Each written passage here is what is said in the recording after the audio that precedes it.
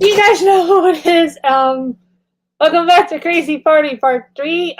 This is the last live stream for this weekend.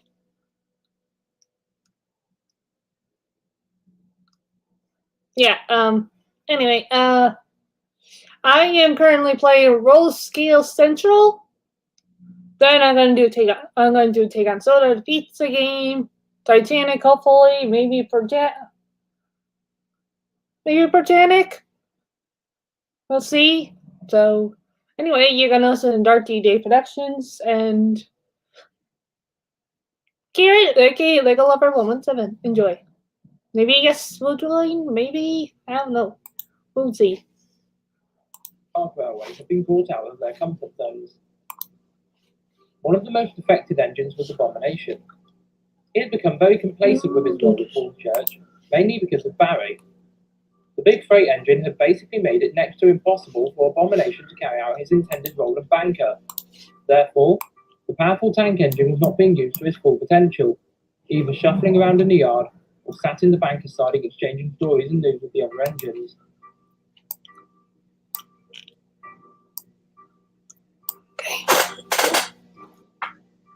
During the diesel strike, however, things changed dramatically for Abomination.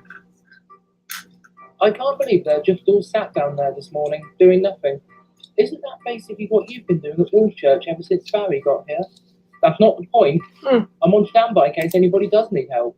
I can't help it if nobody needs me. But the diesels are needed, so why are they doing this? It's because of everything that's been going on around the railway with them recently. Ryan being defeated, Andy being forced off that train the other day, and people's general attitudes towards them. I get it, I really do. But going on strike, it's just not very nice for us, is it? I'll try and get down to Colhapper at some point and see if I can make any sense of it. Meanwhile, I'll just scamper away to Woolchurch and see what's... You mean, whilst all this is going on, you're just going to go sit at Woolchurch? Whilst I imagine the rest of us steam engines are going to have to go and do the diesel job. Bit selfish, don't you think? No. Come on, Ab. You've pulled goods trains before. Why can't you do it now? Well, for starters, it's not my job. Secondly, I only do what Mr. Dot tells me to do. So, see you later. Hannah sighed as Abomination puffed away.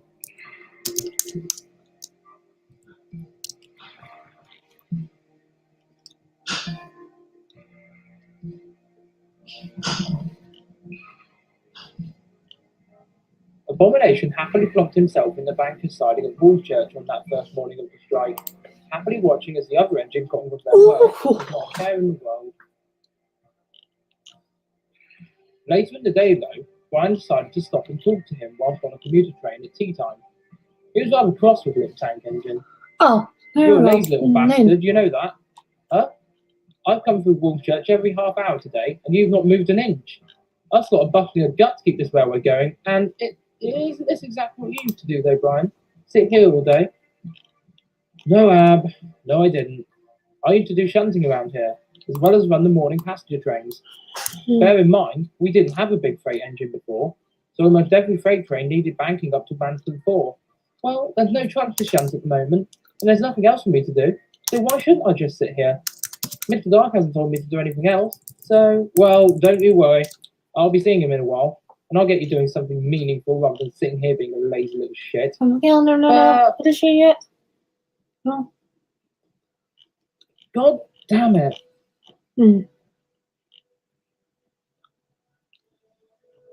Brian did indeed have words with Mr. Dark, and in turn, Mr. Dark caught up with Abomination the next morning. I've heard that you've been sat at Woolchurch doing Sweet FA recently, Ab. Well, sir, don't you fret, Ab. I've got a few jobs lined up for you once the diesels are being uncooperative, so I can actually get some use out of my investments.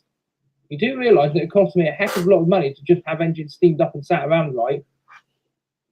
Yes, sir, I'm aware of that.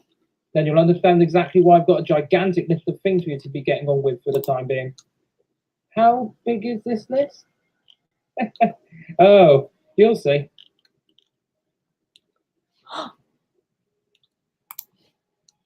Mr. Dark wasn't exaggerating when he said that the list of jobs for Abomination was gigantic. First, He was to go to Kolhappa and complete station piloting duties before hauling one of the first passenger trains of the day up to Mirku. Once he finished that, he had to shunt the entire yard, prepare coaches for the next down journeys, then collect a goods train bound for Axley. Once there, he had to take empty wagons to Soma before taking a ballast train to Kolhappa and then pick up yet another passenger train bound for Mirku. All in all, he was all over the place that day. Exhausted from a full day of work, he retired to the shed for what he thought was going to be a good night's rest. But his fire hadn't been put out, and his driver checked him over before taking him back out again. What now? I'm tired. Did you forget? We're helping with permanent weight tonight. What? After everything I've been doing today? Why can't someone else do it, like Five or Lino? Because you've been specifically requested because of your headlamp. It will be great help for visibility out on the line tonight. Oh, great.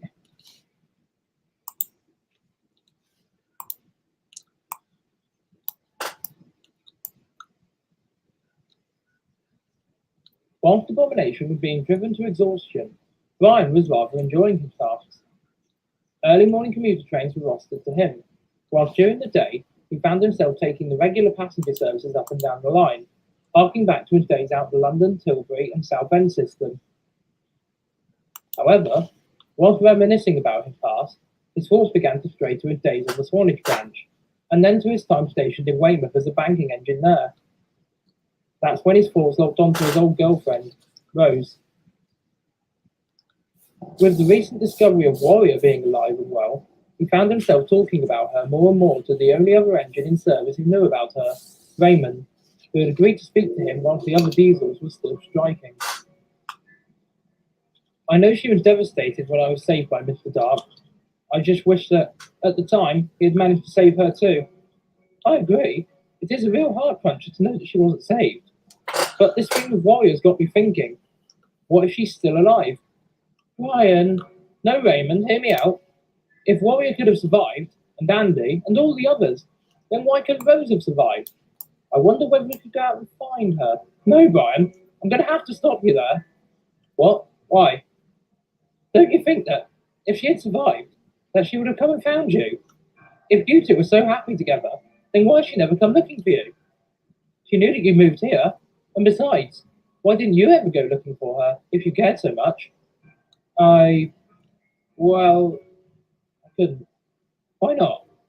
Because Mr. Dark forced me not to. That doesn't sound like him. It's the truth. He told me that if I were to work here, I'd have to forget all about her and not go looking for her again. That's bizarre. Did he ever give you a reason for it? No. I just assumed that he didn't want me to bring her here and pester him to buy her. But maybe, just maybe, someone else has bought her when steam ended, Raymond. Ryan, come on. You know what I'm going to ask you. Brian, I'm not going to leave the railway and go looking for her. Not even for me. Your best friend. I would, but it's just so unlikely that she would have been saved. The statistics just don't go in your favour, Brian. Besides, I'm still on strike technically, remember? And there must be a reason why Mr. Dark didn't want you to go looking for her. Was she a bad influence on you? No. We were happy. We were a loving couple. But if you're not going to help me, I'm going to find someone who will. I'm sure she's still alive. If the engine who saved Hannah can still be alive, then why can't Rose still be alive? I'm going to ask Clyde the next time he's here if he can go out and have a look. He seems to have better luck on VR than anyone else. Brian? But Brian had already steamed away.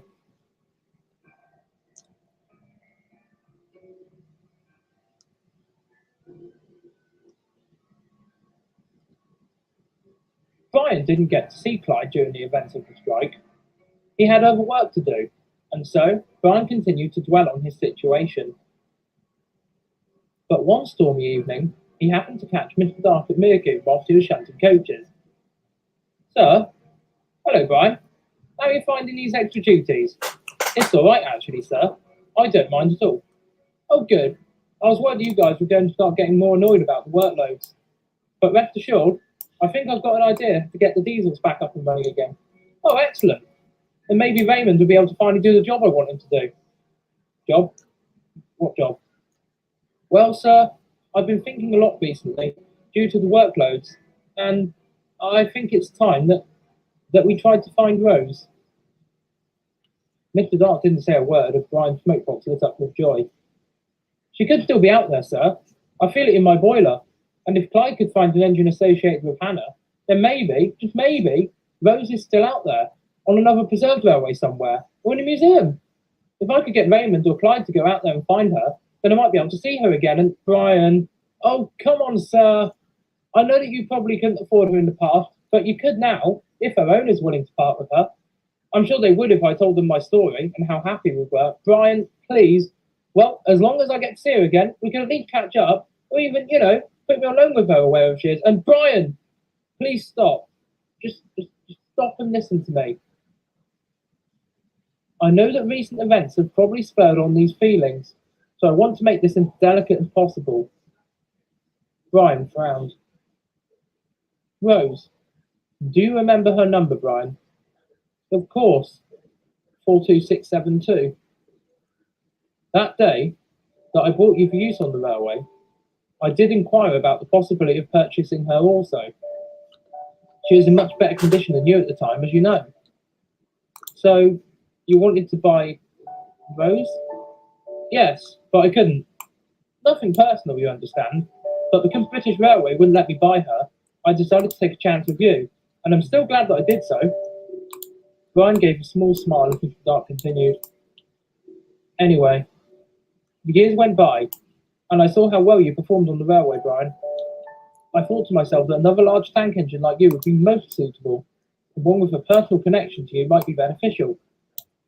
So I went back to Weymouth in the dying embers of 1962 to see if I could persuade BR to let me buy her and reunite you two. Brian began to tear up as Mr. Dark continued. But when I got there, she was nowhere to be seen. I inquired about her, and I learned that she'd been withdrawn by BR just a few months prior. As you can imagine, I headed straight to the scrapyard to see if I could save her. But, Brian, I'm so sorry. I didn't get there in time. Brian said nothing. I'm not going to insult you by telling you that I understand how you must be feeling. But I am sure of one thing. She would have been proud of you for what you've achieved, and for the engine that you've become. You have a secure future here, Brian, and that's something that I can believe that she wanted for you, at the very least. Good night, Brian. Good night, sir.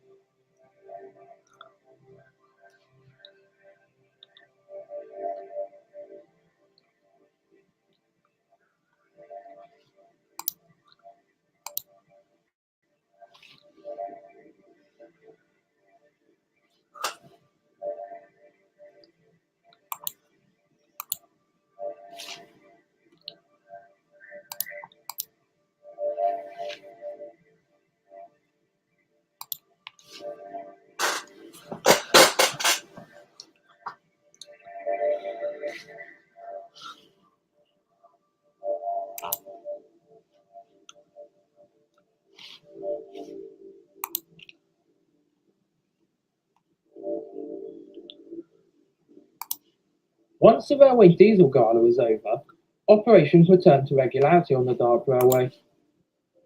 Abomination, though, had found himself being used more and more on the evening permanent way services as the colder and darker nights came in, mainly because of his powerful headlamp and the fact that he could keep the workers warm with his fire. Though he wasn't particularly pleased about it at first, he soon got used to it, especially as he appreciated having the line diesels back in service doing the other jobs that he'd been tasked with during their strike.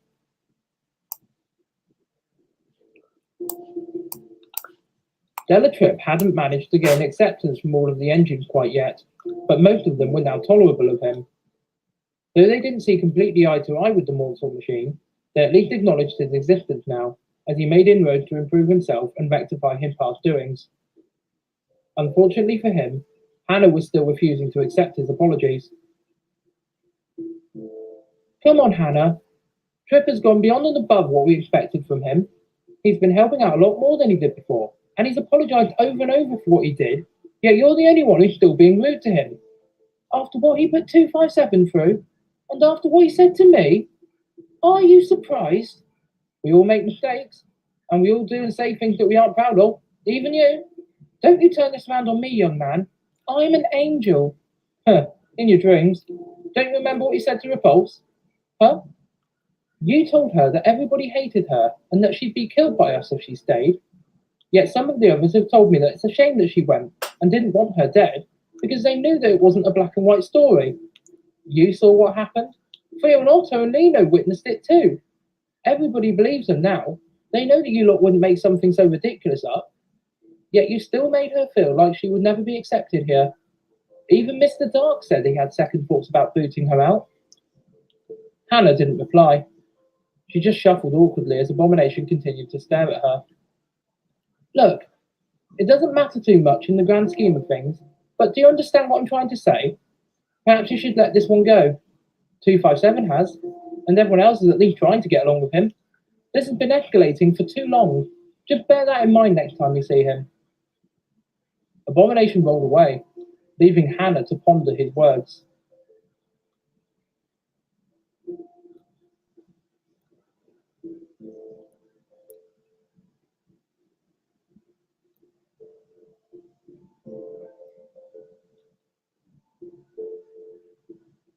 Soon, news came about that an open day was being planned at Gallen Junction in the new year, and that the engines would be expected to pull their weight over the Christmas period if the event was going to go ahead, especially as an important announcement was scheduled to happen that day. Hannah, though, was preoccupied by something. She'd noticed that she was struggling for steam on the hills and felt exhausted after most journeys. Her crew didn't seem overly worried about it, claiming that as Christmas was approaching, trains were bound to be heavier due to the Christmas shoppers and increase in parcels being transported around the line. Unfortunately, this wasn't the cause of Hannah's problems, as she discovered in the new year, when traffic had calmed down significantly. She still didn't feel 100% and continued to struggle with her trains. Nobody else gave it much notice, as preparations began for the big open day.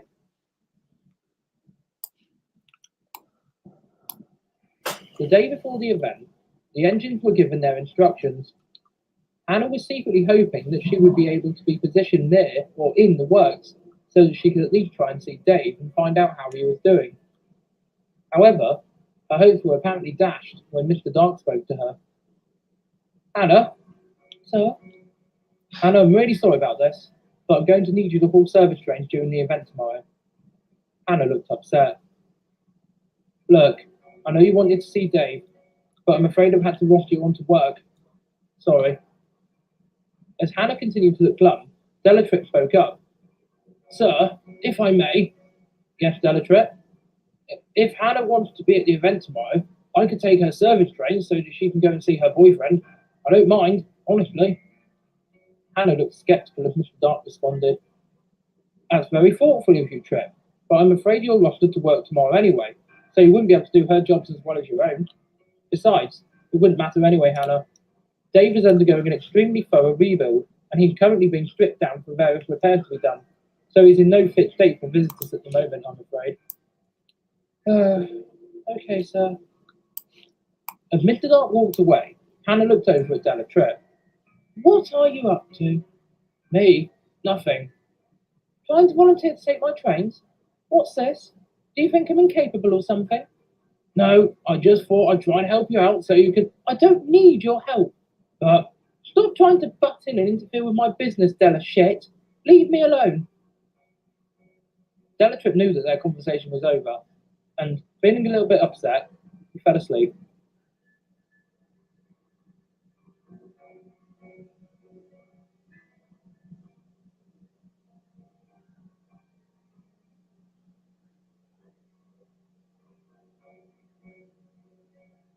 Hannah awoke early that morning. She collected her own coaches and went straight to the station without a word to anyone. Still feeling ill, she started her day's work, jealous as she pulled into Gannon Junction, watching as some of the other engines were placed in various positions around the yard, laughing and joking with each other. She even noticed that the museum engines had been brought outside and were mingling with the others. Feeling ever so cross, she steamed away back up the line, wheezing as she went.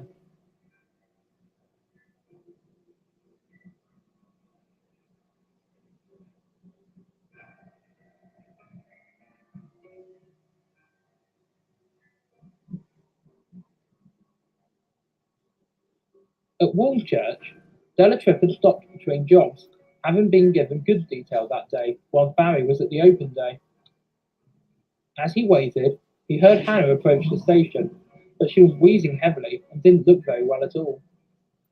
She seemed to be slowing down, and then she stopped, with steam weeping from her joints.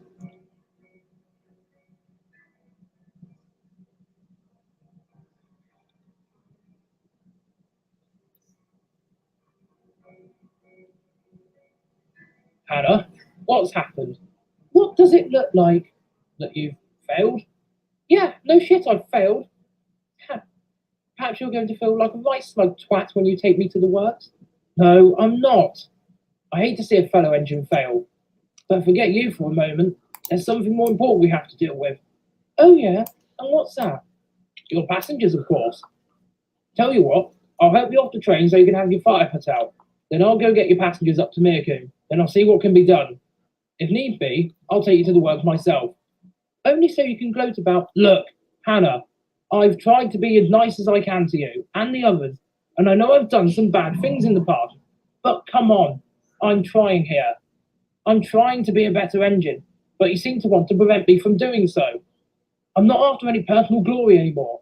I don't want to gloat about anything. I just want to make amends. So please, for the last time, let me help you.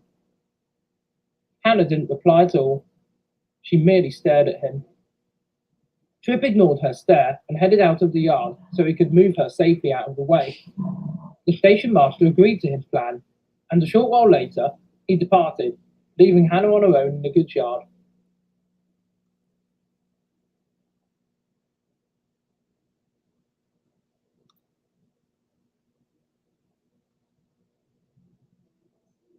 Zeke arrived a short while later.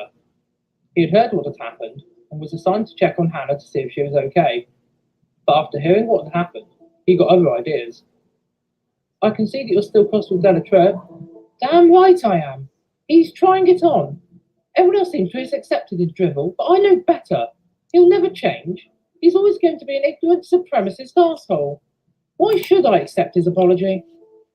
Well, he's gone out of his way to help you today, Hannah. Surely that means he's accepted change and is trying to make it up to everyone. And he isn't such a supremacist anymore. Besides, I spoke to him this morning. He genuinely wanted to take your train today so you could be at the open day, and so you could go and see Dave. If anybody's proven that engines can change, it's you. Me? What do you mean? You've changed recently, Hannah. I don't know where all this hate has come from, but you're not the engine I first met all those years ago at Caracas Smash Limited. You've been really bitter and angry recently. Now, what is it that caused you to change? Hannah stared at the young man for a few moments. Then she began to cry. It's... Zeke, I haven't seen Dave for so long. I miss him. And now that I know he's in pieces, having a major rebuild, it makes me worry that he'll be different when he comes back. What if he's not seen me for so long that he doesn't want to be with me anymore? I've tried to be strong, but without Dave, I feel pointless. Look, Hannah, Dave has been talking about you non-stop since he entered the works. He has? Yes, he has. He can't wait to be back in traffic with you. He misses you too, and he's feeling the same way, empty without you at his side. Hannah continued to cry.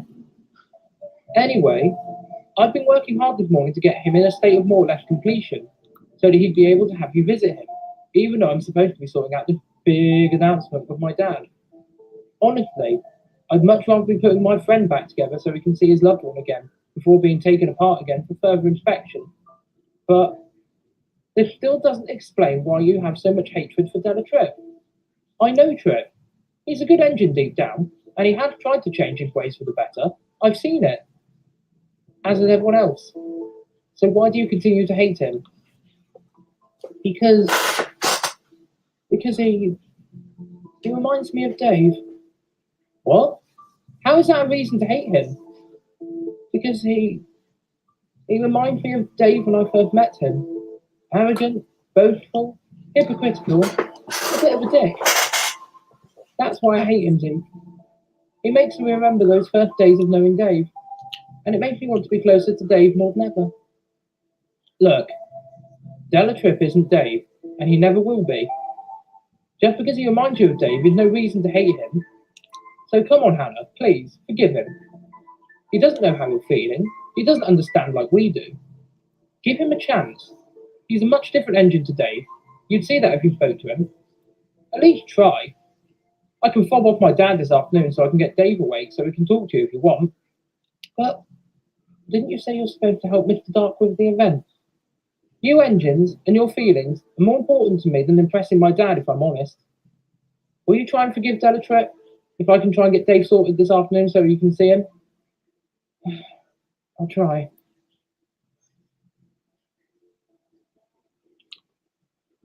Zeke waited with Hannah until Della Tripp returned, light engine, to collect her and his goods train. Zeke walked up to him before he went into the yard. Hello, Tripp. Hey, Zeke. Please go easy on Hannah. I've had a word with her, and she seems to be in a better mood now. I hope that she sees that you've tried to change. Maybe she will too. All right. I'll get her to the works as quickly as I can. Awesome. Mind giving me a ride back? Of course.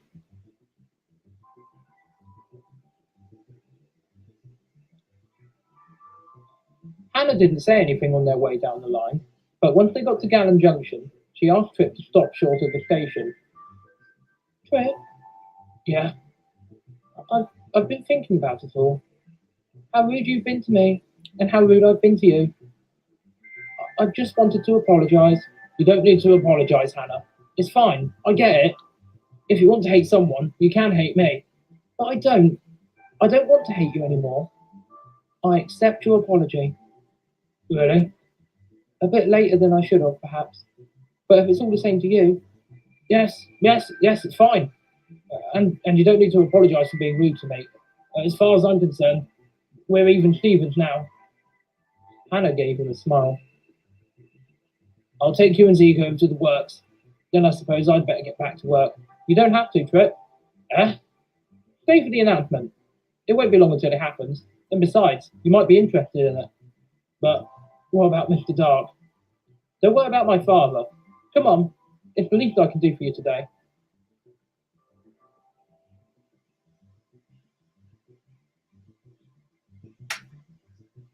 Della Tripp deposited his train in the vacant bay platform and took Hannah over toward the yard. She could see that most of the engines were on the other side, but something shocked Hannah as she was rolled forwards. An engine was stood just outside the works. She cried for joy when the engine called out to her. Oh my God! Hannah, what happened to you? Are you alright? Dave? You're... I'm what? A useless lump of scrap iron? That's a description better suited for Ed. You should see him. But why are you crying? Did this guy upset you? Because if I was in any fit state, I thought you were in pieces, and that I wouldn't be able to see you. What? No. Zeke told me he was putting me back together so I could be displayed out here today before I have any more nitty-gritty work done. Zeke? Surprise! I've been working my arse off for the last few weeks to get him in the state he's in. You need a lot more work done, though, don't you, Dave? A hell of a lot of work. But I trust Zeke to do the job properly. I wanted him to be ready for display, and so he could see you. I know you've been down about it, and to be honest, that's why I thought you were steaming badly. Never mind. Now that you've failed, you and Dave can spend some time in the work together before I take you both apart to fix you. Don't worry, Hannah. I'll take as much time as I need to get you back into service. I'll leave you two to catch up for a bit. Come on, Trip. Zeke winked at Hannah and Dave as he walked back to Della Tripp. Hannah looked supremely happy despite her recent failure. Trip puffed away towards the other side of the yard to catch up with the others.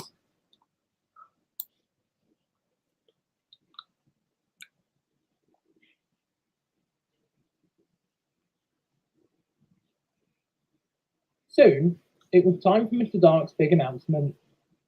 The engines had been wondering what it was all day. Was the railway being extended again? Had Mr. Chairman finally gotten over his custard cream addiction? Or were more of them going to become mainline machines? They were about to find out as Mr. Dark spoke. Good afternoon, everybody. As you all may have gathered already, I have an important announcement to make. Everybody fell silent. Now, as you all know, I've been in charge of this railway for a very, very long time now. The running of this railway is extremely important to me, as it was for my father before me, Lord Theodore Raymond Dark. Starting from humble beginnings, my father pushed for the railway to be built on our land all the way back in 1891, originally connecting Axley with what is now known as Soma. Over the years, the railway has seen its fair share of up and downs, from the initial extension to Meercoombe to the collapse of Gasworks Tunnel, from the building of this railway's most unique steam locomotive to its demise several years later, from almost financial ruin to stability and profitability, from losing the line to the industrial estate to gaining a further extension to Colhapper. Things have certainly changed on this railway since I cautiously took over operations when my father died, some for the worst and some for the better. But my point is, throughout all of this, I've realised something. My father never got to take a step back and enjoy his life to the fullest. He was always stuck behind his desk or else having to work around complicated issues and rarely had any time with me or my mother. He died in the most degrading way and never got to enjoy what life has outside this railway. Therefore, I've been thinking long and hard about where I would like my life to go, and I've made the important decision that I would very much like to spend more of my life away from the railway matters and spend some time with my family and my friends. Because, if truth be told, I don't know how much longer I may have left to live. None of us do. But after seeing so many lives torn away without control, I want to have something my father never got to achieve. A happy, joyous retirement. Therefore, I would like to officially announce my intention to retire from managing the Dark Railway. Everybody gasped. Phil and Otto looked gobsmacked, and did Dave, Hannah, and Della Tripp. But fear not. I may be intending to retire, but I have some business to attend to before that happens. For I need to train my successor as manager of this railway. Therefore, I am incredibly honoured and humbled to announce that the next operator of this railway will be my son, Zeke Dark, who will inherit the entirety of my estate, including the company, railway, land, infrastructure, and of course, the engines.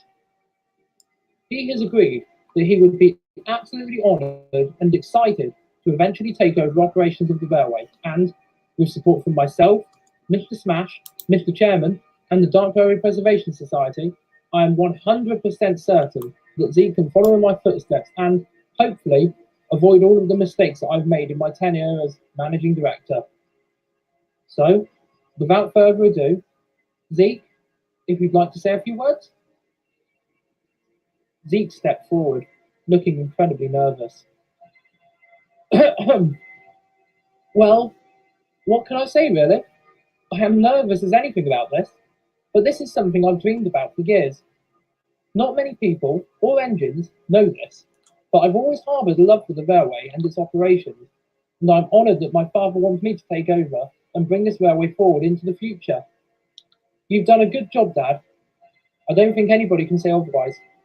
You've done everything that you can for this railway and its engines, and I'm adamant that I will continue your legacy and keep this railway on the path that you've foreseen for it. I will do you proud, Dad. Everybody cheered as Zeke stopped. Once everybody had calmed down, Zeke and Mr. Dart then began walking around the engines, listening to their cries, their congratulations, their memories, their stories, and their varied opinions. Overall, the engines thought that Mr. Dart would not have had a more worthy successor to himself than Zeke. Some were incredibly upset to hear of the new arrangements, with Fear and Otto being over dramatic as usual, whilst others, such as Colossus and Eddie, were looking forward to seeing how things would develop with the new manager in the driving seat, while still appreciating everything that Mr. Dark had done before.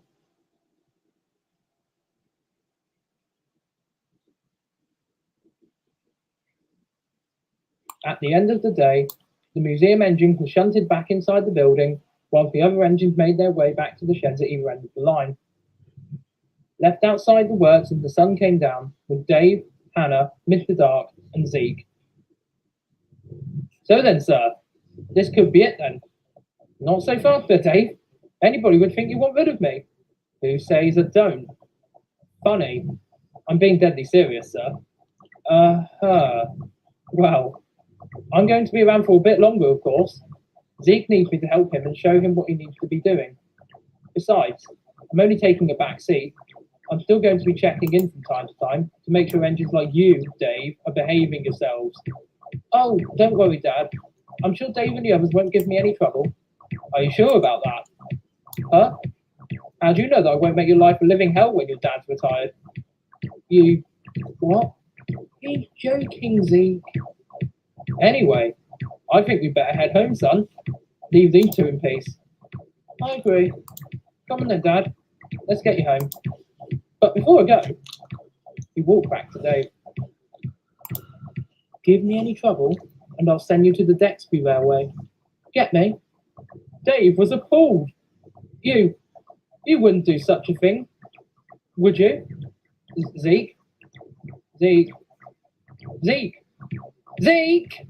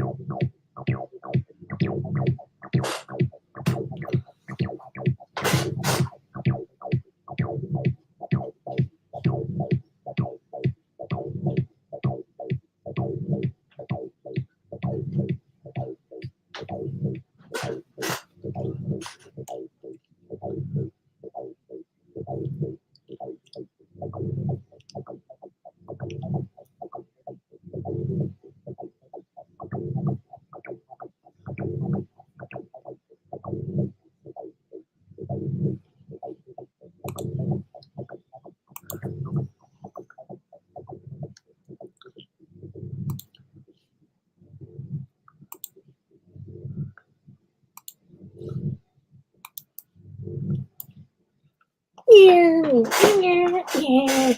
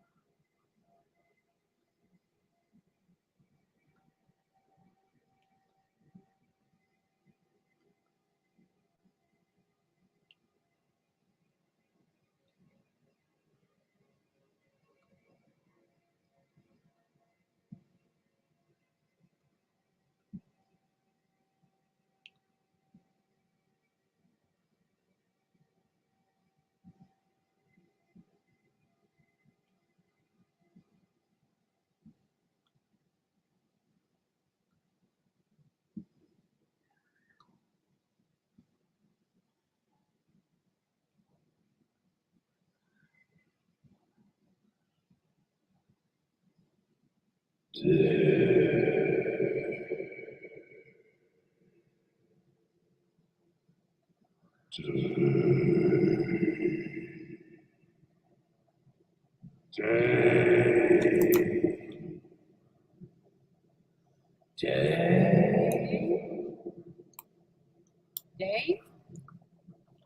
Dave? Are you okay? Take it easy. You're safe. You've just come out of a major overhaul. I don't. Linda was. Huh? Was? Calm down, Dave. It's okay. You must have been having one hell of a nightmare. Yeah, I was. Oh, I'm confused. Completely understandable. You've been asleep for a long time. But where is everyone? Hannah was right next to me when I went under. Is she okay? Where is she? Relax, Dave. Hannah's fine. She's been fully repaired and back in service for weeks now. She will be pleased to hear that you're awake again. Oh, that's a relief. I've missed her. And she's missing you too. I'll let her know you're awake as soon as. I assume that Ed and Sid are back in service too. Or are they back in the museum? Well, they're actually not on the railway at the moment. Huh? Are they then? They're out on loan to another heritage railway for a while. As a kind gesture from Zeke. Yeah, how is Zeke getting along? Is he handling the manager job well? He's fine. Just very busy and stressed, having to sort things out around the railway while his parents are on holiday. Well, that's a relief.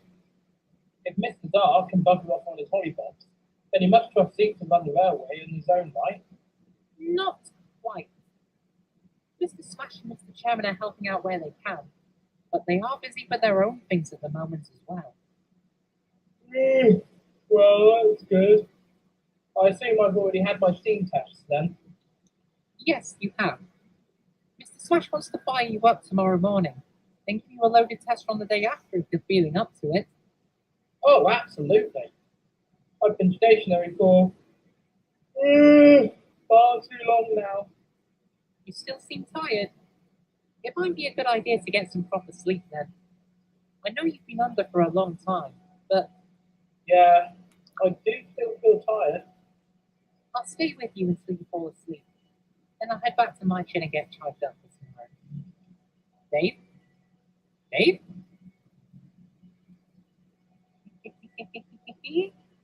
Buzz chuckled and Dave drifted off to sleep once more.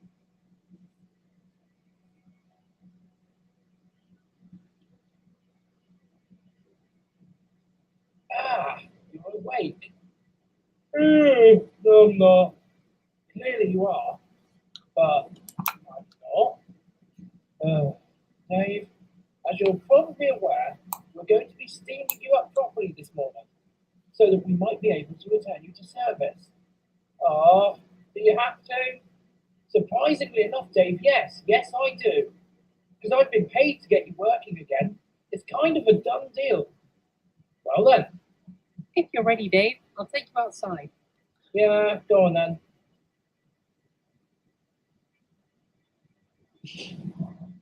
Soon Dave was outside, a warming fire lit and his boiler filled with water. Mr. Smash stayed nearby to check him over while his crew maintained a slowly building fire. Right, I'm off to go in charge, Dave. Did you want me to see if there was anyone else nearby to keep you company? If you could. Mr. Smash bores me. Buzz moved off to see who he could find. He rolled past Dave a little while later, heading towards his shed, as the shape of a small diesel shunter approached. Yo, Lila. Oh, God. Of all the engines he could have found, he found you. Well, I am Buzz's bum buddy, so of course I'm the first engine he comes to. You could have brought someone out of the museum, though. Quit your whining. You got me for the time being. I'm sure Hannah will be down here soon to see that you're alright. That would be nice. Anyways, don't you want to hear all the gossip? I mean, yeah, I guess. Is there even any juicy gossip? Well, my dear Dab, let your uncle Mr. B tell you all about it.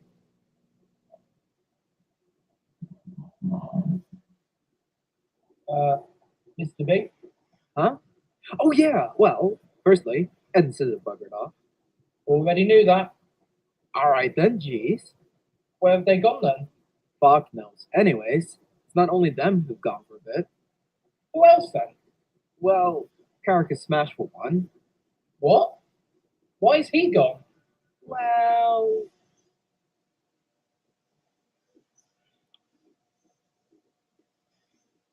Now, Caracas, I know that you've been working very hard around here, and I know you've made some good friends on the railway, but I have made the decision to place you on temporary loan to a private charter company based in the north of England.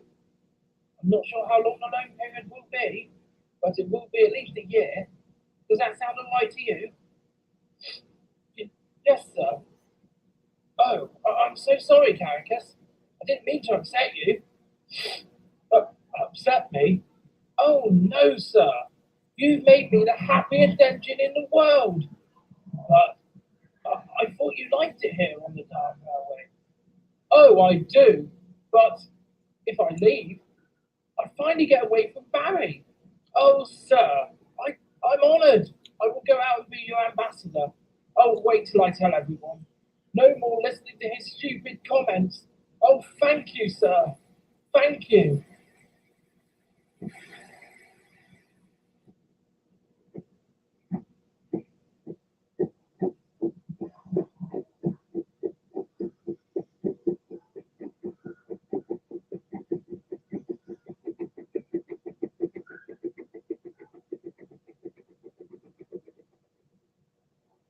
Can't say that I blame him, to be fair.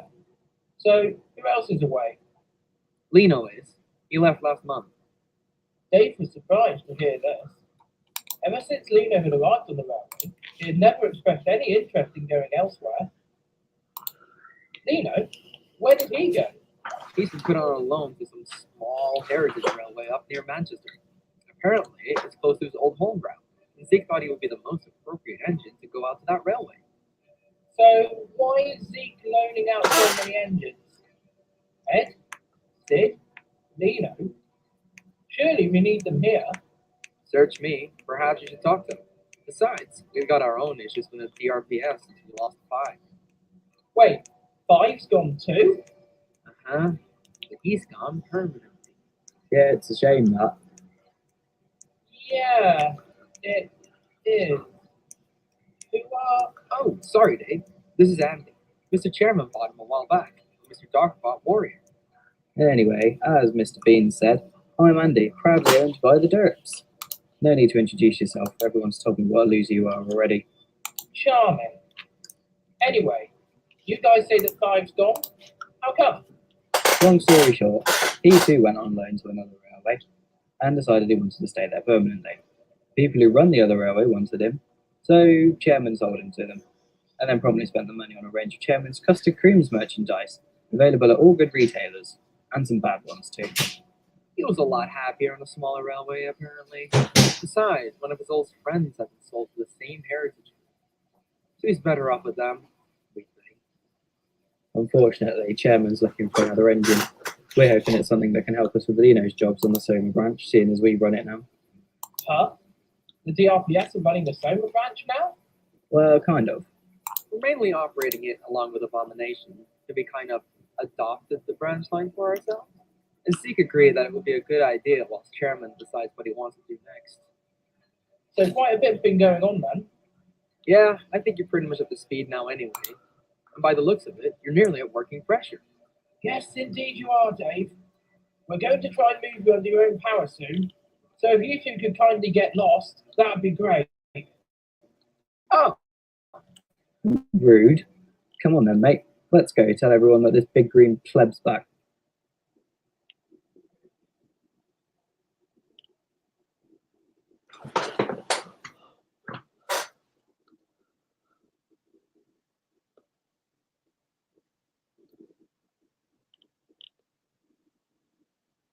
Dave had dozed off once again, but was soon awoken by some familiar voices. Shh. Can't you see that he's still asleep? Bollocks to that. I want to make sure he's okay. For once, Ray, I'm going to have to overrule you. And I say, Wake up, Dave! Oh my god! Oh, hi. Dave, you're finally awake again. I missed you.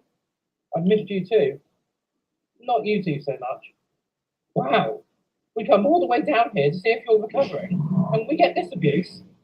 We only came down here to laugh at your incomplete paintwork. Oh, don't. I feel so self-conscious about that. Don't worry, my love. It's only an undercoat. Mr. Smash said he was going to be painting you into your correct livery soon. Oh boy, what colour? Well, it's lime. Yes. Black. You're going dark railway green again, of course. Oh yeah, bonus point. I don't know. I'd have liked to have seen you in VR colours again. I noticed that you're back in black again, Ryan. Yeah, well, Zeke reckons that I look better in lime black. And I'm inclined to agree, actually. You'd look alright in lime black too, Hannah. Ew, no thank you. Well, regardless, lime's dark railway green's always been my favourite paint job, so I'm a happy chappy again. You lot all been alright? Yeah, actually, been quite nice since Zeke took over. He does seem to have a good idea about what he wants to do about the railway, and the wider community of movement, of course. Huh? Zeke's trying to rebuild the railway's reputation after all that has happened, loaning out engines to other start-up heritage lines to give them the head start when restarting their own train services. Kind of trying to build a good publicity with the general public as well. Well, Lino, I can understand. But why send Ed and Sid out there too? Why not Brian again? Because he's too heavy for light railways, I'd imagine. Oh, ha, ha. So funny. I think I might have an aneurysm now. I'll be back later. Dave chuckled happily as he continued to catch up with his friends, looking forward to seeing what else had changed around the railway under Zeke's new reign.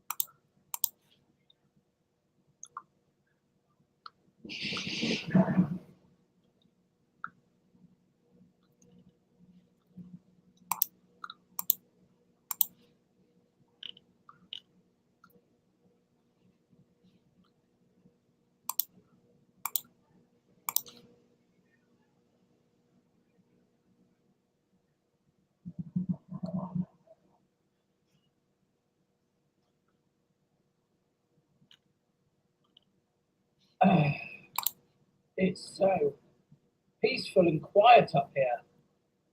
I can't believe my luck. I'm... There you go.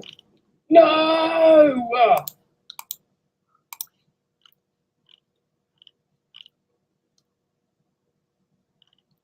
Good news, everyone. I've managed to procure a new engine for the Preservation Society. Oh boy, what kind of engine? Pie engine. Right up. Oh my god, a pie engine.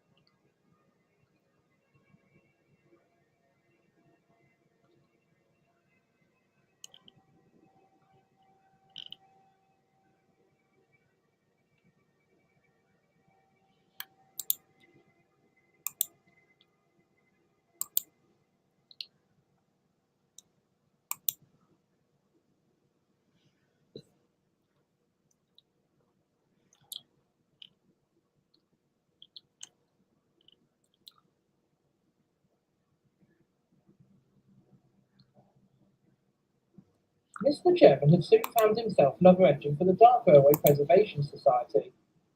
His name was Goose, and, well, he's a bit special. Mr. Chairman had fallen over at the chance to purchase a unique tank engine for the society and had wished him to the railway as soon as he could. Along with Goose, Mr. Chairman had acquired a pair of lovely auto coaches for him to work with. On his first day in service, Goose, along with the coaches, reported for duty at Axley, where Chairman was waiting excitedly. Oh, how quaint. It's been such a long time since last seeing a proper auto train.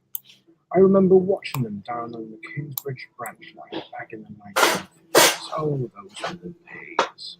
Never worked there, dude. Worked at Brentford. Oh, well, never mind that.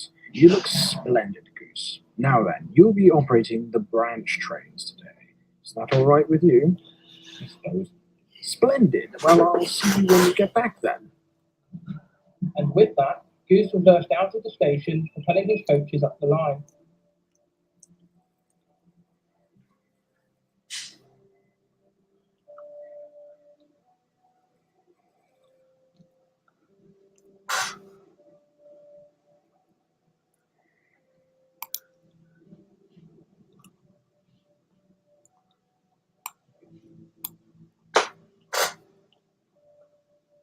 The journey up the branch was uneventful, but Goose did enjoy the scenery the line offered.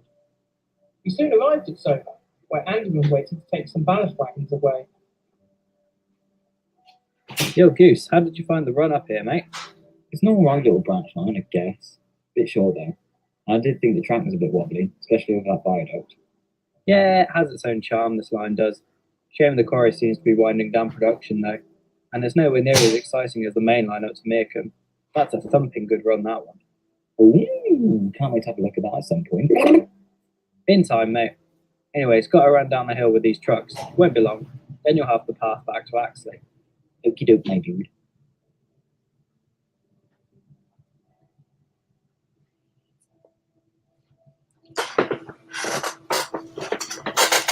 Once Andy was clear of the branch, Goose glided down the hill and back into the bay platform at Axley, where Mr. Chairman was waiting.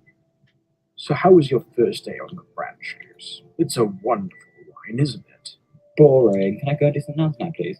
Excuse me? No, of course not. Why not?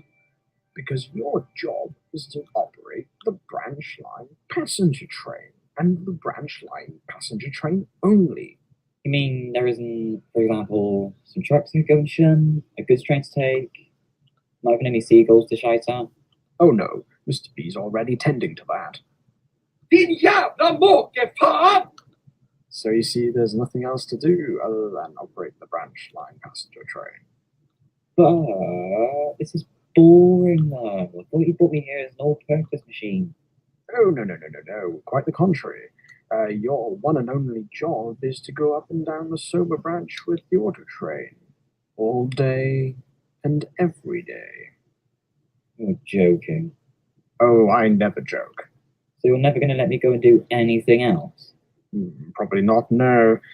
Besides, there isn't any other work for you. Your unique position as an auto-fitted tank engine. Well, that's not fair. Just because I've got auto gear doesn't mean I can't go off and do any other. Well, I'm afraid it does. You see, I've already got Andy and Abomination doing freight work, and Mr. B is more than capable of doing some shunting.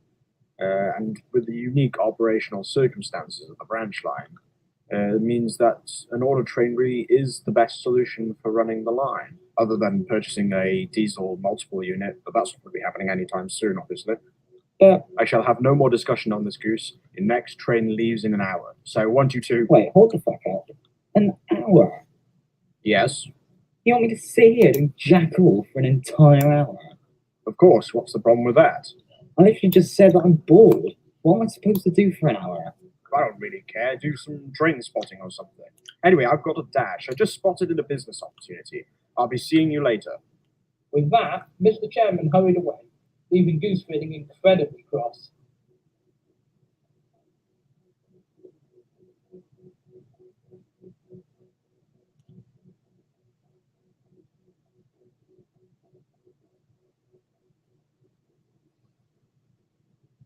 Goose was still fuming that evening when he returned to the junction. That chairman kid, eh? He's a right bellend, giving me one job and one job only. Alright, calm down, mate. Passenger work is nothing to be sniffed at. Better than pulling trucks. I used to do all sorts of jobs back in the Western region. Packs, shunting, goods, inspections and all that, right? And I come here, and that bozo is like one bloody job. I'm trundling up and down that short branch line all day, just so... I happen to like the Soma branch, actually. Same. I want to do more than just potter up and down a hill at awkward intervals, though. I'm more than just an auto tank. That chairman has no idea how to properly utilise his assets. Seriously, I was treated better by British Railways, not saying something. At least I have the freedom to shunt between trains or help out with something else. Oh, come on, man. Chairman's not that bad. Not that bad. Oh, of course he'd say that and put it right there under his thumb. I honestly don't see what you're complaining about, Goose. I mean, you're running passenger trains on an important and historic branch line. Isn't that enough for you? Most engines, including myself, would give all of their village to be considered for permanent passenger work.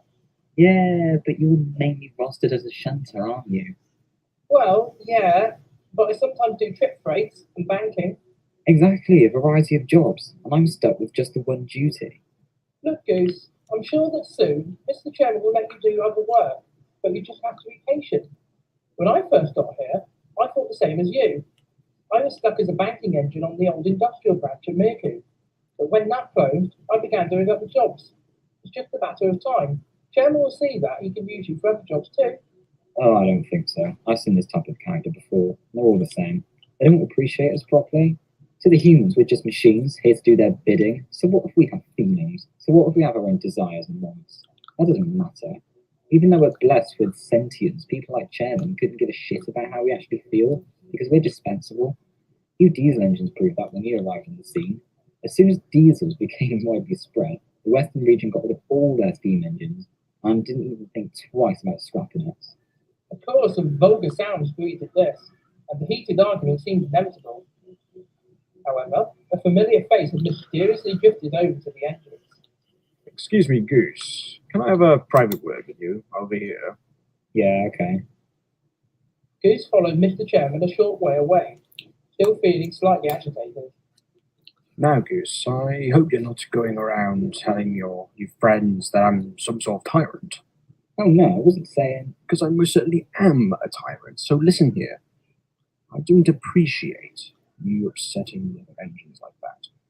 My engines do as they're told, and if I set them a task, I expect them to complete it without fuss.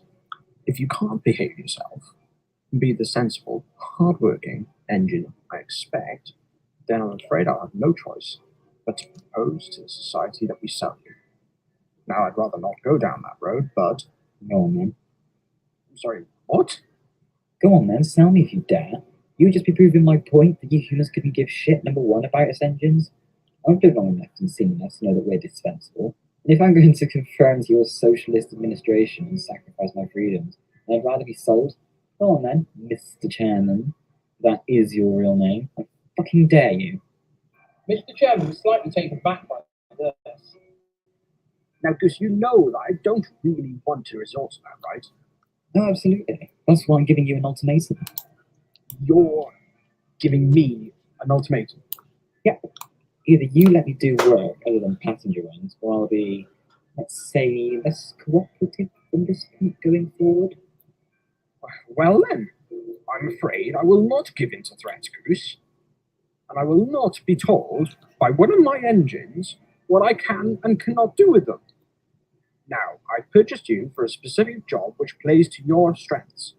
And I will not, I repeat, I will not be pressured into pandering into your ridiculous demands. Chairman stormed away, whilst Goose remained where he was, seething.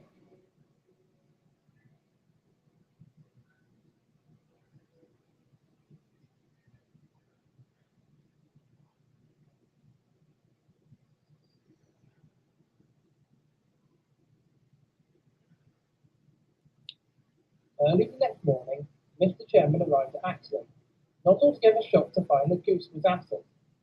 However, he decided to wait around anyway, as he knew that Andy would soon arrive with the first empty ballast train bound to the quarry. However, half an hour went by, then an hour, and still there was no sign of Andy, nor Mr. B, nor Abomination. As passengers for the Soma shuttle began to mill around, Chairman ducked back to his car, determined to find out why the other engines had not shown up yet. Had Goose convinced them to strike, perhaps? Chairman hated the idea of this, and hurried away towards the junction to see what was what. But when he arrived, a bizarre sight greeted him. Goose was stood on the point, blocking access out of the shed. Mr. B was coupled to him, his engine revving hard. Come on, Goose! This is hurting my gearbox! Move, man! I'm nearly up to working pressure, Mr. B. I'll try and move him in a moment. No, I am moving. You can't make me. I can't move him! Get over here and move him! Right, all of you, what's going on here? Mr. B dropped his rev so he could hear Mr. Chairman. Goose is refusing to move, sir. I've done this for a good 40 minutes now. I just can't get him to move. His brakes are hard on. He came back over here last night raving about how he wasn't going to move until you gave in to his demands. And I'd help, but the little bastard damaged my brake line, so I can't move either. For goodness sakes, Goose, are you genuinely that selfish? Would you rather jeopardize the entire society's operations rather than get over yourself and take a simple push-pull train? I told you I'm not going to cooperate. Well, in that case, I have no choice but to admit defeat. No? Does that mean you'll let me do some shunting or something? Absolutely not. Once we get the others out of the shed, I'm going to leave you in the maintenance bay out of the way until you come to your senses and stop being a nuisance. Well, you could sell me, like you said you would. Oh, I don't think so. That would be too easy. I think I need to teach you a proper lesson here, Goose. Life is unfair, and we don't always get what we want. So, Abomination, when you have pressure, please could you shunt Goose over to the maintenance shed? Okay, sir. See, you blindly follow orders. What's wrong with you? Also, what is wrong with you?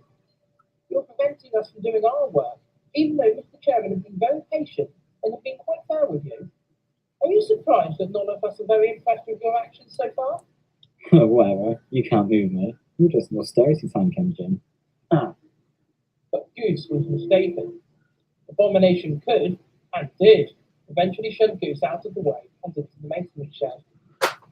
Though Mr. B was complaining about his gearbox aching, he was able to leave soon after. Lastly, Abomination took Andy over to the works to see if Buzz and Mr. Smash could fix his brake pipes. Mr. Chairman walked sternly over to Goose. what are you going to do? Just leave me here. Yes, Goose, that's exactly what I'm going to do. Until you can come see sense and be reasonable. Not going to happen. Oh, we'll see.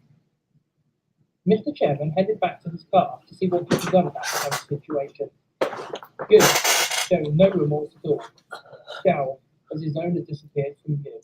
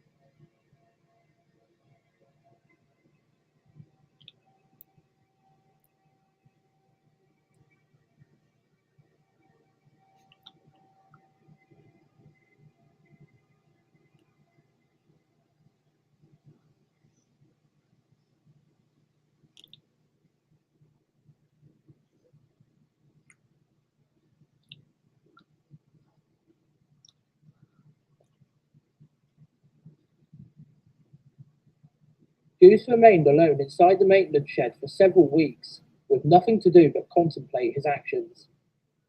By the time Mr. Chairman finally decided to come and see him, the weather had worsened, with cold winds and snow flurries battering the railway. Goose was not in a particularly good mood as Mr. Chairman walked round to face him. Well, Goose, I've had a discussion with our other society members, and after some careful consideration, we have come to the conclusion that it would be beneficial for us to relinquish ownership of you. You could have just said that you're selling me. You don't have to use big words. My apologies. Anyway, we have this gentleman here to have a look at you, see if he's willing to take you off our hands. Somebody came into Goose's view. It was Zeke Dark, but of course, Goose didn't know this. So, this is the engine, Mr. Chairman. Yes, indeed he is. I assume that he would be of interest to you then? Yes, he certainly would. I can see him being an excellent addition to my fleet. Goose looked incredibly smug. Mr. Chairman frowned as Zeke spoke again. Along with those auto coaches, he will make a fine exhibition piece for... Hang on. Exhibition piece? Yeah, You mean you're not going to run me? no. Why would I do that when I specifically need an engine for my museum? This is outrageous. Mr. Chairman, why would you try and sell me to someone who doesn't want to use me? My whole goal has been to actually work. I don't want to sit in a museum forever. I want steam in my boiler and... Did I hear someone selling a steam engine? I could do with a stationary boiler over at the works. Oh, for what the shit? Really? Mr. Chairman, why are you even considering this? Well, you gave me no choice, Goose. You must now understand that you were in fact very fortunate to be working with me. You could have easily been placed into a museum, converted into a stationary engine, or even simply scrapped. Now, I'm not actually going to sell you to either my colleagues here on this occasion, but bear in mind for the future, because if you don't behave yourself, I won't be so lenient next time. Now, I hope you will be a sensible engine and come out and do some work for us. Goose didn't reply for a moment, clearly thinking this through. Then, Okay, sir, you win. I'll drop it and just come out and do my one boring job. Thank you for that, Goose. Now, I will see if we can prepare you over the course of this evening so that you are ready for work tomorrow at some point. Goose grumbled under his breath as Mr. Chairman left. Beans, please.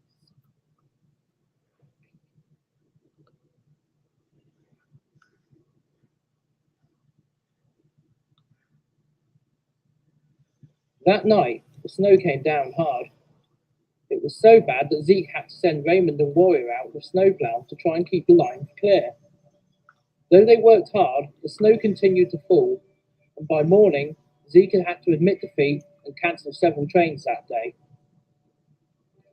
However, Mr. Chairman was determined not to let the snow beat him, and met up with his engines, plus Abomination, early that morning. Goose, who was nearly in steam, tried to listen into the conversation, but the wind prevented him from hearing properly. So, it's snowing, as you're probably aware. Oh no, sir. I didn't even notice. Same? But we're not going to let that put paid to our operations, are we, boys? Yeah. No, sir, we'll be fine. And Goose has also agreed to drop his attitude and come out and help us on the passenger trains. Isn't that good? I mean, I suppose it is. But is he going to do something stupid to jeopardize the society again? I don't believe so. I think we have come to an understanding. Now he is aware of the consequences to his actions. Well, I hope he stays out of my way, because I want to batter the little tosser. Still have no idea how he jammed up my brake lines, especially with raspberry jam of all things. Regardless, I'd like to believe that Goose will turn over a new leaf and be less disruptive from now on. Besides, he's a good engine, really. Wow, you really want to believe in him, don't you? Even after his appalling behavior on his first day? I like to believe the best in everyone. Now then, Goose won't be ready for a few more hours, so here's the plan. Mr. Chairman explained that day's operation to the three engines, who decided it would probably be safer to head up to Soma as a convoy. As Goose wasn't quite ready, Andy led Mr. B and Abomination up the line toward the branch line, where their day's work could begin. Upon their arrival, Andy and Abomination went straight for a rest, leaving Mr. B to shunt the first train of the day together. To say that he was pissed would be an understatement. Oi! What? Do some bloody work! We can't until the first train is ready. Oh, so I'm the one having to do all the work, despite my newfound disability. Wait, you have a disability? My gearbox, you insufferable oaf. Oh, I thought you meant a mental disability. The only one around here with one of those is you. Well, that's not a very nice thing to say. Oh, shut up. Mr. B crossly rolled away to shunt the trucks. Despite not being in a very good mood, the trucks, who Abomination had taught to behave, wisely kept themselves to themselves, and Mr. B struggled around on the icy rails, the gear crunching, while the other two lazy bellboys just sat around chit-chatting happily. But then, a thing occurred. Mr. B had almost finished assembling a nice long rake of trucks for Abomination to take away. Unfortunately, he had underestimated the weight of the train as he moved forward out of the yard. Come on, brakes. Brakes. Please. Hello? Brakes? Suddenly, he felt a jolt as his wheels locked and the trucks unintentionally surged into him. Now, in that split second, Mr. B had to think quickly to prevent the situation escalating dramatically. Now, Mr. B, you have two choices here. You can either panic, or you can call for help. Handle the situation professionally. Oh, fuck. Oh, Do shit. not cock this thing up, No. especially in this wet.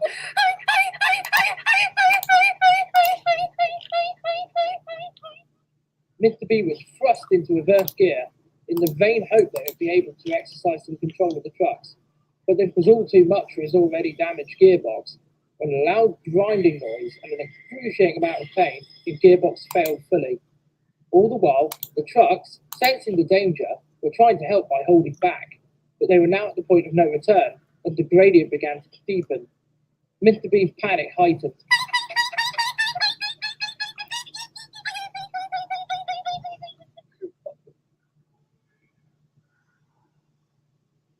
Oh look, Mr. B's taking your train for you. Isn't that nice of him? Andy, I think he's in trouble. Can't you hear him screaming? Ah, he's just excited to be doing something useful, I'm sure. Okay then. Want to discuss the football from last night? I'd rather not, to be fair. With no way of stopping himself, and with no drive to the rails, Mr. B was helpless as he slid down the incline with the trucks, his speed increasing exponentially as he dropped down the valley towards the main line. Thankfully, the signalman had seen all that had happened, and using his own judgment, had immediately contacted the next signal box to clear the line for the runaway. As Mr. B rumbled over the viaduct, he felt the whole structure sway dangerously, but he didn't have time to notice what was happening as he sped towards the main line, terrified that he might derail, or worse, that he hit another train. He screeched around the curve at the junction, managing to remain upright, and slid helplessly down the next hill, through the station, and up to the next incline. Finally, with a groan, Mr. B began to slow down on the upgrade, eventually stopping at the crest of the hill, shivering and scared.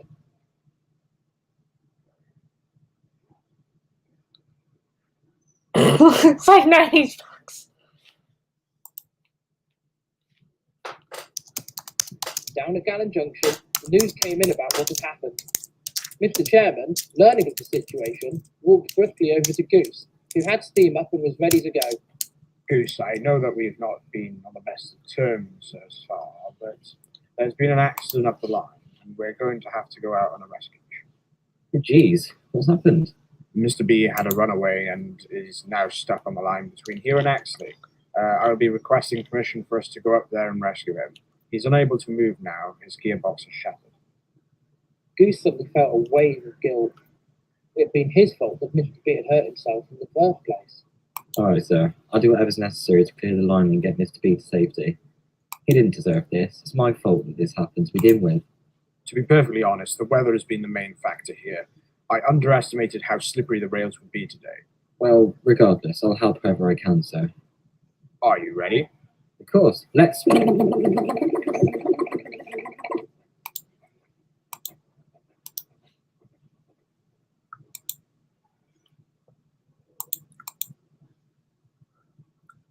Goose brought Mr. Chairman up the line once they had been given permission to travel one road to Mr. B's location.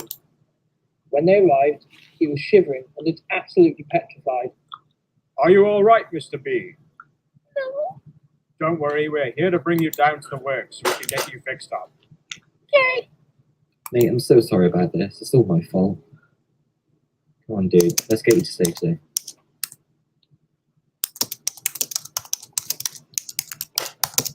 Goose hauled Mr. B down to the works, where Buzz collected his friend and took him into the warmth of the building. Goose, without being asked, raced back up the line and shunted the truck back to the goods loop to Axley. Mr. Chairman was impressed. Good work, Goose. Oh, well, it's only a bit. Now then, we better go up to Soma and see what Andy and Abomination have to say about this. I'd like to question them on why they haven't come down to help us yet. Can you take me up there, please, Goose?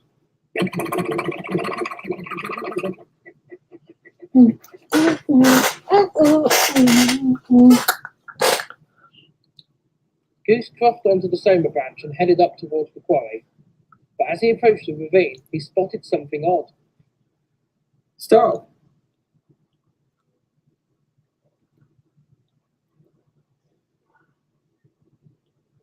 Goose screeched to a halt as Mr. Chairman bumped his head in the cab. What's the meaning of this, Goose? Look. Chairman looked ahead, and his heart sank. The viaduct. What happened? Must have collapsed as Mr. B came over it. I did think that the thing fell off when I came over it. At least that explains why the others haven't come down to help. Well, in that case, I'm going to have to trek up the road to the quarry and check on them. Meanwhile, something had dawned on Goose. But, sir, if there's no viaduct, then that means I can't do the shuttle trains, can I? No, I suppose you can't. Does that mean I can actually do some different work now then? Yes, Goose, I guess it does. Yeah. Anyway, I'm going to head up now, Goose. Can you please inform the signalman of what's happened and then travel down to Colehapper and explain to the other engines also what has happened? Certainly, sir. Thank you. But Mr. Chairman had already disappeared, walking towards the nearby road. Goose was as good as his word, and as soon as the signalman had been informed, Goose took it upon himself to tell the station master at Axley as well, before proceeding through to the junction and down to Colehapper Sheds, where he brought everyone there up to speed. Oh dear, that's terrible. I'd hate to be the one to tell Fear and Otto about this. I know that not many of us can use the branch line anymore, but what an absolute shame. I hope that Mr. Chairman and Zeke will be able to get Abomination and Andy to safety. Could be a while by the looks of it. Most of the viaduct is gone, and if I remember correctly from what Mr. B told me, the roads up to the quarry are deplorable. Yeah, they're shit, all right. We won't get Big Lorry up there to rescue them. I wonder what will happen to them then. So, you see, sir, we really couldn't be bothered to help him. We thought, No, you thought that he was excited. I could tell something was wrong, so I followed him down the line a few minutes after and found the viaduct had collapsed once the train had gone over it. Must have been going at some speed and rocking all over the place to have caused it to collapse, though. Well, thank you for showing some concern at least, Abomination. As for you, Andy, I'm very disappointed. disappointment isn't a middle name, sir. As you can probably tell, there's not a lot we're able to do about the situation at present. It's still early days, and I'll need to have a meeting with Zeke regarding all of this. This is going to completely ruin us, you know. Not necessarily, sir. No, it will. Productivity has already been down at the quarry for a while now, and the railway was the only way of exporting minerals. It's all too much to think about right now. Nobody is hurt, and that is the main concern. You two may as well be stuck up here for a while until we work out how we're gonna get you back down again. Oh boy, vacation. Woo. Now I'm going to have to go and see what else needs to be done. Zeke's not going to be very happy to hear about this. I definitely think I'm going to need a place to custard creams. Are going to be necessary at this point. Mr. Chairman wandered off, leaving Andy and Abomination to ponder what they could do with their newfound vacation time. Amazing.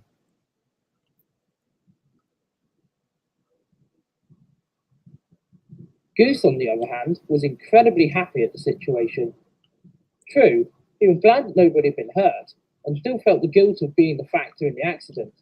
But he couldn't help being cheerful, knowing that he no longer was going to be stuck on the Soma branch shuttles. But Goose couldn't see the bigger picture, and the repercussions that the incident would cause to the entire railway.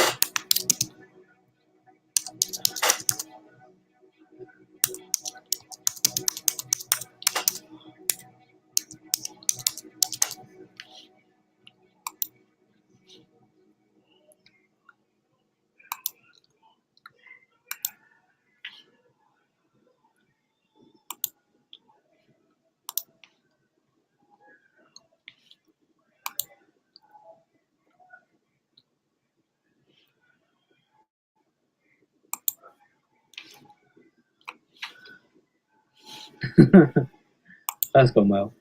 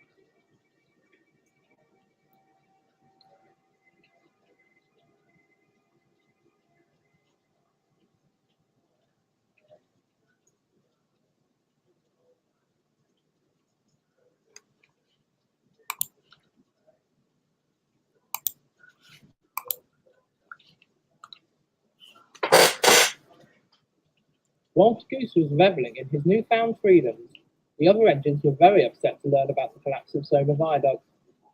None were as upset as Fear and Otto, who did not take the news well at all. So, you're telling us that, due to the incompetence of the Preservation Society, we've lost access to our precious quarry? In a sense, yes. Well, that's just not good enough, really. That quarry has been our home since 1891. Literally, all of our stuff is up there, and oh shit. What? All our stuff is up there? Yeah, that's what I just said. And you say that Abomination and that Andy Diesel are up there? Yeah, I know what you're thinking. If they touch our stuff, I'll be going up there periodically to check that they aren't faffing around, Otto. You have my word. But what's more important is that I contact the insurance company and hope that the loss is recoverable. Don't be stupid, Zeke. Of course the insurance will cover it. It better do, because if we can't get up there, can't you guys just use your gun thing to fix the viaduct if the insurance doesn't cover it? Well, we would, Turbo, but the tower cannon isn't working properly at the moment, and all of our stuff to fix it is, you guessed it, at Soma. And we could really do with having Lino here to help to repair it. Now, if anyone could go and grab him. Please, guys, don't get too far ahead of yourselves. It's been bad enough that we've lost the branch line, and that two of our engines are stranded up there. Man, I hope they're all right. So, what's going to happen now then, sir? We wait, Turbo. That's all we can do. The insurers will have to come out and inspect the damage, then investigate the accident thoroughly. I want to do this by the book, guys, so we'll be giving them access to whatever they need to see. Well, don't be too open with them, sir. From what I understand, the Society wholly misjudged the situation that day. Heavy snowfall, icy rails, a damaged shunter, and the viaduct that was not fully up to standard either, so my sources tell me. They could easily turn around and blame yourself and the Society for the incident and refuse to pay out. Oh, well, thank you for the optimism, Colossus. Sorry, but I have seen this sort of thing happen before. I just want to make sure that you're aware of the potential repercussions. He's right, though, sir. We're only looking out for you, you know? Oh, I appreciate the support from you guys, but let's try not to think of the worst of the situation at this point. Mr. Chairman, on the other hand, I need to investigate what kind of operation he thinks he's running. Oh, no. Don't want to see you and Mr. Chairman arguing over this. But Turbo, Mr. Chairman has not been acting rationally. His decision-making has jeopardized the entire railway and its future.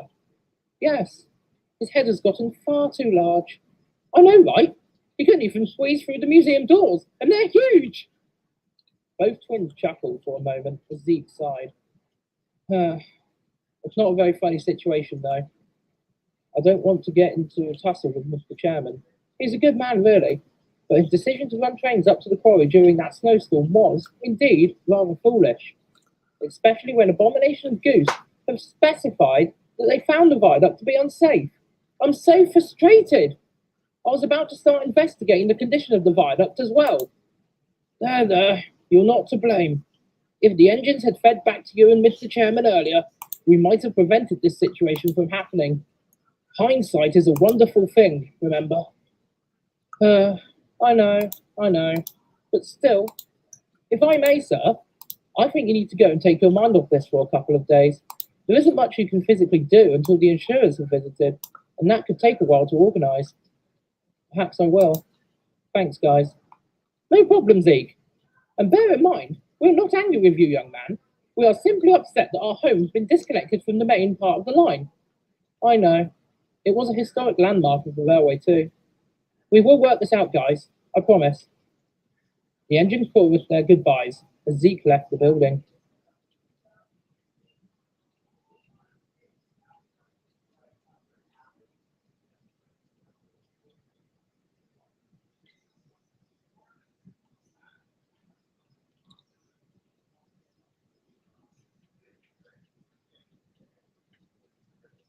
Elsewhere on the line, Delatrip was in a bad mood. He had been acting grumpier than usual, so 257 and Eustace decided to find out why. Come on, Trip, what's wrong with you? You've been in a bad mood for weeks. The others have noticed also. They seem to fear that you may be reverting to your old ways again. No, it's not. It's just what? It's just, for a while, I've been getting a lot of positive feedback from the passengers and train spotters, you know? They love seeing a proper Southern design running their trains. Heck, they even quite approve of the wartime black livery, which I didn't think anybody would like. So what's this have to do with you being grumpy, eh?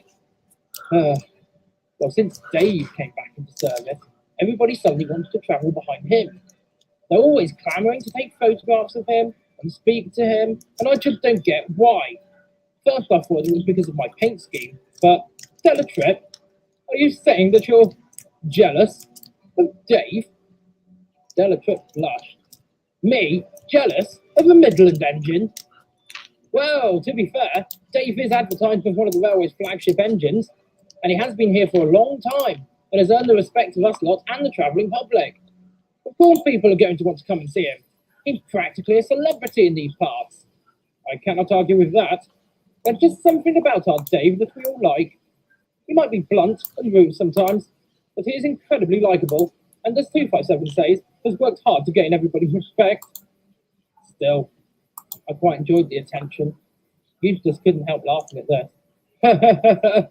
Don't we all? I can only speak for myself, but Dave and I have been good friends for a number of years, yet still, I too can get a little jealous of his celebrity status around here sometimes. Yeah, I agree. Myself and Eustace are big express engines, yet we rarely get the attention Dave gets. So you're not alone in your jealousy, Trip. You'll just have to fight through it. Besides, you do a good job, and everyone says so. But do they? Of course! Zeke has been singing your praises for bringing in passengers. Hannah says that you handle the coaches very well, and I've heard my own passengers asking after you, and for what diagrams you're rostered on for. So you have your fans, dude. Bellatrix felt better after this, and soon his spirits had heightened once again. The three engines chatted happily for half an hour or so, until Zeke turned up. Oh, hello, sir. Good morning, guys. You look a lot more cheerful today, Bellatrix. Well, these two have cheered me up, that's all. That's good. Are you all right to take the next surface trip? Only Dave's complaining about his piston rings, so we want to call him down to check them. Eustace and 257 glanced sideways at the monster engine, who smiled to himself. Yeah, all right, sir, no problem.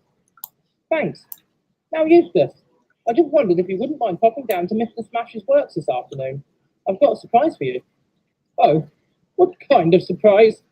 You'll have to come on down and see it for yourself. Cheerio. Zeke didn't elaborate further, clearly getting some enjoyment from leaving Eustace in the dark. Nevertheless, Bellatrix headed off to take the train, while Dave rolled into the yard a few minutes later, clearly in some discomfort. Bloody cylinders feel off, guys. Looks like it's still attached to me. Shut your smoke box. You know what I mean. I think one of my piston rings have seized. I suppose it's all the photographs being taken of you recently. That can cause seizing. What's that supposed to mean? Eustace chuckled. Oh, nothing. Dave smirked as the three engines got talking, wondering what Eustace's surprise might be. Unable to wait, Eustace made his way down to the junction soon after, where he found Mr. Smash and Zeke waiting just outside the works for him. We wondered how long you would wait until coming down. You made me feel rather curious, sir. Well, that was my intention. Now, Eustace, recently we have come across something that might interest you. Oh? Do you remember something happening to you when you were rebuilt into your current shape? Eustace seemed puzzled by this question. Well, do you mean apart from the rebuild itself? It was rather humiliating and painful. I'm afraid I cannot remember much else from that time, sirs. Specifically, do you recall what happened to your original nameplates? Eustace suddenly frowned. My original plates? Well, according to the stores manager at Eastleigh, they were put into storage and lost during my rebuild. That's why they had to cast me these traditionally shaped Battle of Britain class nameplates. But why do you ask? As far as I know, those nameplates were lost forever, and presumably they were scrapped. Well, it would appear that that was not the case. Eustace looked confused. You mean my original plates weren't lost? From recent information we have gained, it would seem that your nameplates were purposely stolen from the works by two apprentices back in 1961, whilst you had been disassembled prior to rebuilding. It would seem that the works staff were not aware of the theft until much later in your reconstruction, by which time the apprentices had moved on, and your original nameplates and various other artifacts and materials had disappeared. They couldn't bear to tell you what had happened, so they ordered some new nameplates for you, but could only get the patterns from normal Battle of Britain-style nameplates.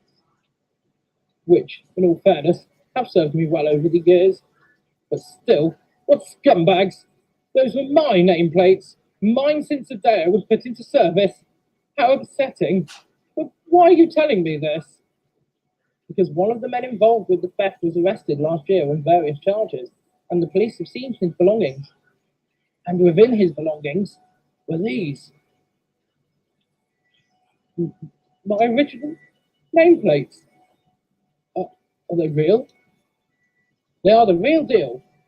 We've had them checked by an expert, and they've been verified by build numbers and identifying build marks. These are your original nameplates, Eustace.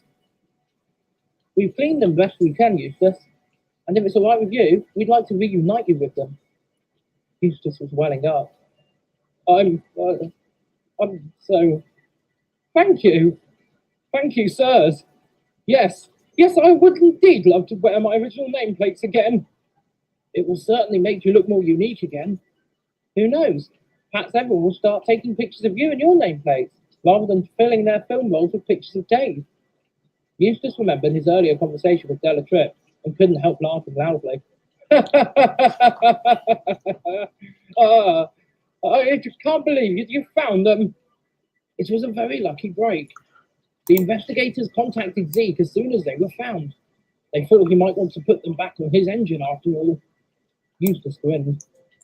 Well, let's take these ones off and put your original ones on then, Eustace. Then you can go and show them off to your friends.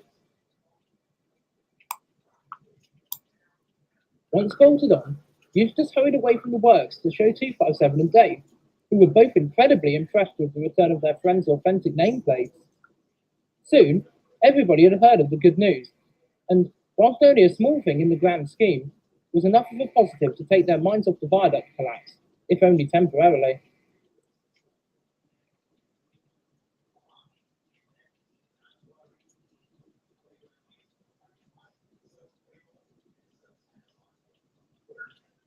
A couple of weeks passed by without incident, but one afternoon, Warrior and Raymond received an unexpected visit from an old friend.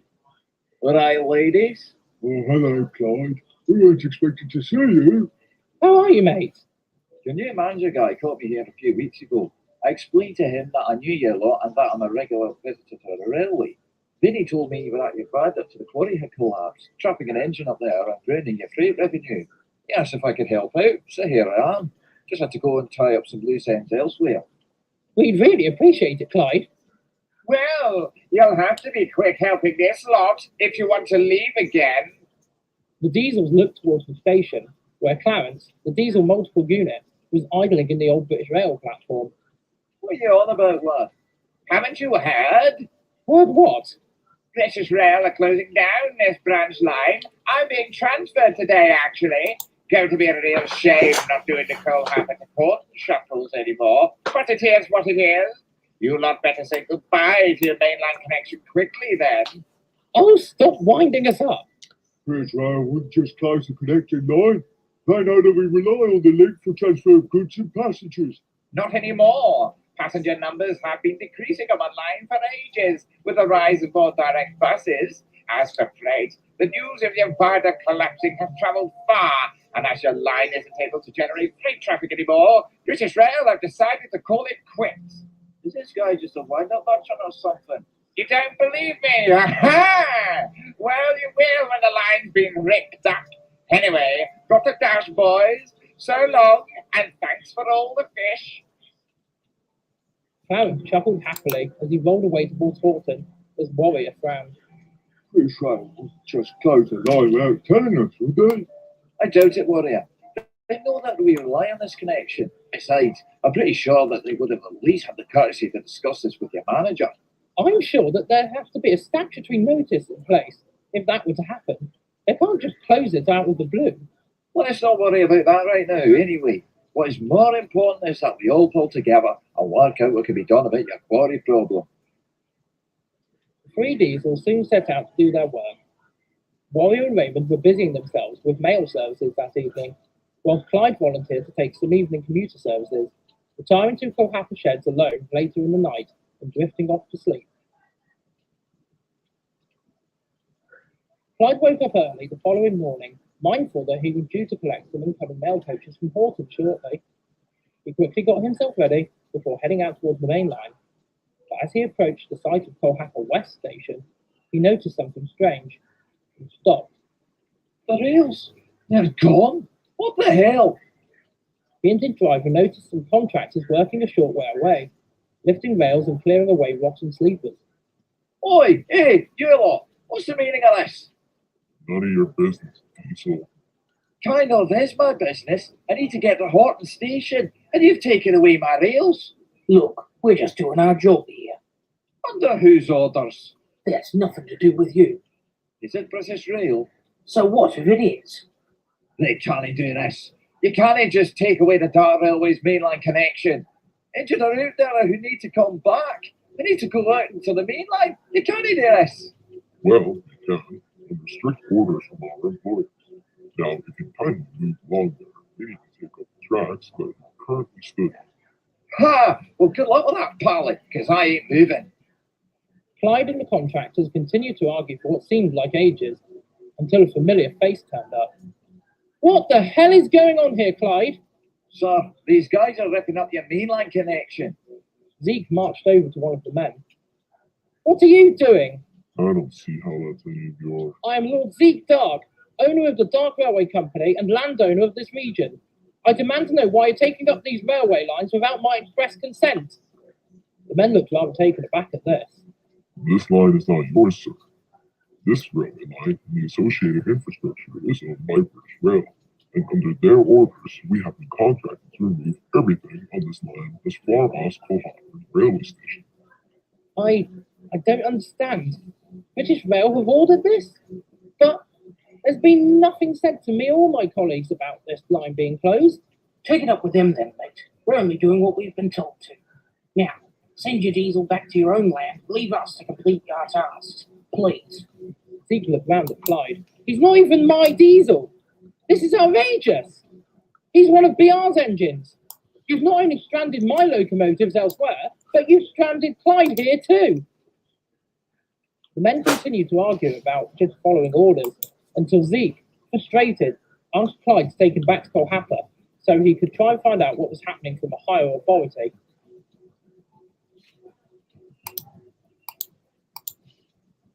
As soon as they had reached the station, Zeke departed quickly without saying another word to Clyde, who sadly slunk back towards the sheds, contemplating what this could all mean for the Dark Railway.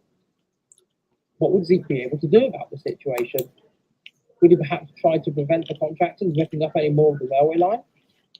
More importantly, would he now be trapped here indefinitely? On reflection of this last point, however, Clyde suddenly felt a strong wave of relief. He liked the Dark Railway. He had enjoyed working here countless times before, and he had real friends here. Besides, his workload on the main line had reduced dramatically over the years, and fears of being withdrawn, just like Warrior had before, had crept into his mind many times recently. With the current state of affairs, British Rail wouldn't be able to withdraw and scrap him if they were not able to get to him, surely. Zeke would protect him, wouldn't he? And in any case, he was sure a solution could be found eventually. But for the time being, Clyde slunk deeper into the shed to contemplate the situation further, secretly feeling relieved that he was stuck somewhere that he really wanted to be.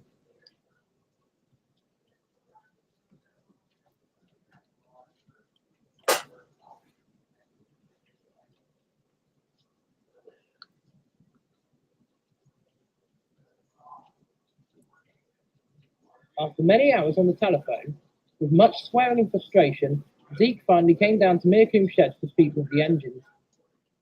Clyde had arrived a while earlier, but had wisely kept his mouth shut regarding the situation.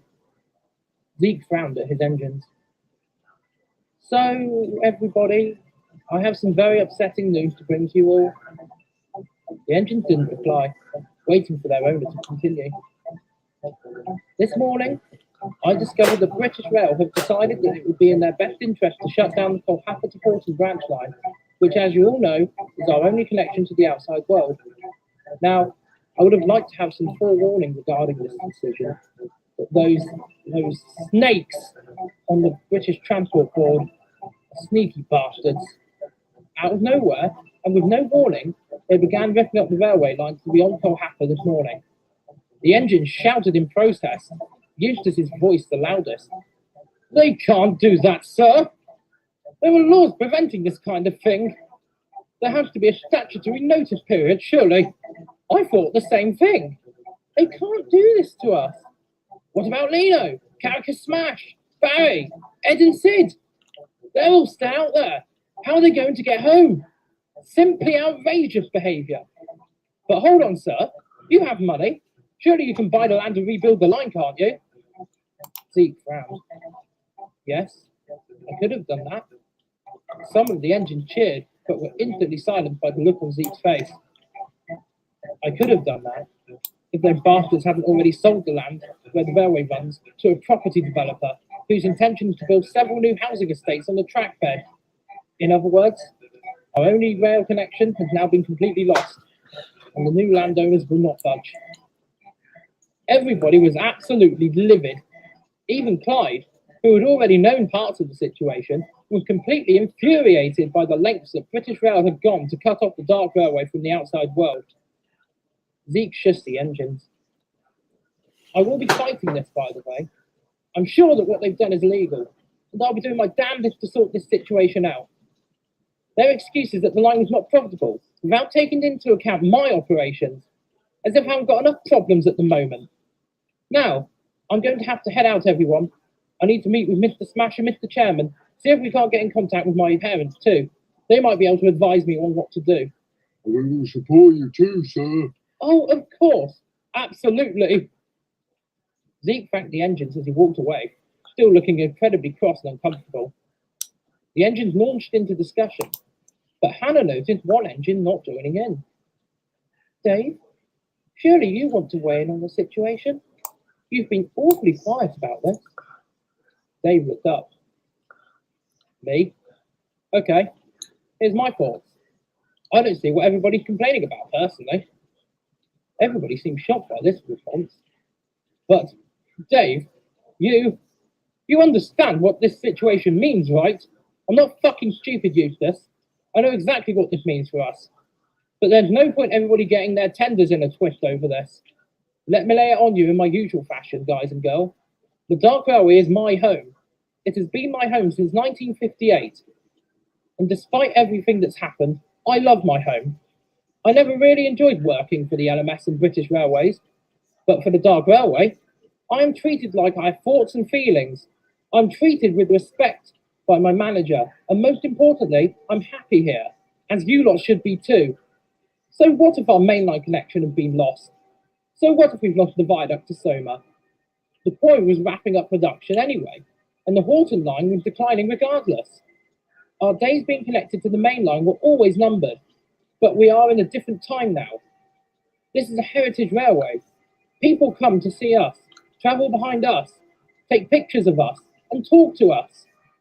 This railway holds an incredibly special place in my heart, and if we lose our mainline connection, so what? When you think about it, that means we are free. Free from British Rail, free from meddling from outside sources, free to run our railway how we want to run it. Zeke is more than capable of getting us through this. And as for our friends out there, what do you think lorries are for? They can easily be transferred back by road. Trust me, everyone, this is a good thing. You will see. The others were shocked by this, but Clyde, surprisingly, spoke up. You know what? Well said, Dave. You're right. We can all pull through this, and if anything, I'm more than happy to be here with you guys out there on British Rail metals, being frightened for my life. Our days working for them are always numbered, and if anything can be said, it is this. The Dark Railway family will always look after you. So let's not see this as a negative. Let's see this as a new chapter in railway preservation. Here! When you put it that way, that makes sense. I certainly have felt safer here. So I'm in agreement. Dark Railway forever. Dark Railway forever! Dark Railway forever! The engine continued to chorus this phrase for a while before finally settling down. Despite the obvious drawbacks of the current situation, the engines soon followed in Dave and Clive's words, celebrating what they had rather than what they had lost.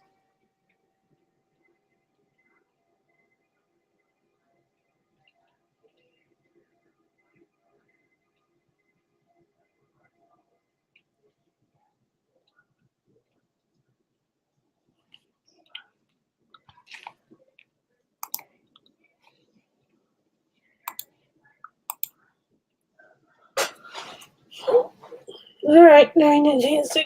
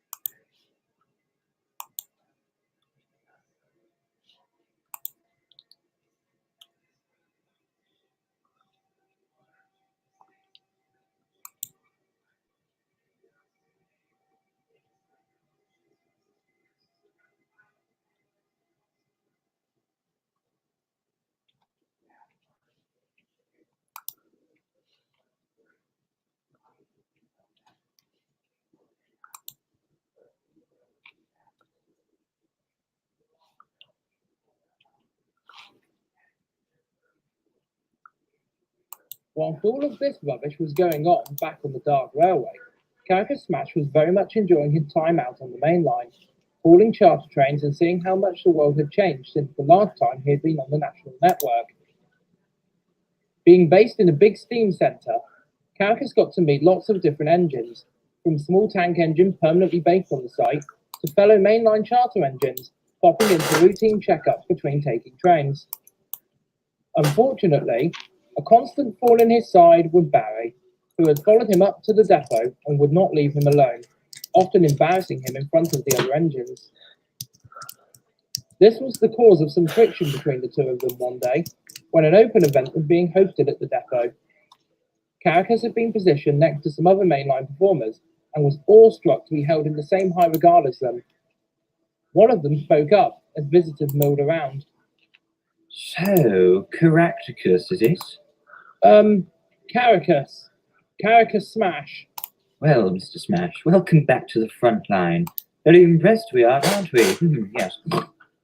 Oh, absolutely. You look like you've had an excellent job done on your restoration. Well, my owner worked on me for a long time. I'm named after him, actually. Oh, what was your name before? I didn't have one.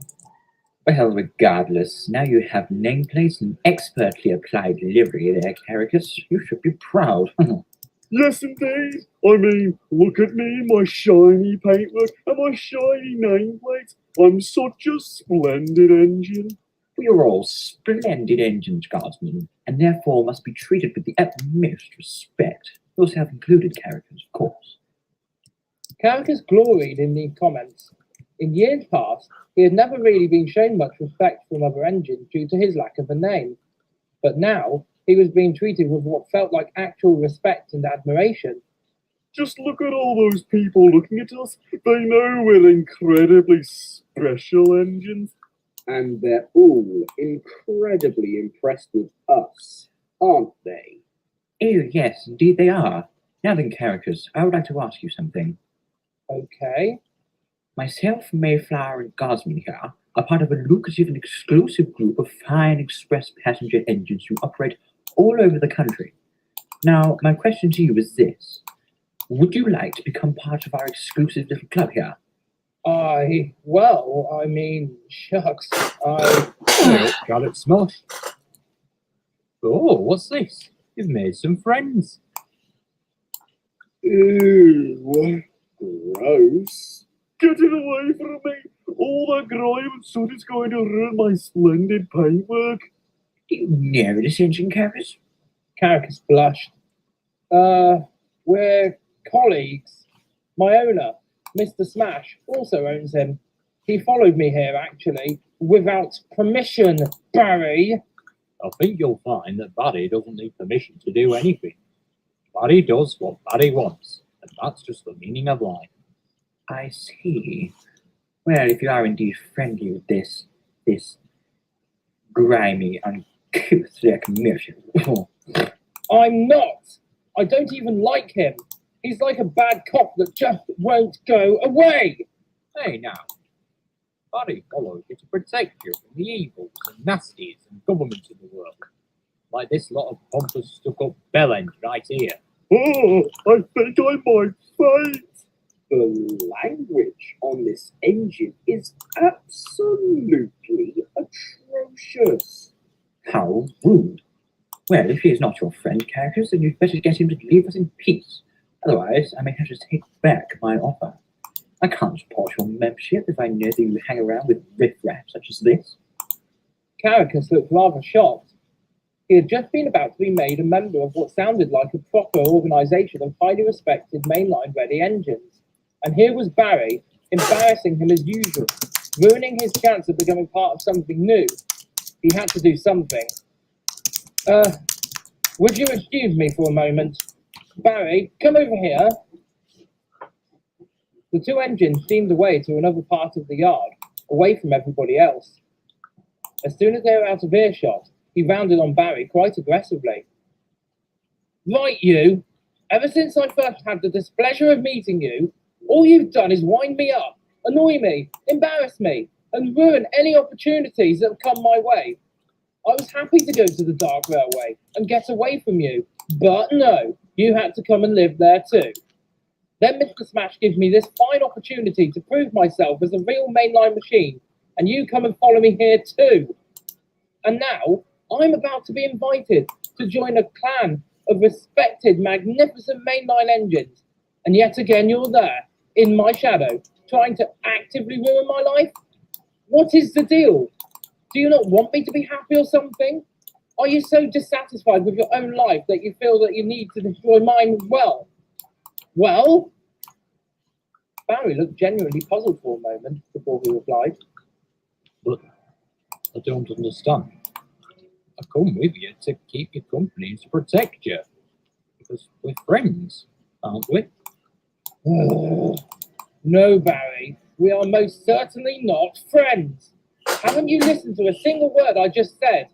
I can't fucking stand you and your stupid childish insanity. I can't take it anymore. What can I do to sort out this rancid mess then, Car Keys? My name is Caracus. Caracus Smash. Just like our owner. I'm sick of this shit. You want to sort this out, Barry? Go away. Go home and leave me alone. But fuck off, Barry! Oh, that hurts, you know. There's more coming if you don't leave me alone. Go away! Go away! Barry took one look at the seriousness on Caracus's smoke box. Without saying another word, Barry rolled away to the other side of the depot, while Caracus slunk back up to the main sheds to see if he could salvage his invitation.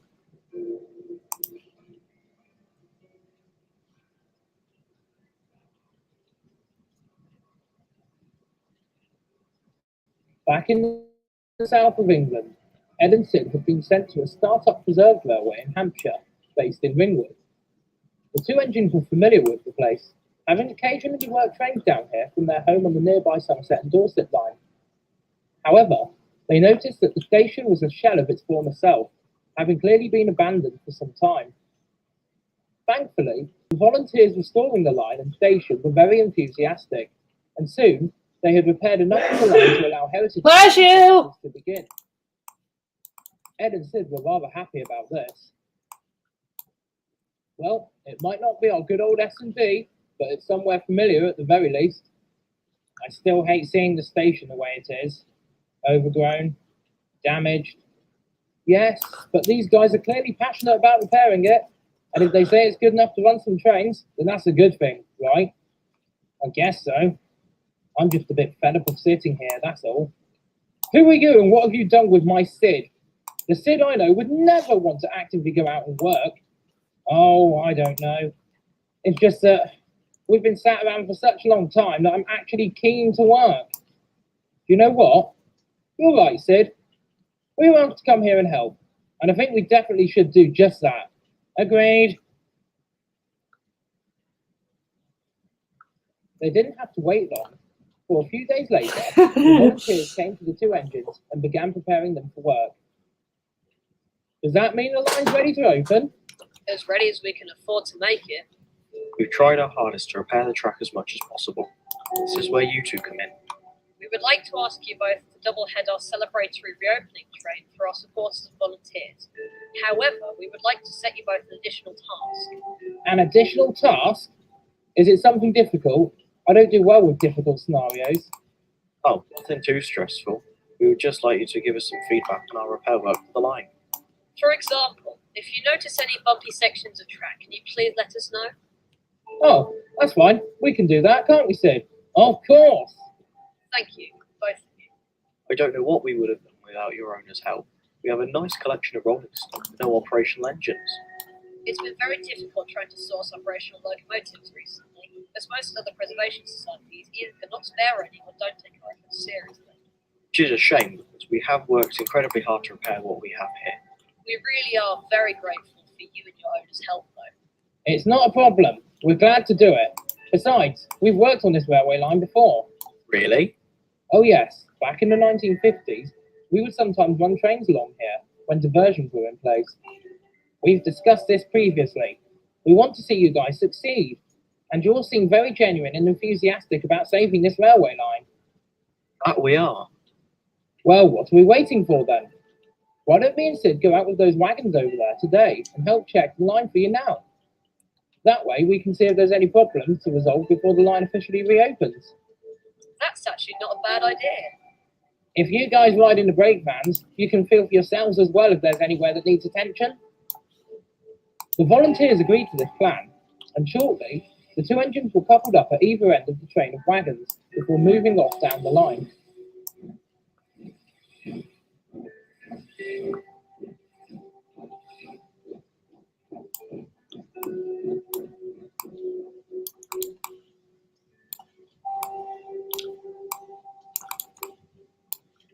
Ed and Sid were incredibly impressed with the railway line. They felt the rails as aft, feeding back to the volunteers as they rolled along the line, over bridges and up embankments, before ascending down to a passing loop. Here, the volunteers checked that the engines and the wagons were okay, before proceeding to short distance through a cutting towards the other station at a place called Holmesley. The men awaited their feedback nervously. So, what did you think? Is the track work alright so far? Apart from a couple of bumpy bits on that downhill section near the passing loop, yeah, it feels alright to me. How about you, Sid? I felt a bit of a jolt at that last bridge, and a bit near that loop, but otherwise, you guys have done a good job. Considering that you're trying to recondition old track too, it all seems satisfactory. The men breathed a sigh of relief, and the train headed back in the other direction back to Ringwood. Once there, the two engines discussed more observations on their return journey before retiring to the sheds for the day. Both of them were seriously impressed. Do you know what, Sid? What, Ed? I think we're going to enjoy our time here, don't you? Yeah, they're generally people of their hard work, and so am I. Let's hope that their reopening is successful. Best behaviour from both of us, I think. We'll do our best. And they did. Once they had run the Society's special opening day train, the two engines settled down into regular operation on the Castleman's Railway, becoming the line's main motive power for the time being. Though Ed and Sid occasionally missed their home on the Dark Railway, they were secretly quite satisfied with their current living arrangements, and continued to put in a good performance for the benefit of the young men restoring this quaint little railway.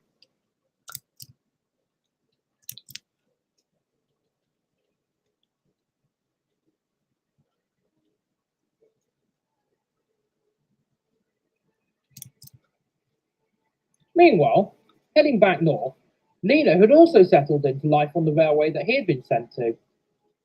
This railway line was a lot more developed than the one that Ed and Sid were visiting, and had the benefit of having several operational locomotives to run trains.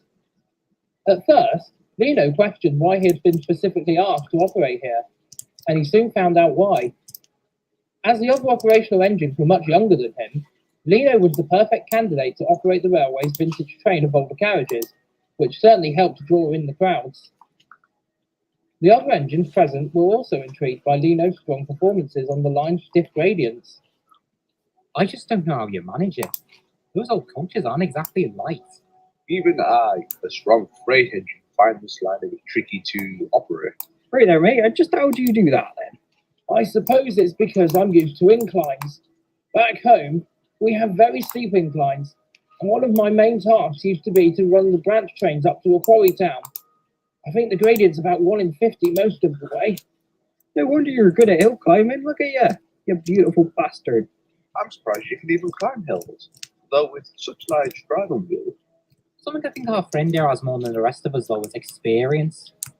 If you climb hills long enough, you become somewhat of an expert on an I feel. Oh, don't get me wrong. I wasn't questioning his, not anybody else's abilities.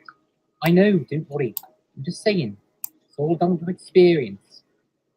Lino settled back to listen to the meandering conversation, slowly losing track of the topic and drifting off to sleep.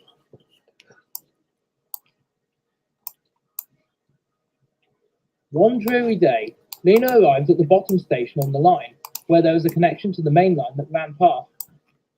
In order to run round his train, Lino rolled underneath the big footbridge and onward to a crossover. Once he was stopped, he suddenly heard a whistle from the main line. That must be a steam special coming through. The passengers seem to be milling over to watch it, though. I'll just wait here and have a look for myself. Who knows? Could be someone familiar. But Lino had no idea how familiar this encounter would be. As the engine whistled again, he saw it run through the station, almost a scarlet blur. What struck him was that he suddenly felt a wave of nausea as he spotted the number and nameplate. Shaking slightly, he quickly reversed back through the platforms as the steam special disappeared. His driver was concerned. What's wrong with you, Lino? You're shaking. I'm okay. The driver chuckled. You sound like you've just seen a ghost. Lino felt a drop in his boiler as he heard those words. I think I have. Wait a moment. Lino began thinking hard as he coupled up to his coaches. No, she couldn't have. Could she? No, surely not. That's ridiculous. But what if she and Mr. Smash and Fire? Oh, that silly girl! What does she think she's doing?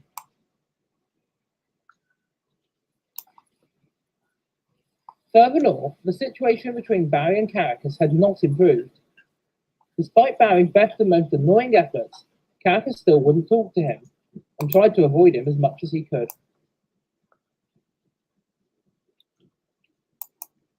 On the same rainy day as Lino's flight, Caracas had left the depot early to haul an excursion train.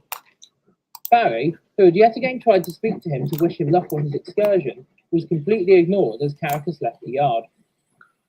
Feeling dejected, Barry lurked off to the back of the sheds, on his own, contemplating going home after all.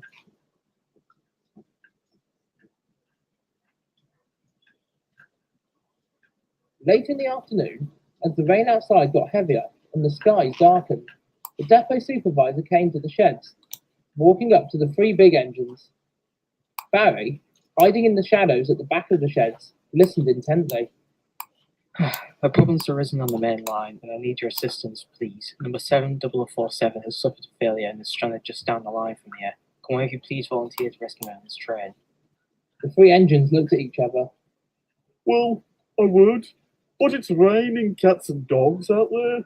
What if it turns into hailstones and damages my lovely paintwork? How dare you suggest to me that I risk my splendidness just to rescue that other engine, whatever his name was? I suppose that would mean one of us having to complete his journey too? Sorry, sir, but I'm just too important to do it. Especially if there's no reward for myself in the deal. And I've just been cleaned, so there's no way I'm going out there. If he is broken down, then that is his problem, not mine. Association with that other grubby engine, of course, means that he's not worthy of our time. Leave him there for all we care. At this point, Barry couldn't stand by any longer. He rolled forwards furiously. And you lot call yourselves his friend, yet won't go out and help him in his time of need? I know I'm not the sharpest tool in the shed here, but let me tell you, Barry has principles, and Barry knows a bad egg when he sees one. And you lot smell particularly rotten. Excuse me, I don't smell. Oh, but you do, Sonny Jim. You smell horrid. Your attitude stinks worse than a possible loo after curry night. You're so caught up in how you look and how splendid you all are. But let me tell you, you're nothing but a bunch of nasty, selfish, trumped-up little puffs. Now then, if you'll excuse me, I'm going to rescue my friend. He's already told you that he's not even your friend. Why would you risk going out in that weather to rescue someone who hates you? Because Barry is love, and Barry has a conscience. He's my shedmate and my colleague. And despite everything, I'm not just going to stand by knowing he's out there, all alone and suffering. As for the weather, you lot are just a bunch of pansies, aren't you? A little rain never hurt Barry, so off Barry goes. And mark my words, you'll be hearing from my bricklayers. And with that, Barry stormed out of the sheds, whilst the supervisor shouted his instructions on how to rescue Caracas.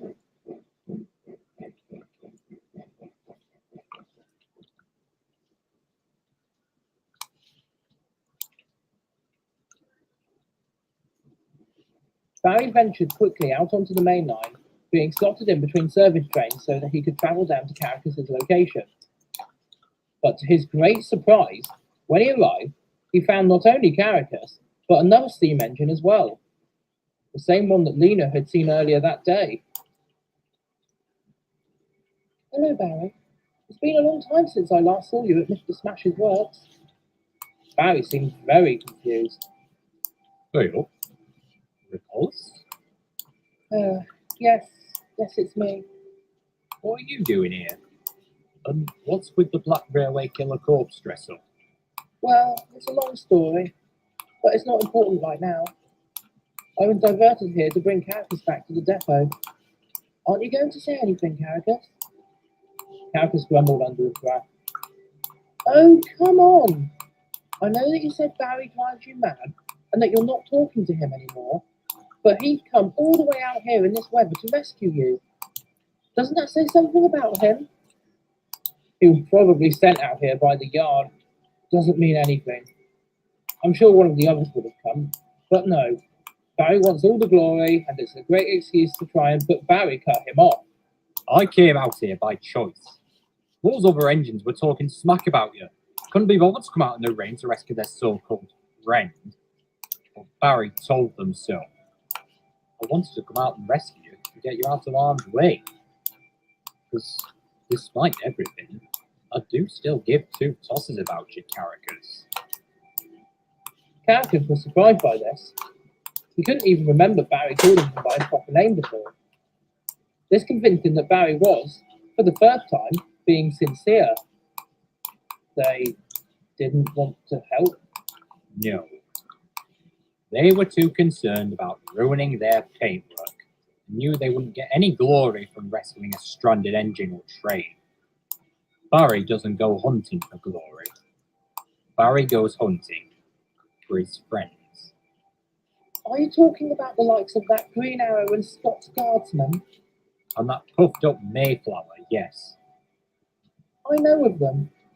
They think they're so big and clever, but they're full of themselves and care for nobody but themselves. You're definitely wise to steer clear of them. You don't want to become like them, Caracas, alone and friendless such as they are. Caracas thought for a moment. You're right. I don't want to become like that. Barry. Hey up. I'm sorry for how I've been treating you recently. I know I can't take back what I said, but... Oh, shucks. That's all right. No need to worry. I understand your frustration, you know. I'm not the easiest of engines to get on with. I realise that. Well, I shouldn't have had a go at you for being yourself. I shouldn't have been so pestering and irritating. Now that you boys have kissed and make up, shall we go back to the depot and get out of this bloody rain? The two engines agreed. The Pulse and Barry coupled up in front of Caracas, and the two engines snorted into life, dragging the damaged Britannia and his train back towards the yard.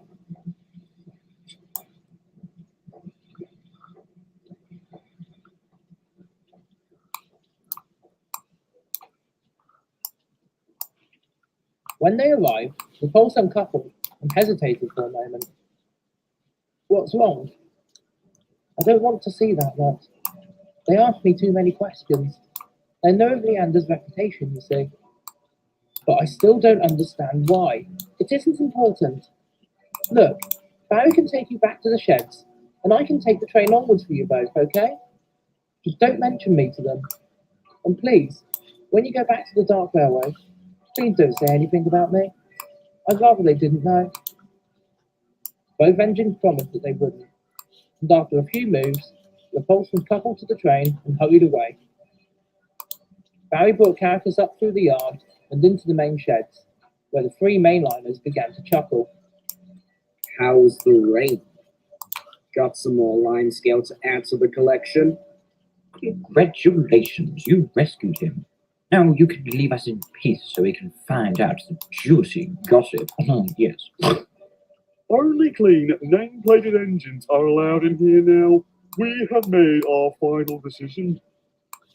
Barry looked very depressed as he went to leave, but Caracas stopped him. Do you know what? Barry rescued me today. whilst you lot stayed here making snide remarks and worrying about your precious paintwork. I think that you should all give him some sort of apology for the way you've been behaving too. I've never met such a bunch of stuck-up, pompous, self-serving engines in my entire life. As for your little club, forget it. Barry had proven to me what real friendship is all about.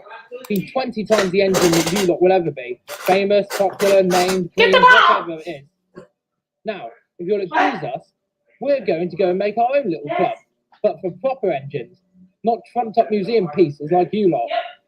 Come on, Barry. There's a nice little carriage shed at the other end of the depot. Barry obliged, shunting Caracas slowly out of the sheds, while the other engines just stared, with shocked expressions on their smoke boxes. Over at the carriage shed, the two engines got chatting. Thanks for standing up for me back there. That's okay, Barry. I know that I've got to be more tolerable of your quirkiness. And I promise to try and stop being such an irritant. Don't worry about that too much, mate. But I'll tell you one thing. You've rescued me from more than one thing today. Very well, have I? Yes. I dread to think the engine I would have become if I'd remained in their company much longer. I come from a much more humble background, as you know. I know how it feels to be underappreciated, ignored, thought less of by other engines, and I should have remembered that a lot earlier. So for that, I thank you, Barry, for stopping me becoming something I'm not. Well, what are friends for, eh? Yeah, what are friends for? Speaking of friends, though, what's going on with little Miss Repulsive? Why is she dressed up like that other one? I don't really know. I don't know why she would want to be decorated with that other engine's name and number, considering everything that she was responsible for. Well, I don't think we really need to know. Want to know what I do think? Go on. I think we should ditch this joint and go home. Barry, that's the best idea you've had all week. Shall we? Yes, let's do it. I'm afraid that you two can't go home. Or at least not yet anyway. The two engines looked down to see the supervisor of the depot looking up at them. Listen, you. If Barry and his busy mate, Caracas, want to go home, then we bloody well will, and there's nothing you can do to stop us. I'm afraid it's not as simple as that. Why not? Because your home railway has been disconnected from the national network. British Rail decided to close the branch line connecting it last week, and I couldn't help overhearing your conversation. So I just want to make you both aware of the situation before you two try galvanizing up into the sun together. Barry and Caracas looked perplexed. Besides, your Honour called me earlier this evening to request that you two stay out on the main line until the solution's found. Sorry, but for now you're stuck out here. The supervisor walked away, leaving Caracas and Barry both looking rather concerned.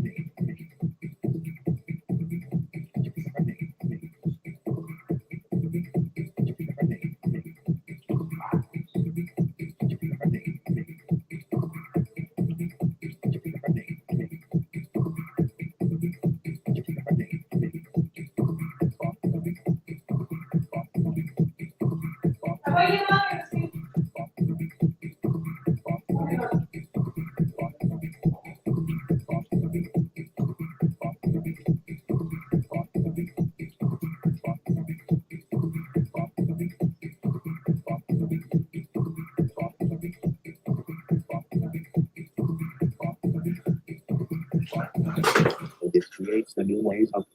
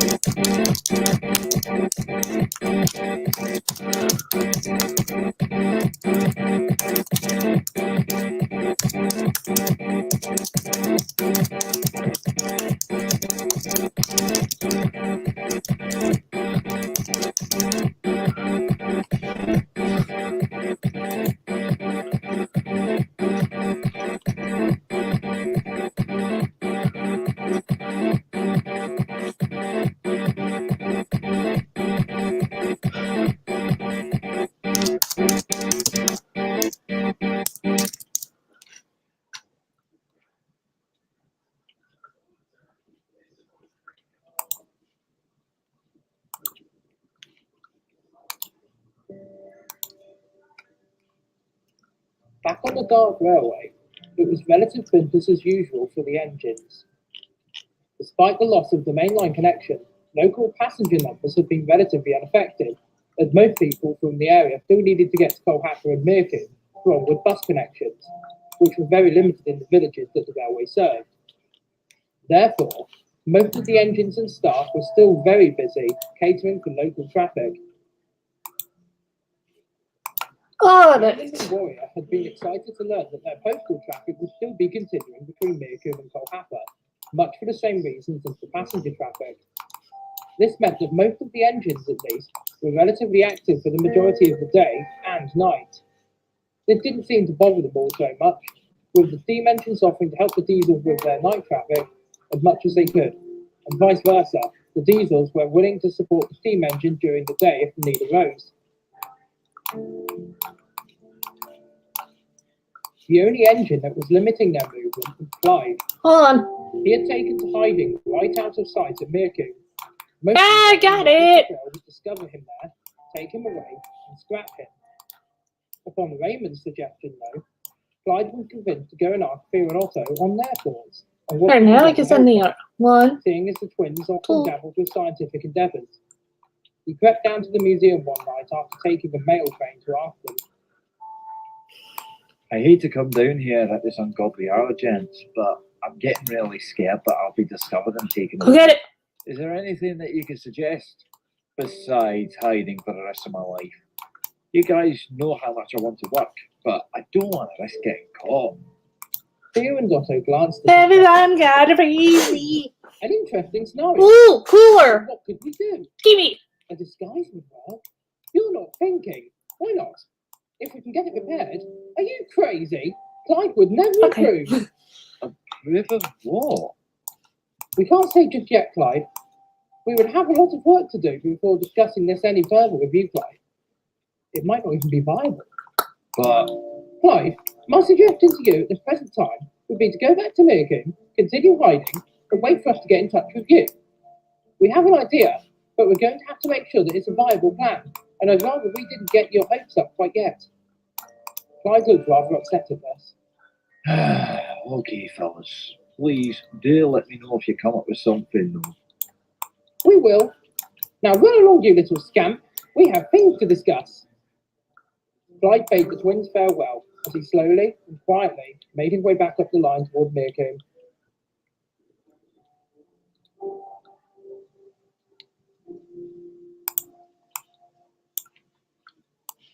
One morning, Zeke, Mr. Smash, and Mr. Chairman had gathered together inside the coffee shop at the museum, nervously awaiting the arrival of representatives from the railway's insurance company, who were finally visiting to assess the damaged viaduct and make a verdict on whether they would cover the cost of the damages. Mr. Chairman spoke first. Look, gentlemen, before they get here, I just want to yet again apologize for the entire incident. I fully accept that I should have not been so foolhardy with my society's operations. Me too. And again, I cannot apologize enough for the situation in which we find ourselves in now. It wasn't entirely your fault, though, Mr. Chairman. It was a combination of things that brought this on. What is the situation with the society, anyway? Are they still mad at you? Yes, unfortunately, they're not best pleased with me at the moment. But rest assured, Zeke, I'm working my hardest to regain everyone's confidence in me. Perhaps if you concentrated less on the side hustle of bloody custard creams. Hey, you love my custard creams. Not as much as a good bourbon. Gentlemen, please, let's not have an argument, especially out here in public, and over something as trivial as biscuits. Sorry. My apologies. So what's the situation at the work, Caracas? Well, Alan and Ryan are basically ready to return to work. Whether Alan will want to is a different story, though. Why? Is he feeling lazy again? Oh no. He, Buzz, and Mr. B keep having lengthy discussions with each other. Very distracting, I must say. How is Mr. B? We're struggling here with just Goose at our disposal at the moment. Unfortunately, his gearbox is foobar. Sorry, Fubar? Completely wrecked. I'm already trying to source a new gearbox from his builders. I imagine that's going to cost me and the society quite a bit then. Well, if you want your engine back, then yes. Don't worry about Mr. B at the moment, Chairman. I'm happy to lend you Alan or Ryan free of charge for the time being. Which would you prefer? Definitely Ryan. I don't think I and Alan are on such good terms since the custard cream incident. Yes, quite. It was delicious, by the way. Anyway, gentlemen, the most important question is, what are we going to do about the situation with the railway's mainline connection? Have either of you got any idea how we can approach this issue? I did think that we could potentially approach the new landowners and see if they're willing to part with the trackbed back to Horton. I've already investigated that. They're not willing to budge, no matter how much money I throw at them. And what about British Rail themselves? I haven't been able to contact them for the last few weeks. They aren't returning my calls, and I can't seem to get through to the department I need to speak to. Well, the only other thing I can suggest is that we wait till your father returns. He and your mother's cruise is nearly over, isn't it? Yes. They dock at Southampton in 2 weeks' time. Why couldn't their visit have waited until then? I'm so nervous. Don't be nervous. We're here to support you. We will be at your side throughout, so don't hesitate to ask for our advice. Thank you, both, for that. What are godfathers and chairmen for? The three men chuckled as they sipped their drinks, waiting. 40 minutes later, the insurance company representatives finally arrived, and the entire group vacated the museum, clearly heading out to inspect the damages to the viaduct. The museum engines, who had been eavesdropping on the conversation, launched into discussion about what they had heard and what they thought the outcome would be.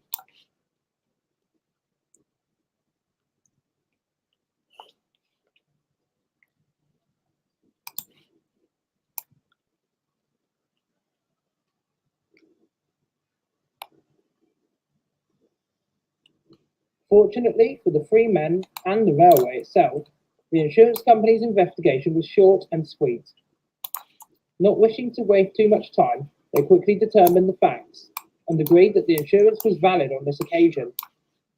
Therefore, pending approval from the head offices, the company would pay out the necessary funds to repair the viaduct. Relieved by the good news, the three men thanked the representatives before proceeding up to Soma to discuss the outcome with Andy and Abomination, who had been trapped at Soma for a good long while now. When they arrived, they found the two engines at opposite ends of the site. They approached Andy first, who had been looking out over the ravine towards the damaged viaduct, absent-mindedly. Hello, Andy. How's it going? Andy looked down. I hope you guys have come up here with good news. I'm sick of being stuck with that twat over there. I heard that, you prick. Hey, fuck you too, man. Calm down. What's going on with you two? I'm sick of seeing his smug little grin. I've had hardly any outside contact for months, and all he does is annoy me with his facts and his figures and his stupid t-shirts and his... Hang on, wait, that's the wrong person. You're not exactly useful when you're stupid product. Don't make me come over there. I don't care how strong you are. I'll knock you out. Please, calm down, Andy. We have some good news for you. I assume, then, the insurers are going to pay out? They have indeed agreed to help us with the cost of the repair. Thank fuck for that. I can get as far away from that abominable snowman as possible. It won't be for a while yet, though, as we need to work with the insurers and contractors to tackle how best to repair the viaduct. Well, that's just not good enough, really, is it? Well, it's good enough for me. I'm just relieved that we can move on and start preparing for your guys' rescue. The sooner the better, please. With that, the men relayed the good news to Abomination, who had pretty much the same attitude as Andy. Once finished, the three men headed back down the hill to go their separate ways for the day, and to relay the good news to the other engines around the line.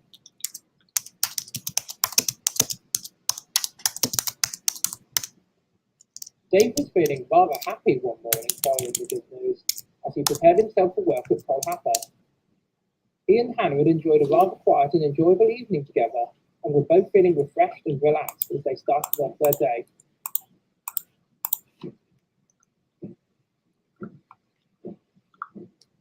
His mind at relative ease, Dave set off with the first passenger train of the morning, thinking that he was having a rather excellent start to what looked to be a very promising day at work. However, this feeling was short-lived. As he passed under a bridge, he felt uneasy as he climbed the shallow bank.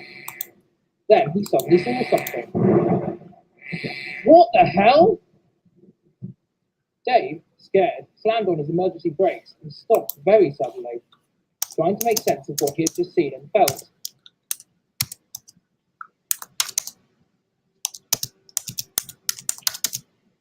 The driver was cross. What the bloody hell is wrong with you, Dave? I think I just saw, oh God, I don't know. I thought I saw something on the track, but it must have been a sun glare or something. Maybe you shouldn't have stayed up late last night. You must be tired. Maybe. Dave set off again, wondering what exactly he had just seen and why.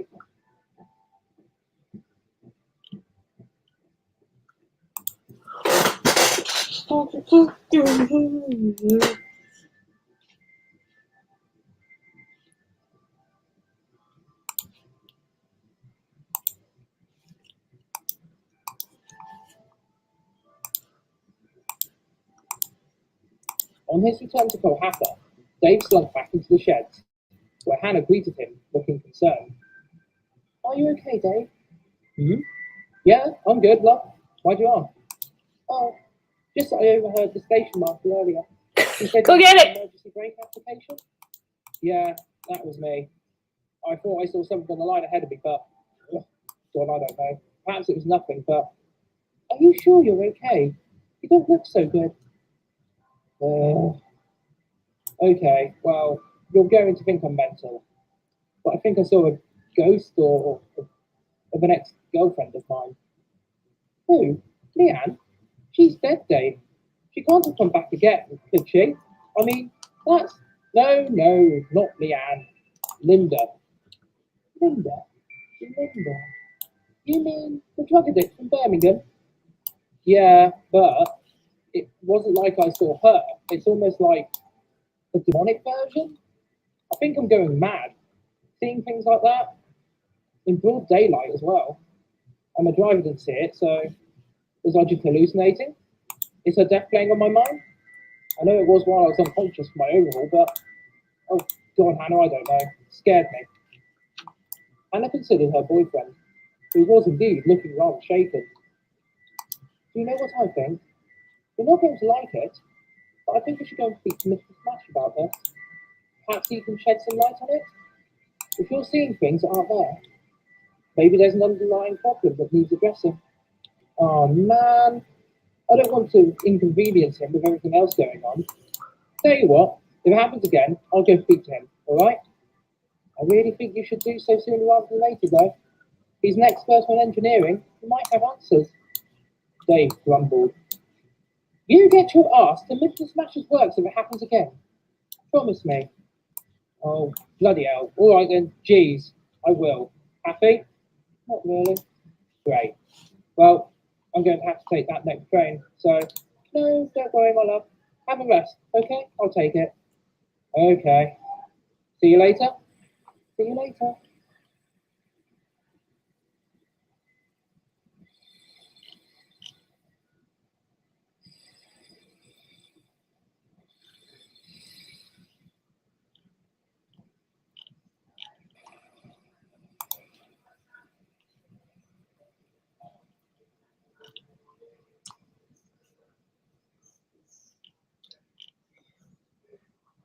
The time finally came when Mr. Dark and his wife finally arrived back from their long vacation.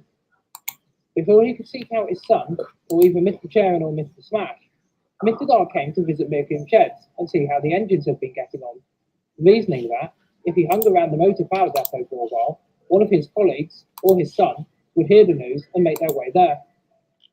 There was a chorus of cheers from the engines as Mr. Dark strolled up to them. Thank you for the welcome, everybody. How was your holiday, sir? Very boring. Alicia kept screaming. Cheeky. She kept finding spiders in our cabin on the ship. Why were there spiders on the ship? Do I look like the Spider-Man? Doesn't he live in comic books though? Yeah. Yeah, what? Now.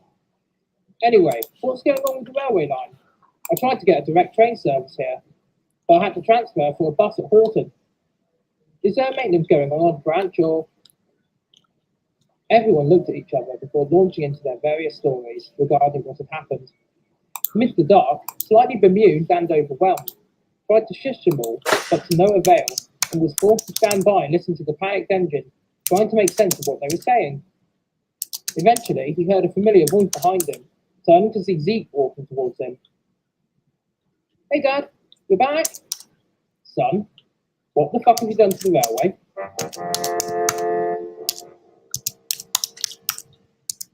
This lot have just been bombarding me with information.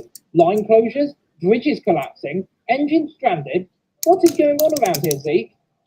Well, basically, Mr. B had an accident at Soma Viaduct, cutting off Soma from the rest of the railway, and as a direct result of that, British Rail closed down the Horton branch without notice, and despite my own efforts, I've not been able to rectify the situation at present, and it's all getting a bit heavy, you know? Mr. Dark stared. So, are you telling me that British Rail just upped sticks and closed the connecting line without our express permission? Yeah, they did that, but well, why do they need our permission? Mr. Dark didn't speak for a moment, clearly thinking quickly. Because I have it on excellent authority, my own, that what they've done breaks a legally binding contract that we have with British Rail and the government of the United Kingdom. Zeke was bored. But government? Yes. Come on, son. We've got to go. Go? Where? To London. But we need to swing by a few places on the way, pick up a few things, call upon a few favours. Well, don't just stand there, son. Come on. Enough time has been wasted. Mr. Dark hurried away, while Zeke followed shortly behind him, looking back at his engines, clearly confused for his father's actions, and wondering what on earth his father knew that he didn't.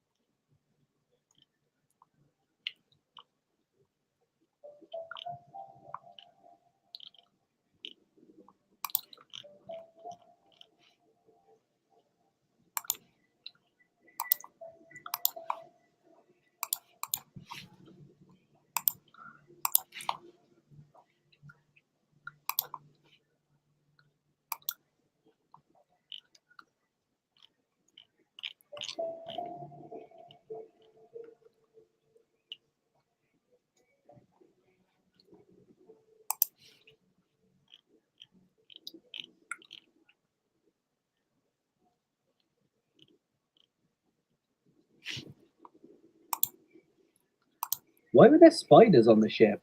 What are you doing here? Oh, sorry.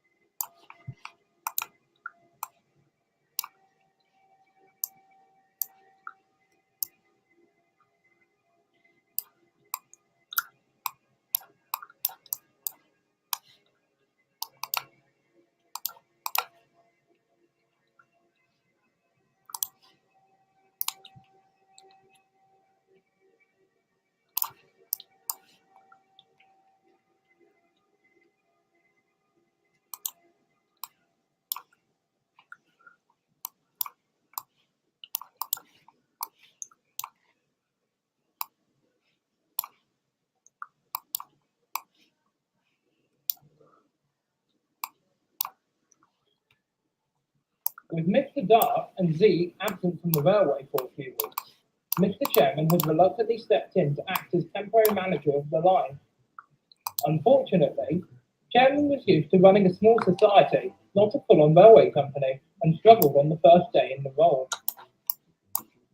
He came to the sheds to speak to the engines, who looked down at Chairman with some concern, as he looked a bit flustered and unsure of what to say.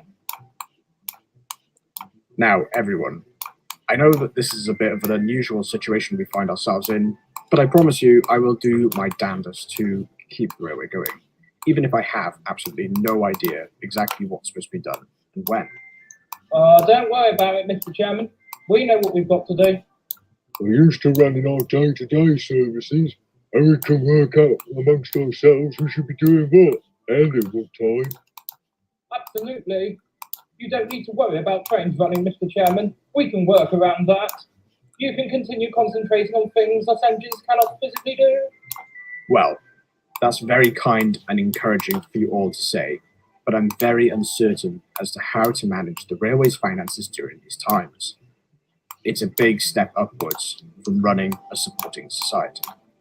Brian stepped in. If I may, sir, I have prior experience with handling the line's financial state, seeing as Mr. Dark used to give me those jobs to do back when I was just a banker at Walls Church. If you'd like, I'll sit with you at Meercombe and explain what needs to be done. You do that for me, would you, Brian? Sure thing. We have enough engines to run service trains at the moment, just about. So I could take some time out to help with the finances and figures during the day, and then take some services in the evening. Would that work for everyone? I could take your services for you if you... But Goose interrupted. No, sir, I'm on it. I've gone to help you out during the day. Brian, if you want to help my old buddy or pal chairman. Well, that's very thoughtful of you, Goose. I'm sure we can arrange for that to happen. Delatrip looked down at these words, feeling slightly upset for being shot down mid-sentence. Mr. Chairman continued. Okay, everyone. Myself and Brian will try to work the financial issues out. If you guys can keep the service trains running, hopefully Nathaniel and Zeke will not be too long with their affairs away from the line. I just hope that there is a solution in sight from all of this. He hitched a ride back to the station with Brian as the other engines got ready for work. Delatrip slunk to the back of the sheds, joining the shadows with a still worried-looking Clyde, who eyed Trip with some disdain before moving off to find a different place to lay low, leaving the mortal machine standing alone.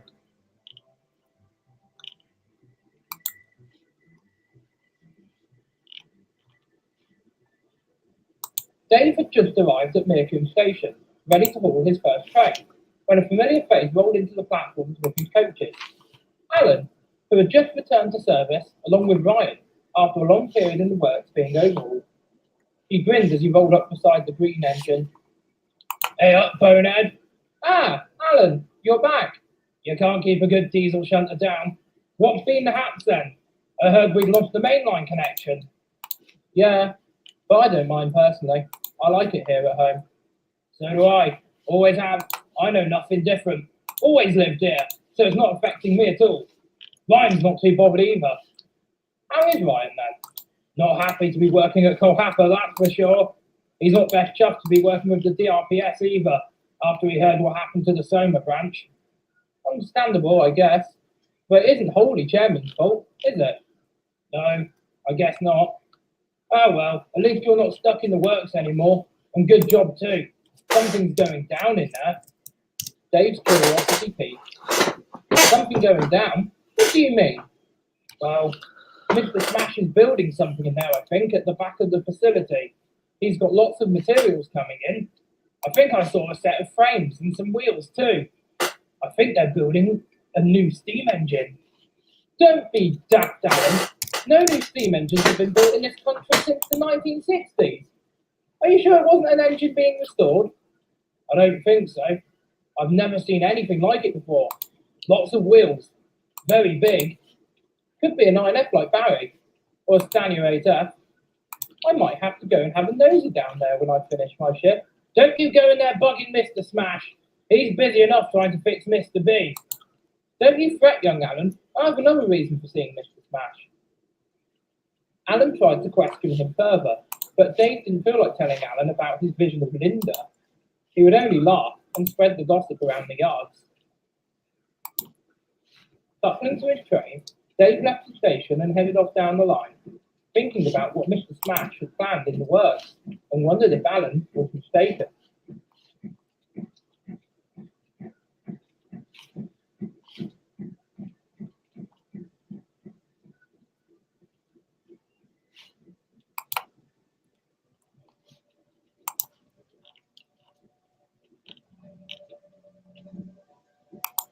When his day's work was over, Dave headed up to Character Smash Limited, poking his soapbox into the works uninvited, only to be met with Mr. Smash shooing him out again.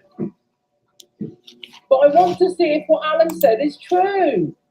Alan is a mouthy little bugger, and you're a bitch nosy one, Dave. He said you're building a new steam engine, but you can't be. You must be restoring another engine, surely. Even if I were, it's not any business of yours, Dave. Your job is to spread joy to passengers, not spread rumours to the other engines. But no buts.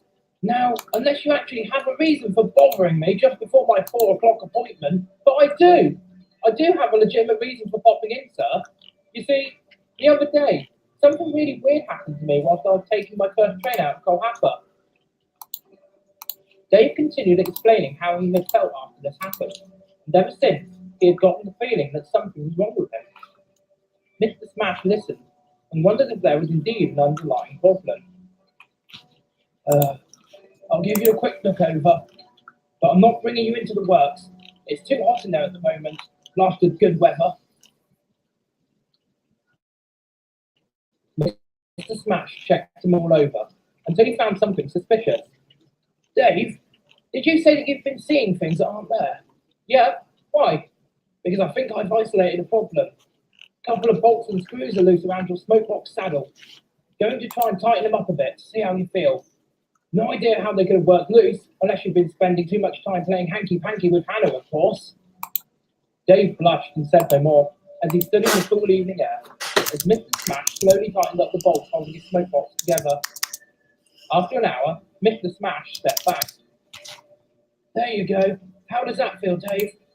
A bit better, but I'll have to wait and see. Well, if you have any more issues, don't hesitate to come and see me again. But make an appointment next time, all right? Will do, sir.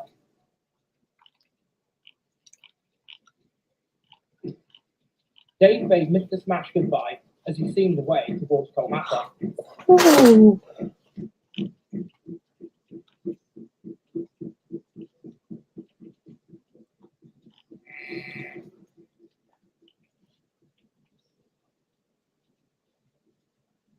The following week went smoothly enough as the engine supported Mr. Chairman in his temporary role. Ryan was as good as his word, assisting with the railway finances whilst taking the evening trains as promised. The engines rotated their shifts to give everybody a rest, but Delatrip found himself not being lofted onto as many trains as he would like, and though none of the engines showed any outright hostility to him, he still felt like an outsider among the fleet as they all went around their daily tasks. Finally, the day came that Mr. Dark and Zeke returned to the railway, calling for a big meeting at Meerfield Sheds, with everybody present to hear what the conclusion was of their visit to London. Mr. Dark spoke first.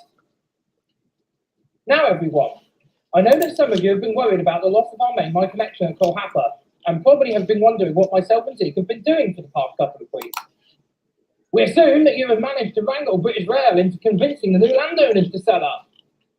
Unfortunately not, 257.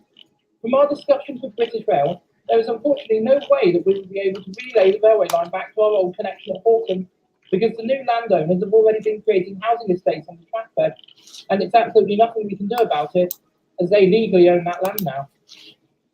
The engines looked very sad to hear this, but Zeke was still smiling. However, we have got some incredibly good news for you all, that will take time and effort to implement.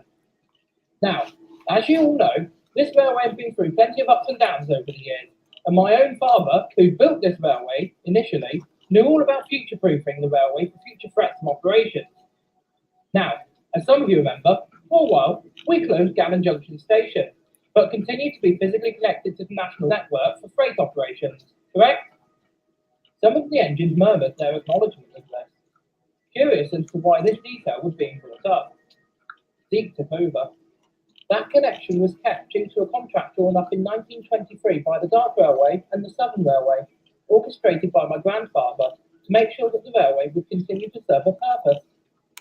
Me and Dad had to go to see our lawyer to confirm this, but it turns out that this agreement has a clause signed by the Southern Railway stating that the Dark Railway had to retain a connection to the rest of the country's mainline railway network for a period of no less than 150 years.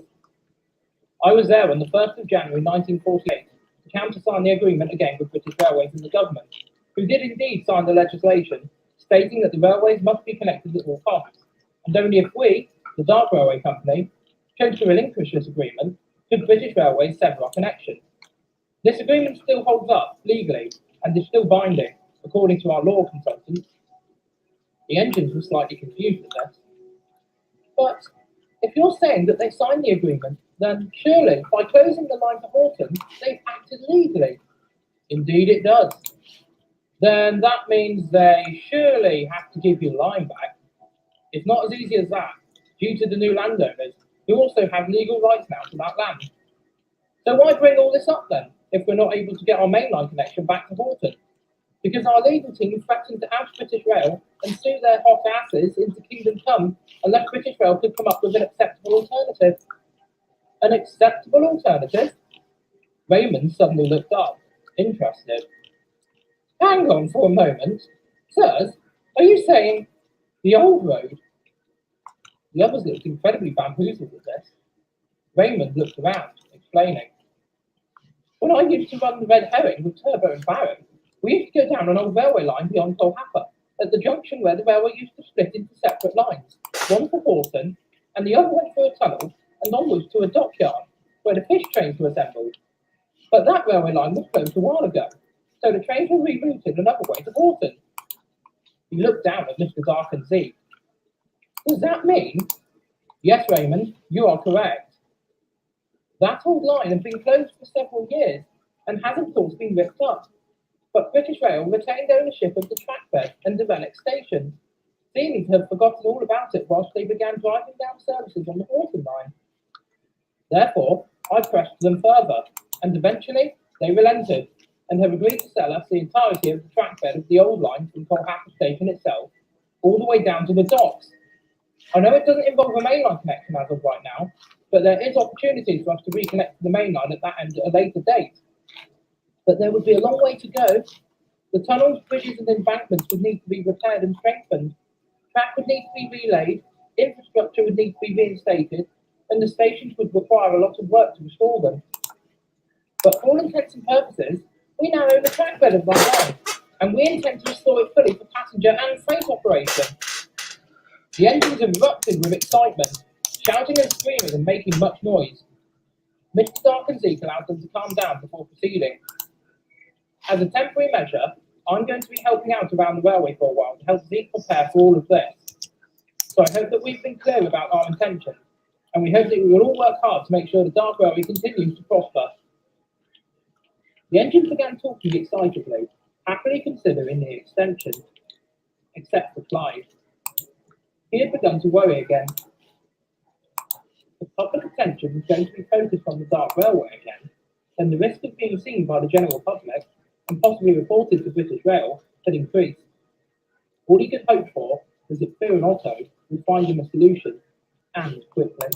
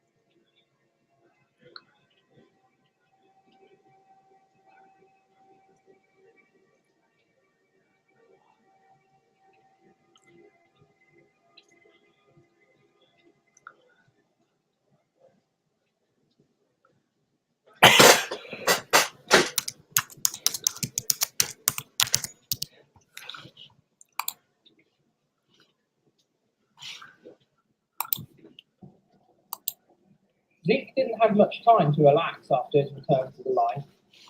Though he would have liked to have started immediately on surveying the old railway line to Barbold, he knew that there were other, more pressing matters to attend to first. The extension work would, unfortunately, have to wait. His first port of call was to get the viaduct at Soma replaced, so that Andy and Abomination could finally be rescued. Though work had so far been slow, his insistence on getting the engines back had caused some meaningful progress to occur among the workforce. In Zeke's mind, though, the repairs to the viaduct would eventually come to nothing, as once Andy and Abomination had been rescued, then what?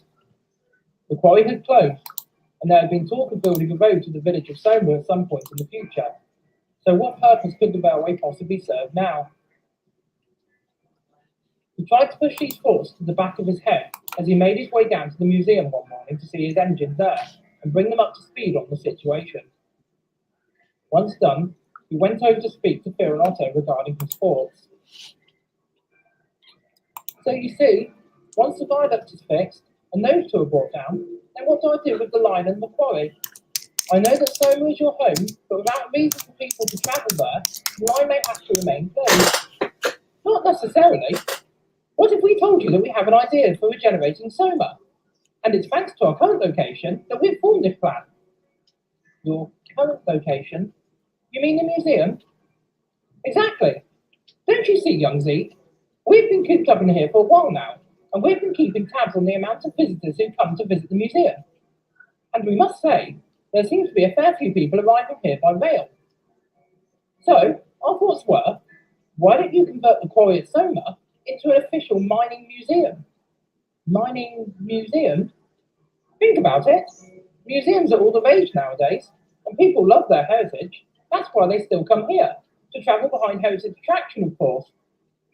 Soma Quarry has never been accessible to the public, has it? With a few safety measures and some investment, you could potentially give people a reason to visit Soma again. Visitors would then visit the village afterwards to invest in the local economy. And better yet, you could potentially hire back the miners and operators and give them jobs as tour guides and museum staff. We, of course, would be happy to do some demonstration shunting, and I'm sure we can get the other engines to haul trains up and down the branch. What do you think? Zeke looked perplexed for a moment. Then he slowly began to smile. Do you know what? That actually sounds like a really good idea, rather than just leaving it to rot away and decay. I'll have to get behind that, but... His smile faltered. It could be ages before the viaduct is fully reinstated, though. About that! We have an idea about that, too! Wow, at this point, I'm considering hiring you two on as directors. What's your idea? Well, we think we have a way to fix the viaduct in a jiffy, but we need you to do us a few favours first. What do you need? First, we would like to know if we can be returned to service. This museum is awfully gloomy for our liking. Sure thing. You two still have some time on your boiler tickets, so I'm sure we can get you steamed up sooner rather than later. Anything else? Yes, we require some things from Soma. The twins explained what they wanted, and Zeke, looking slightly confused, departed to find the items that they required.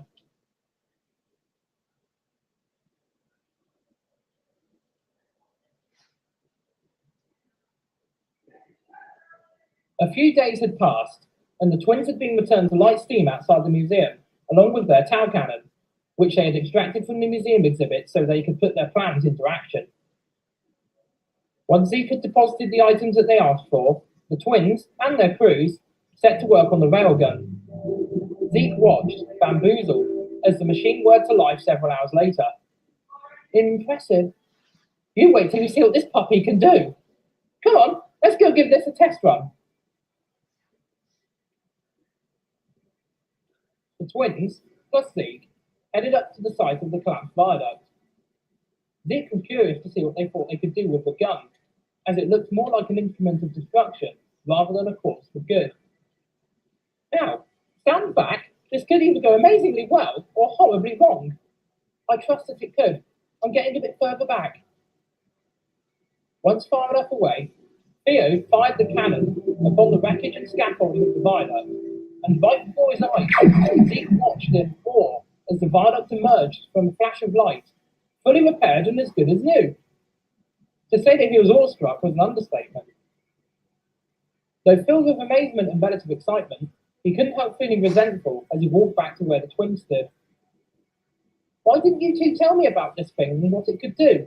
After all this time, we could have had the viaduct repaired ages ago if you had told me. Fear and Otto glanced at each other. Well, our thoughts were to wait until the inspection of the damage was done, so that the insurance company would decide whether they wanted to do first. We would have said something sooner, had they flat out refused to pay up. This way, you have some extra money floating around. But I don't particularly need the insurance money. I needed Andy and Abomination to be away from the quarry. Don't look at us. We're only small, unimportant tank engines. What do we know about the human condition? I think I need to teach you old dogs how our minds work. But regardless of that, thank you for fixing the viaduct. Not a problem, Zeke. Besides, it's all worked out in the end. How do you mean? Well, if the viaduct hadn't collapsed and stayed that way, then we wouldn't have gained that new extension that you were blabbering on about. But we lost our main line connection. Small pickings for that extra length of line we now have, which still needs to be restored, unless... A thought had crossed his mind. Theo? Otto? Wouldn't it be possible to use that gun to rebuild the lost railway line, repair tunnels and embankments and the like? It's feasible. I mean, if we can replace a viaduct by altering the molecules surrounding it, then I'm certain it could be done. But only in short bursts. The tow cannon has a tendency to overheat, you see. Well, I might have to hold you two to that. But now is not the time. We've got to go and spread the good news and bring Andy and Abomination down from their exile. You do that. In the meantime, we have other business to attend to, now that we know the cannon is working again. Other business? Yes. Come on, Otto. Zeke called after the twins as they departed back down the incline. But don't you two want to see what Soma is like? Another time, Zeke. Ta-ra! Zeke seemed puzzled by this behaviour. What could possibly be more important than their precious Soma and quarry? He decided that it wasn't important as he walked up to the dirt path towards Soma.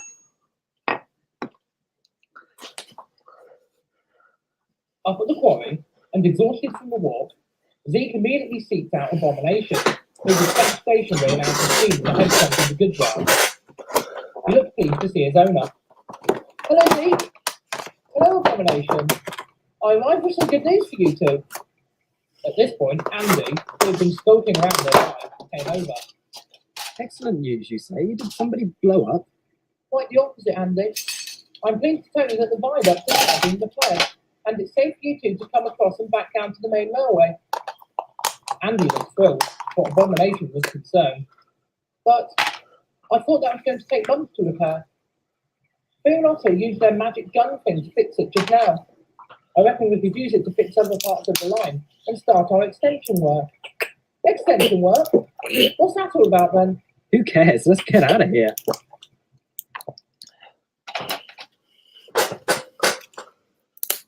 Andy coupled up to Abomination and headed down to the viaduct, with Zeke riding in Abomination's cab. Andy nervously crossed the bridge, but everything felt fine and the structure held. Fresh off the viaduct, he accelerated down to Axley, where 257 was waiting for the passenger train. Zeke rushed out of Abomination's cab and shouted across the platform. Don't go anywhere quite yet, 257. I need to board your train in a few minutes. I just wanted to bring these two up to speed and... Good Lord! I'm late enough as it is! Zeke turned back to the two engines and quickly explained what had happened with the trip to London and the purchase of the tractor for the Uncle Happer. Andy and Abomination were both told to hear it, but Andy was impatient. Right. Now that I know this, can I bugger off now? Sure. Freedom! I guess I'll just stay here for now then, sir. I've got no steam. I'll contact the yard when I get back and see if somebody will pick you up, Abomination. In the meantime, I want to go and discuss some business with Mr. Chairman. He might appreciate the leftover insurance money so he can get Mr. B in action. Not being funny, sir, but I'm now 7 minutes late departing. I can see complaints coming a mile away. Zeke hurriedly said his goodbye to Abomination as he sprinted for the train, with 257 leaving a minute or so later, frustrated at this idle chit-chat delaying his journey even further.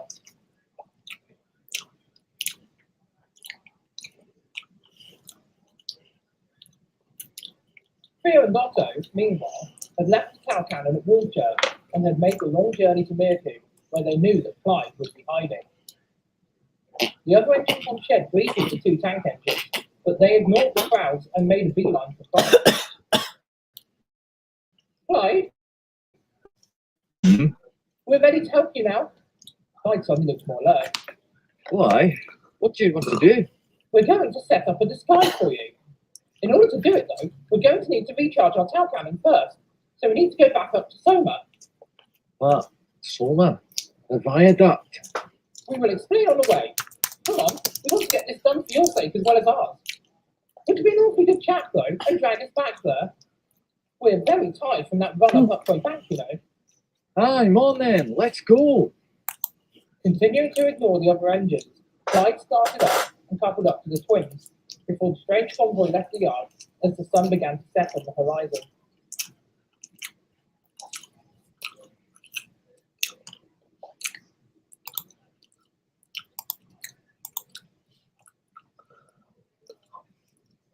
After picking up the tower cannon, the three engines made their way up to Soma. Clyde was impressed as he crossed the bridge, seeing as not long ago, all that was here was a ravine and half a stone structure. Arriving at the quarry, the twins hooked up the tower cannon to something, took aim at Clyde, then moved away from the scene. We haven't got time to waste, so we're going to supercharge the cannon quickly so we can get this done. I need a nap. And we're going to remotely fire it. It'd be dangerous for us to be too close to the cannon whilst it's in this mode of operation. Well, I trust you guys to do the right thing. I can't even believe that you fixed that viaduct with this thing. And all going to plan, we can fix you too. Disclaimer, if this doesn't work, you can't sue us, okay? Can't he really sue you if I'm dead now, can he? Exactly. Now, Clyde, close your eyes and think of an engine that you'd like to be disguised as. The tower cannon will take these forms and change your molecular structure to represent what you think of. Just make sure it's a rail vehicle and of a standard gauge. You'll be no use to us as a narrow gauge wagon. Clyde didn't question how this would work, but closed his eyes anyway and began thinking of the engine he'd like to be. See you on the other side, Clyde. I hope so. 3, 2, 1.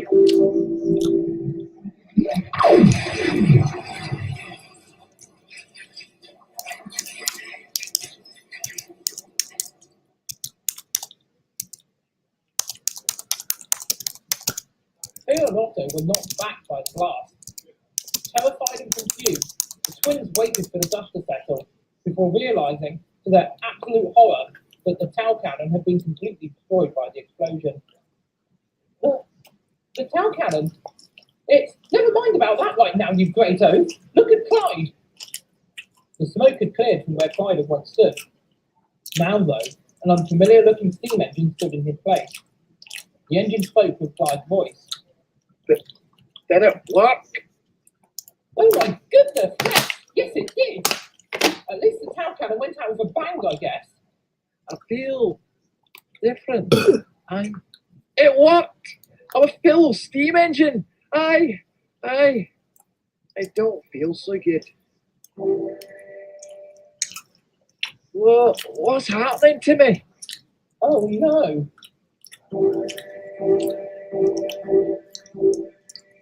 Clyde, don't panic, okay? Just concentrate. Concentrate on one type of engine. Your particles are still in a state of flux. Just concentrate, then relax. Clyde continued to cycle between different shapes, until finally he settled down as a large blue steam engine. Oh, what happened? I think we were a little bit impatient with recharging the gun. Aye, it's gone. Very sad indeed. But we've had that for a long time, and now it's beyond repair. Yes, very sad indeed. But more importantly, Clyde, I think that we've had accidentally hit you with too large a dose of cow particles. Meaning? So you're probably going to still be able to change shape if you lose concentration. And without the tower cannon, we can't fix you. Theo and Otto looked devastated at this revelation, but Clyde grinned. You mean I can shapeshift into whatever I want? Unfortunately, yes. The news must be of a great burden to you, considering that you only wanted one disguise and... But this is fantastic. I can change my appearance at will. I could change what I am and help Zeke with any train he needs. Guys, this is a fantastic opportunity to do good in the railway. I thank you for that. Now, if you'll excuse me, I better go and tell everyone about this. We'd better come with you and give Zeke the bad news. He won't be happy that the town cannon's gone. He wanted to fix the line with that. Clyde, who was in a world of his own as he changed shape again, ignored the twins and their concerns, heading down towards the viaduct. The twins followed on, wondering what Zeke would think when they told him about their experiments gone wrong.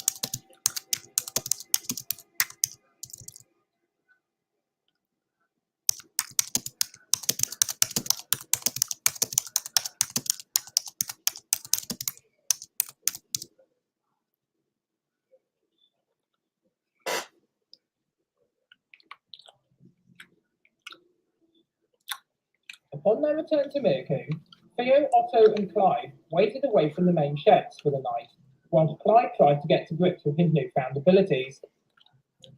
By morning, he had settled down as a big heavy freight engine, and the three of them headed over to the main shed complex, where Zeke was faffing around trying to organise an engine for the first train of the day.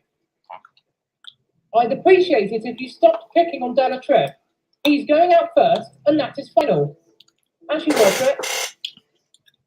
Della Tripp slunk out of the sheds as the three engines approached. He looked slightly alarmed at the sight of Clyde, who obviously didn't look like himself. What the? Who's this? I've never seen you before. How did you get here? Aye, it's me, Clyde. Clyde? No way. You can't be. Clyde is a diesel. Oh, aye, it's me.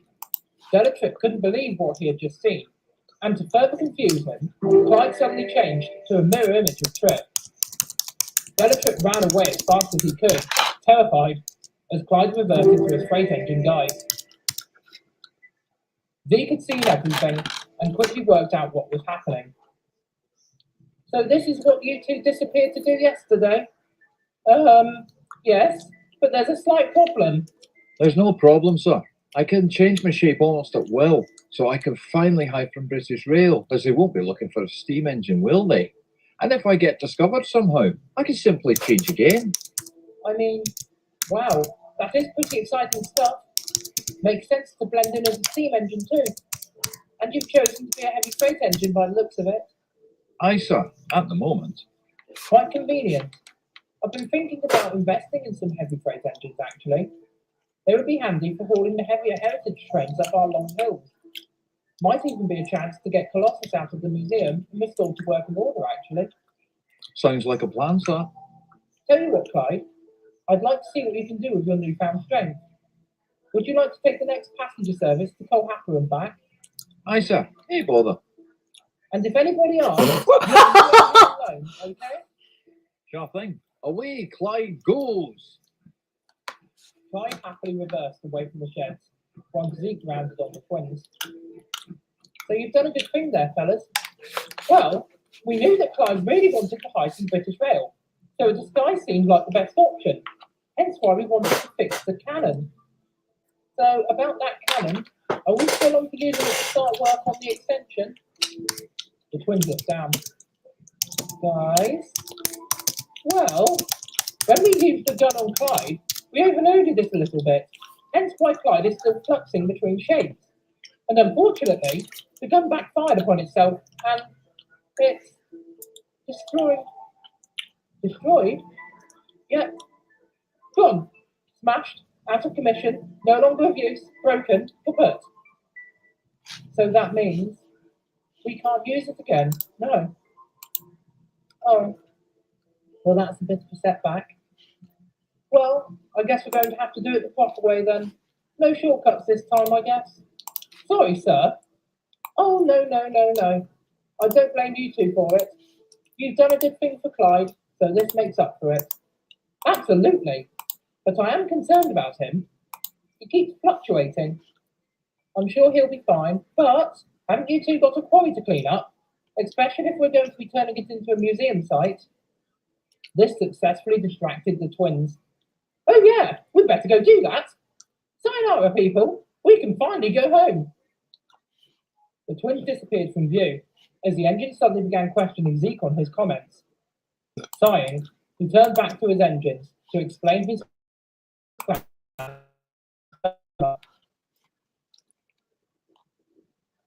Clyde soon began settling into his new abilities. Being fascinated with the old railway companies of Scotland, Clyde would more often than not be seen taking the form of old Caledonian railway engines, choosing some at random from a book that Mr. Smash had given him. The cover story was that Zeke had hired in a couple of locomotives from a heritage group in Scotland with the intent of testing them on the line, therefore explaining why Clyde would change appearance from time to time. He very much enjoyed himself, testing out different configurations and entertaining his friends at night by changing into other kinds of engines for their amusement. Whilst Clyde was having fun with his shape-shifting, some of his colleagues were not finding it very funny. Stella Tripp, for one, was not impressed, especially when Clyde would mimic him in the sheds and make other engines laugh at him. Tripp would have been feeling very lonely among the fleet, and to hear everybody laughing at his expense was quite depressing for the Mortal machine. 257 and Eustace soon convinced Clyde to stop this charade, but even they were a bit miffed at Clyde's shape-shifting after a while, especially when he did impersonate other engines.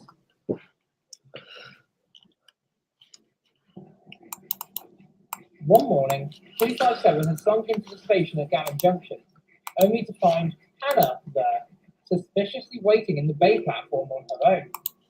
257 was curious. Morning, Hannah. What are you doing out here so early? Don't you have a passenger train due soon? Oh, yes, I do. But I came up here to speak to Mr. Smash about something. Oh? I need to ask him about my cylinders. What about them? There's something wrong with them. Do you think they're a bit too big? For gauging reasons, of course. Well, that's not really my concern, Hannah. Go on, 257. You know you want to have a little peek at my steam chest. What? I've seen you looking at me from afar. Come on, 257. Admit it. I'd never do something like that. You're my mate's girlfriend. That's just perverted. And another thing. Hold on. 257 had just spotted something in the distance. It appeared that Hannah was arriving with her morning passenger train, meaning that Hannah stood in the platform was in fact Clyde! Clyde dropped the axe and transformed out of Hannah's shape before she arrived. Laughing gleefully, he accelerated away, leaving 257 looking incredibly shocked with the shape-shifting engine. Hannah rolled in, looking quite shaken. Was that Clyde again? Yeah, he was impersonating you, Hannah, being all weird and pervy. What do you mean? 257 explained what Clyde had said, causing Hannah a great deal of stress as she began to cry with frustration, anger, and grief. 257 watched, confused. How could one engine have so many emotions all at once? He's violated me! How dare he assume my form and try and flirt with other engines?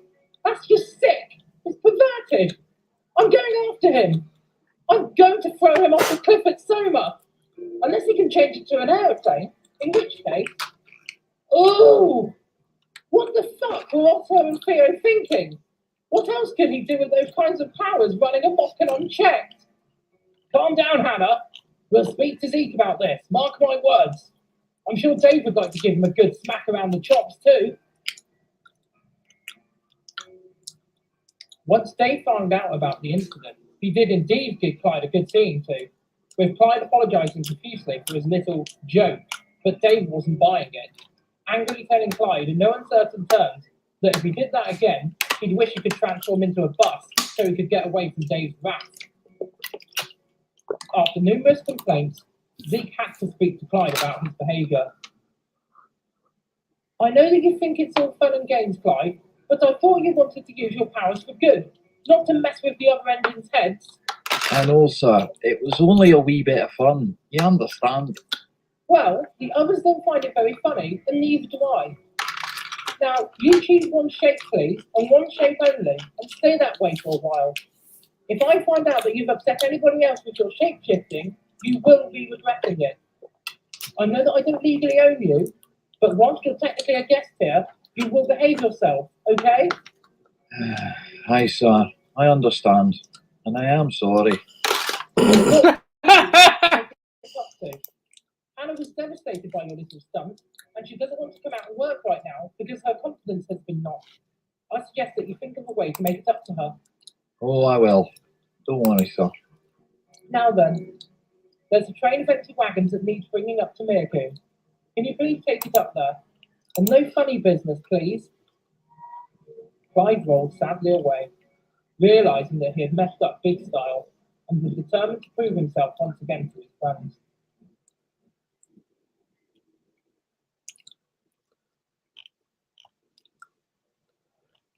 Picking up the train of wagons, Clyde bounced back up the line, taking on his heavy freight engine form for the journey, thinking about what he could do to make it up to everyone, especially Hannah, Dave, and 257 Squadron. As he attacked the bank out of Woolchurch, passing Abomination, his concentration began to wane as he climbed, thinking about how he had upset his friends and making him feel very small indeed. But without warning, and with a sickening thud, Clyde suddenly changed whilst on the move, spurred on by his feelings of helplessness and inadequacy. The sudden change in his physical length caused the trucks behind him to suddenly surge forward and snatch upon their couplings, losing balance and derailing on the soft verge next to the track. Clyde quickly stopped, confused with what had happened, whilst his crew jumped down from his cab to examine the mess. Clyde shifted forward several times whilst this happened, clearly in some distress. The clean-up operation was not overly complicated. Abomination arrived, having heard the derailment, and rescued the trucks at the rear of the train. Workmen used big levers and pieces of rail to try and re-rail the damaged trucks. All the while, Clyde stood in a daze. Presently, Zeke arrived, and with this accident, his patience with Clyde unfortunately boiled over. What the hell happened, Clyde? I thought I told you not to shapeshift again. I couldn't help it, sir. I was upset about the distress I had caused the others, and I just changed shape without thinking about it. I understand, Clyde, but this is incredibly concerning. What if you had changed whilst boarding a passenger train? You are very lucky that this happened on a freight train and that nobody's hurt. But what if this happened with passengers? How many could have been injured? I know, sir, but please, it won't happen again, I promise. I'm sorry, Clyde, but I cannot take that risk. I'm afraid that, until you have your shape-shifting abilities under complete control, I cannot allow you to pull trains. But, sir... That is my final decision, Clyde. I have to prioritise the safety of the travelling public in this instance. And after your recent behaviour, I think that this is the best right now. Clyde looked very upset, and Zeke softened slightly. Come on, Clyde. Once you've stabilised, you can remain in one shape permanently, and I will reconsider my decision. But you have to prove to me that your shape-shifting is under control, and you're not going to cause any upsets among the fleet. Now, I'm going to ask you to stay in the shed for a while and consider what I've said. I'll see if Theo and Otto can come and keep you company. See if they can't work out how to stop these unwanted shapeshifts. I understand, sir. Clyde did not go to the main sheds that night. He decided to isolate himself over in the goods shed, away from the others, so that he could reflect on his current situation. Yes, he had been foolhardy and played loose with the efforts of his abilities, but he had not meant to cause any harm. And besides, the others had enjoyed his antics at first. Clyde sat alone, sad and defeated, thinking that his shape-shifting was, perhaps, not such a good power to have, after all.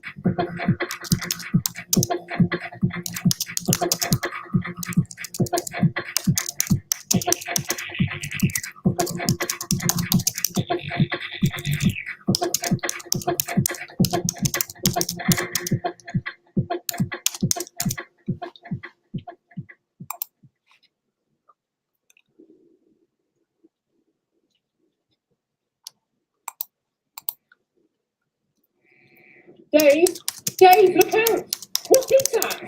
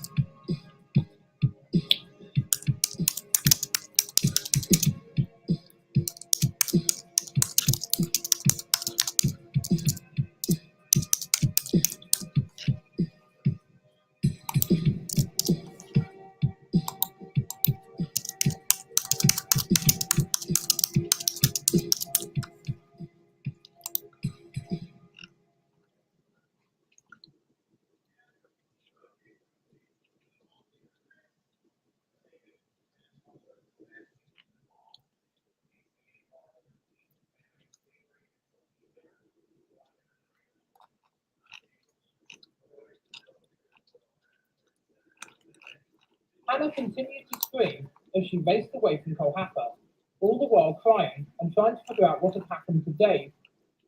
Had she imagined it? Was the stress of everything happening on the railway getting to her? She had to find out, looking everywhere for her boyfriend, as she frantically raced around, searching every siding and location on the line, calling his name.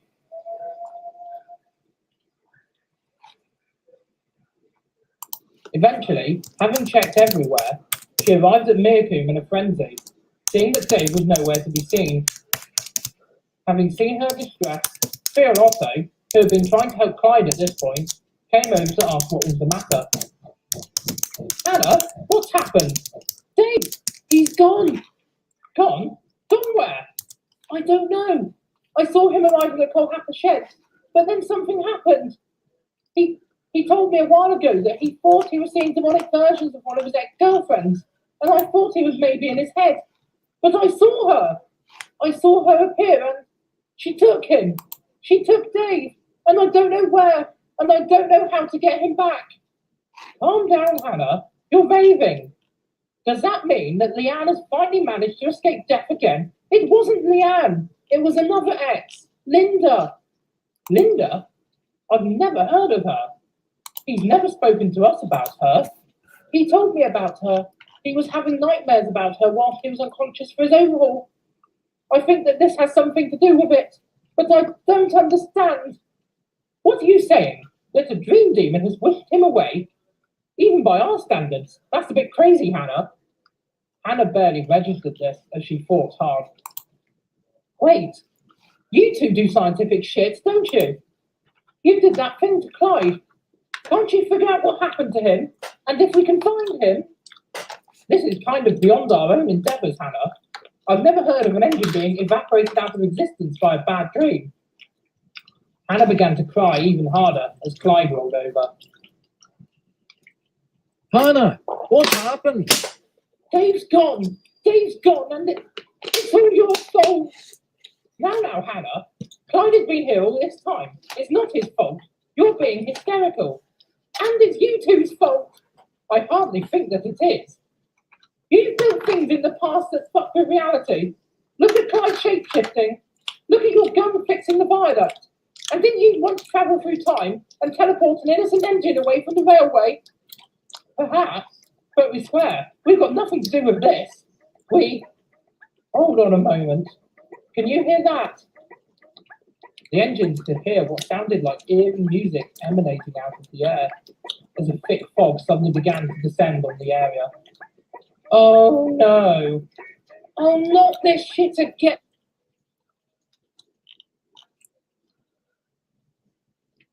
Theo, Otto, Hannah, and Clyde awoke in a misty place with nothing around and no rails to speak of. Hannah looked incredibly cross. Now look what's happened. We've been killed by musical lightning. No, we haven't. I don't feel dead. Is this your doing, Clyde? Did these idiots give you teleporting powers as well or something? No, not that I'm aware of. But then, where are... Something shifted in the mist and came towards them. You are not dead. Welcome to my locker. I'm glad to see that you lot have managed to remain alive since my last visit. Locker? What a stupid name for a paranormal pocket dimension. Hannah was too cross to completely take in what was happening. You there, ghost thing. Pogo stick, whatever. Why have you taken my beloved Dave away from us? And why did you send that Linda character to get him? I didn't take Dave away, and that demon has nothing to do with me. In fact, I was just on my way to the Alt to try and rescue him, but I heard your screams and sidestepped into 77C when I realised that you must have seen it happen too. 77C? Your universe. And what exactly is... Oh, can I get your autograph? I'm confused. Are we dead or what? Pogo sighed. Let me explain. When Dave was having his overhaul, his consciousness somehow slipped into the alt dimension where demons live. and feast upon the negative emotions of engines to survive. It is a dimension that I would not like to have to revisit, despite my lack of emotion. I sensed that Dave was there and tried to discover what had happened to him, but by the time I had reached him, he had awoken from his overhaul. Once awake, one particular demon seems to have followed him back to the universe and had been attached to him ever since, feeding on his negativity. Once strong enough, this demon has taken him back to his dimension to continue feeding. Fascinating. Thanks for the exposition. So why are we hanging around for then? Let's go and rescue him. I can't even be bothered to figure out what's going on anymore. I just want to take action, goddammit. I can't take all of you with me, especially you, Hannah. Why not? Because of your emotional state. The monsters in the Alps would feast upon you. I'm calm.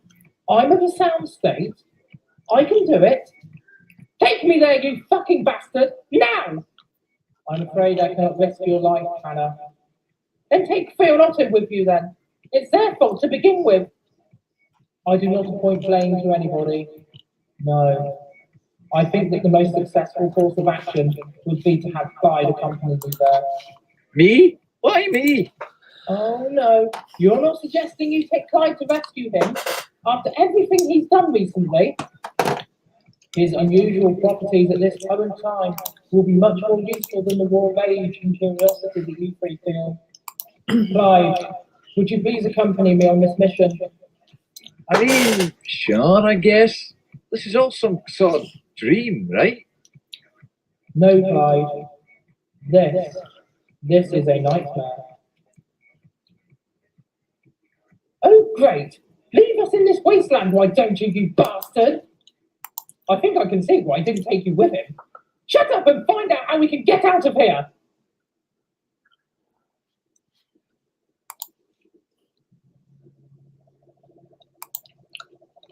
Clyde awoke in a strange yet familiar place. It looked very much like Woolchurch Station, but everything seemed to be blanketed by thick purple fog. Pogo appeared next to him. I feel that they are holding Dave in what you call Mirku sheds. Come on then, no time to waste. We've done enough of that recently. Clyde began to move forwards up the line, but then something appeared in front of him. It looked like a huge diesel.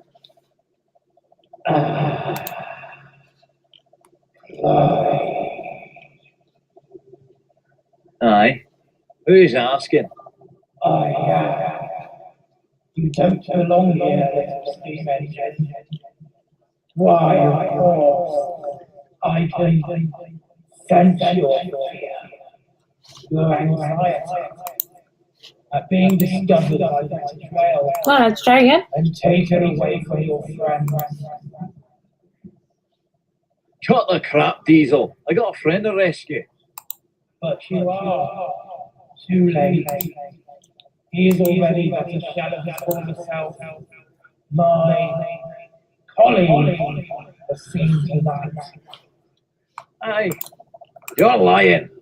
What possible reason would I have to lie? No, it can't be deed. Everyone's relying on me to rescue him. And what will they think of you if you were to return without him? They will shun you, they will.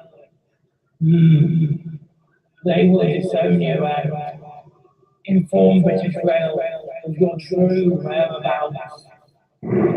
No! No! Easier to stay here and let him feed. Clyde, don't listen to it. Think good thoughts. Dave is still alive.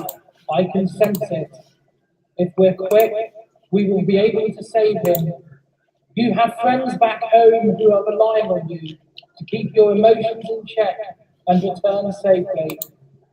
Come on. But Clyde was far too terrified of what the diesel was implying to concentrate. And suddenly, through this lack of concentration, he changed back into his original diesel form without thinking about it. The demon recoiled. What is this witchcraft? What have you done? What are you? The shape-shifting. Clyde, confuse it.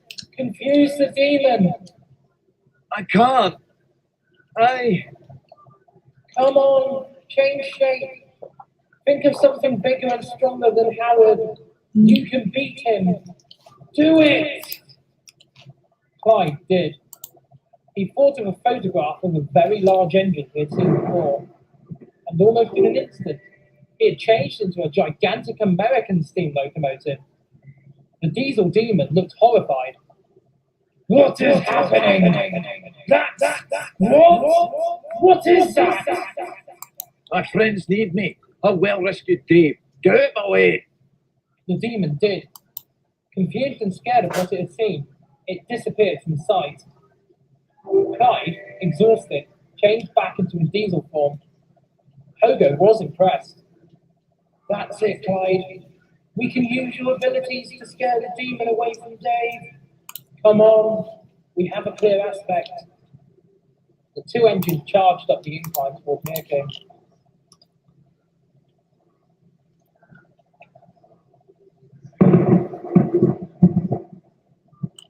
When they arrived, Clyde breathed hard with fear.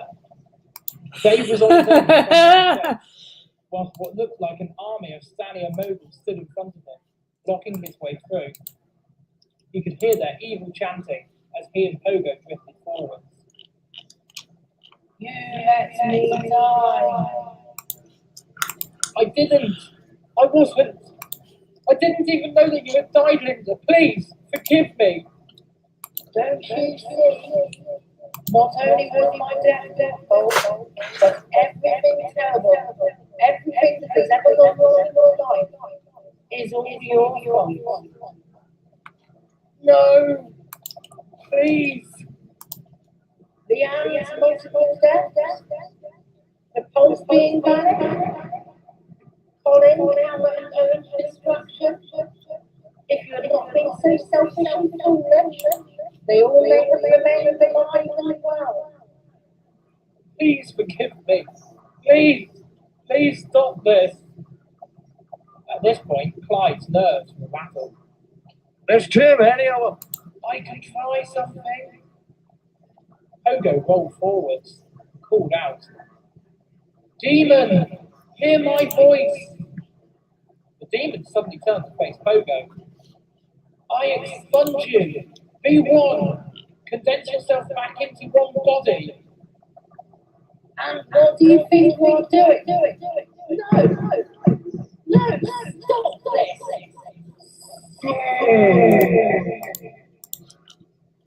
Whatever Pogo was doing was working. The multiple demons disappeared, leaving only one, the prime demon, in sight. Clyde! Clyde knew what to do. He transformed once again into a gigantic American engine and started forwards. Be gone, demon! Leave him alone! But she laughed. I know about the pathetic transformation of his life, but it isn't you. I'm not frightened of you. It fell down.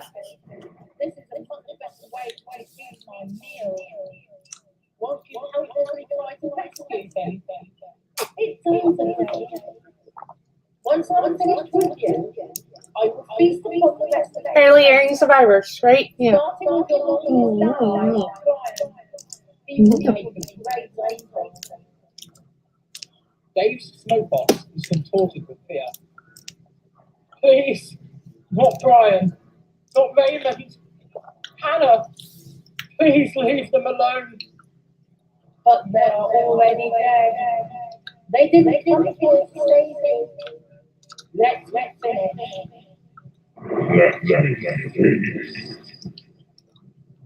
Dave began to weep as the demon advanced, but Clyde suddenly had an idea. If he couldn't scare the demon, maybe Dave could. He rolled up alongside, transforming into a standard 4-tank engine. Brian. Dave, it's me. Brian, I'm here. The demon paused as Clyde spoke in Brian's voice. Pogo, watching from the sidelines, suddenly encouraged him. Yes, Clyde, bring back Dave's positive emotions. Lift him up, and he can send her back. Clyde obliged. You are my best friend, Dave. Willing you to fight this Locked into the back. Life would be the same without you, mate. Fight her. Think about all the good times we've had. Think about when you rescued me. Dave did. Another bathroom. Girls' bathroom. Who he could hold a decent conversation with. Who was one of his best friends. Dude. They had been there for each other for years. And now, he wanted more than ever to do him proud. The demon recoiled in horror as Dave smiled. Keep going, Clyde. You're doing it. Clyde changed again into another familiar friend. Dave? Raymond! We're all thinking about you right now, Dave. We're willing you on. I want you to remember that, despite being a diesel, I care. Would I have come after you and rescued you from Leanne the first time if I didn't care about you? Would I have helped you out on so many sticky situations if I had not been there as one of your best friends? We've been through a lot together, and there's plenty more good times to be had when you finish her off and come back to us. Go, Dave, go! The demon form of Linda recoiled even further as good thoughts about his friends flooded back into Dave's mind. Clyde knew one last thing he had to do. Dave, my love, I am with you in spirit. I am waiting for you to come back. Come back to me, Dave. I love you. This was all Dave needed to see and hear. With a great effort, the big green engine shouted out, I love you too, Hannah. I'm going to come back. I've got too much to lose. I don't need to be afraid or scared anymore. You! He shot an accusationary look at the Linda demon, who was in abject shock. You are not Linda. You never will be. The Linda I knew would never torment me like this. She was a lot of things, but evil, vindictive, and heartless is something she would never be. Get out of my head. Get out of my body. I don't regret anything, and I don't need reminding of the bad times in my past. The future is beautiful. Get out. Get out! The thing had backed far enough away for Dave to feel normal again. Consumed with the anger of realizing what the demon had been doing to him, he charged towards it, screaming, You will not take me, and you will never take my friends and family away from me again. Dark away forever! As he approached the demon, it suddenly disappeared, screeching as it evaporated. Pogo suddenly rushed in. Come on, while it is weakened, let's get out of here. I'll use my energy to close off this universe for good. It's no longer attached to you, Dave. Where? Well done, both of you. Now, let's go. Pogo dragged the two engines out of the universe in a bright flash, leaving the alt quiet and unmoving.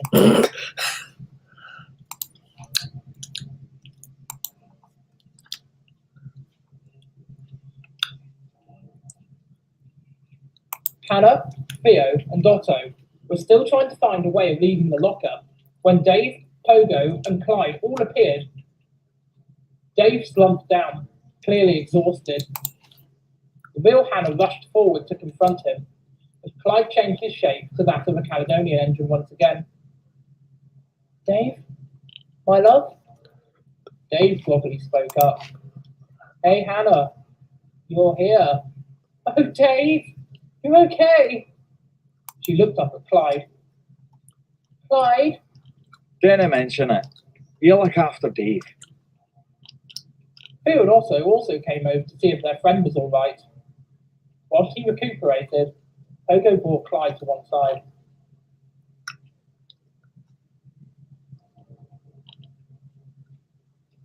Well done, Clyde. I knew that you could do it. Thanks. I couldn't let that thing get him. Indeed, indeed. Now, Clyde, I have finally detected that the reason that you are shapeshifting is that there is an imbalance of tau particles making up your molecular structure. Aye. I can take these particles away from you once I send you home, so that you stop shapeshifting once and for all. But you will be trapped in one shape forever once I do this. Now, I can send you back in your original form, or you can select a shape you'd like to remain in. I shall leave this decision up to you for now. When Dave is recovered, I shall send you all home. Have a think and let me know your decision. Pogo drifted away as Clyde returned to his friends. Once Dave was Pogo prepared them to go home. That dimension is now completely sealed from yours, so you should not encounter those monsters again. Right. Thanks, Pogo, for your help in rescuing me. A bit random, but hey-ho. I will continue to monitor you all from afar. Thank you, whatever you are, for saving him. Never mind. Not a problem, Hannah. And here, you two. Here's my calling card. If you ever need me for something, What the? scientific experiments. Hey, we're rising. Be warned. It better be for a damn good reason, though. Oh, wow. You signed it. Hopefully, you will never need it. I hope not, too. I've had enough of science now. The Tau Cannon can stay dead now for all I care. I just want to go back to shunting. Everybody laughed, except for Pogo. Be careful, you lot. I will be watching. Goodbye. Hannah, Dave, Theo, and Dotto reappeared outside of Carcass Smash Limited. Terrifying little Buzz, who ran away into the works looking terrified. Dave noticed something, though. Where's Clyde? I hope he didn't. But a few seconds later, an engine materialized nearby. Gone was Clyde the shapeshifter, and gone with Clyde to Class 37. In its place was a handsome-looking Caledonian engine. Clyde? Aye, it's me. Can you still shapeshift after all that? No, Pogo fixed me. I'm no longer Clyde the English electric diesel. I am now Clyde, the Cali railway engine, permanently. That's a relief. Yeah. All right. It is. But aren't you going to miss being a diesel? No, not at all. I've always loved steam engines. And besides, I no longer have to care about being Clyde the rail, do I? I feel much more comfortable being in this form, and I hope to make up for my past misdeeds and start afresh. Well, as you can't change shape anymore, I'm willing to accept your apology. Saying, it's a shame, it could have come in handy. No, it's more trouble than it's worth, boys. Now, morning, everyone. I bet the other engines are wondering what happened to us. They'll never believe us. Doesn't matter. If an engine can shapeshift, they damn well better believe in other dimensions. Morning, everyone. Let's go put their minds at ease and their own. Are you going to be all right after all this, Steve? Huh? Me? I'll always be fine. I've got my friends, and I've got my home. And that's all I really need.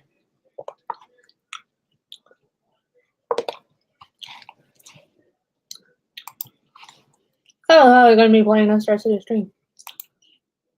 Mm.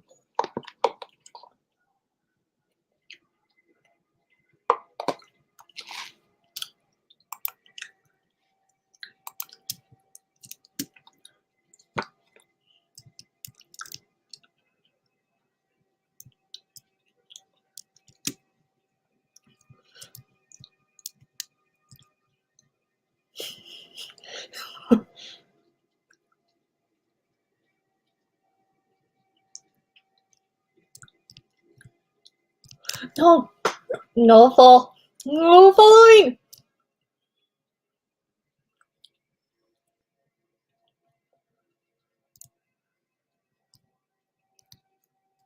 Come on.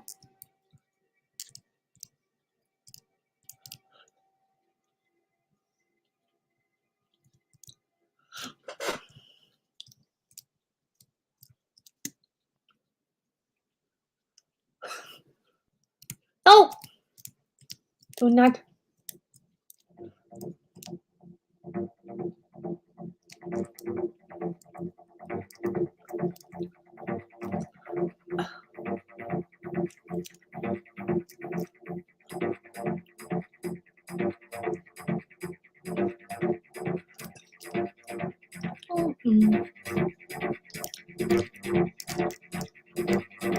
Yay!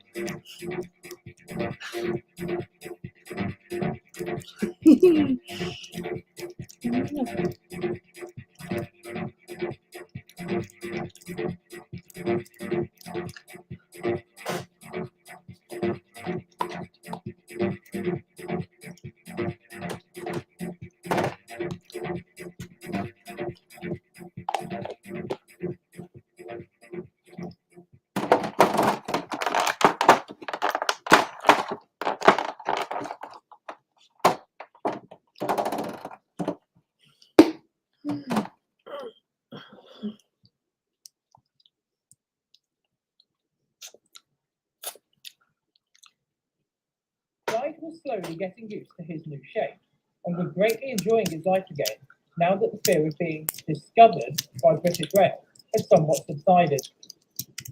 True, he still had to get used to the ins and outs of being in a significantly different body, but overall he was much happier now. Though he knew that Zeke would have ideally wished for him to have remained in a heavy goods engine guise, the design that he had eventually chosen had its merits too. Being a 460, Clyde had integrated himself into the duty roster alongside Dave, Hannah, and Della Tripp, despite his misgivings with the latter.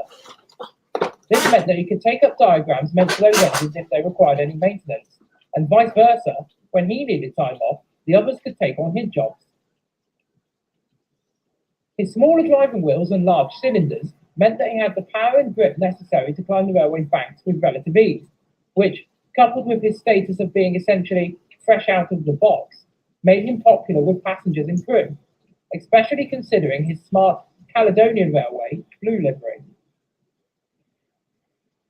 This, inevitably, caused some irritation to flare up between himself and Della Tripp, with the latter often struggling to climb the railway's hills with heavier trains due to his larger diameter wheels and significant mechanical wear. Clyde very much enjoyed reminding him of this whenever they crossed paths in the sheds, as happened one cold night at Meercoombe. Busy evening. Yes, Clyde, busy evening. No banker to help tonight. You shouldn't even need a banker. You only have what, 5 coaches, 6 tops? Is that really all you can handle? I'm not so young as you, and I'm having trouble steaming, as you very well know. Oh, I know, all right. You don't have to tell me twice. 20-minute delay last week just because we ran out of steam at Ugley. Again, tell me, Tripp, what useful purpose do you actually serving here? All you ever seem to do is plod along like an old tram and break down. Ever thought about, perhaps, not being a useless excuse for an engine? Della Tripp didn't respond. Well, perhaps you should be retired to the museum then. Let us young, strong engines take on the work. God knows, we're better at it than you are. Passengers don't even seem so keen on you nowadays. Your trains always seem to be empty. Makes you wonder why you struggle so often. Again, Tripp remained silent, determined not to be goaded into an argument once again. Clyde smugly pressed on. I, on the other hand, am always getting compliments about my performance. The crews love it. They know they are getting a quality, reliable, and powerful steam engine when they take me out. Perhaps Theo and Otto should rebuild their gunpowder and use it on you. Make you a better engine now. Give it a rest, Clyde. I'm really not in the mood for your rubbish this evening. Well, I'm not really in the mood for your unreliability, but here we are. I simply cannot believe how many complaints I hear about you, from the crews and the other engines alike. Absolutely astounding. I have literally no idea why Zeke keeps you around, you know. And one driver's even told me that he never, ever wants to take you out on the turn again. He hated everything about you, you know. Now, I'm only being honest and giving you a fair warning, but I reckon... Hey, where do you think you're going? Away from you. Well, that's one way to get the sheds to myself for a bet.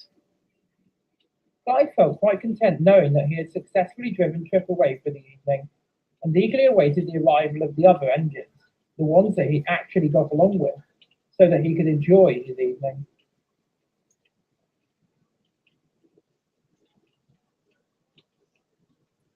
The next morning, Clyde awoke bright and early, having had an excellent night's sleep and an evening full of banter with his friends.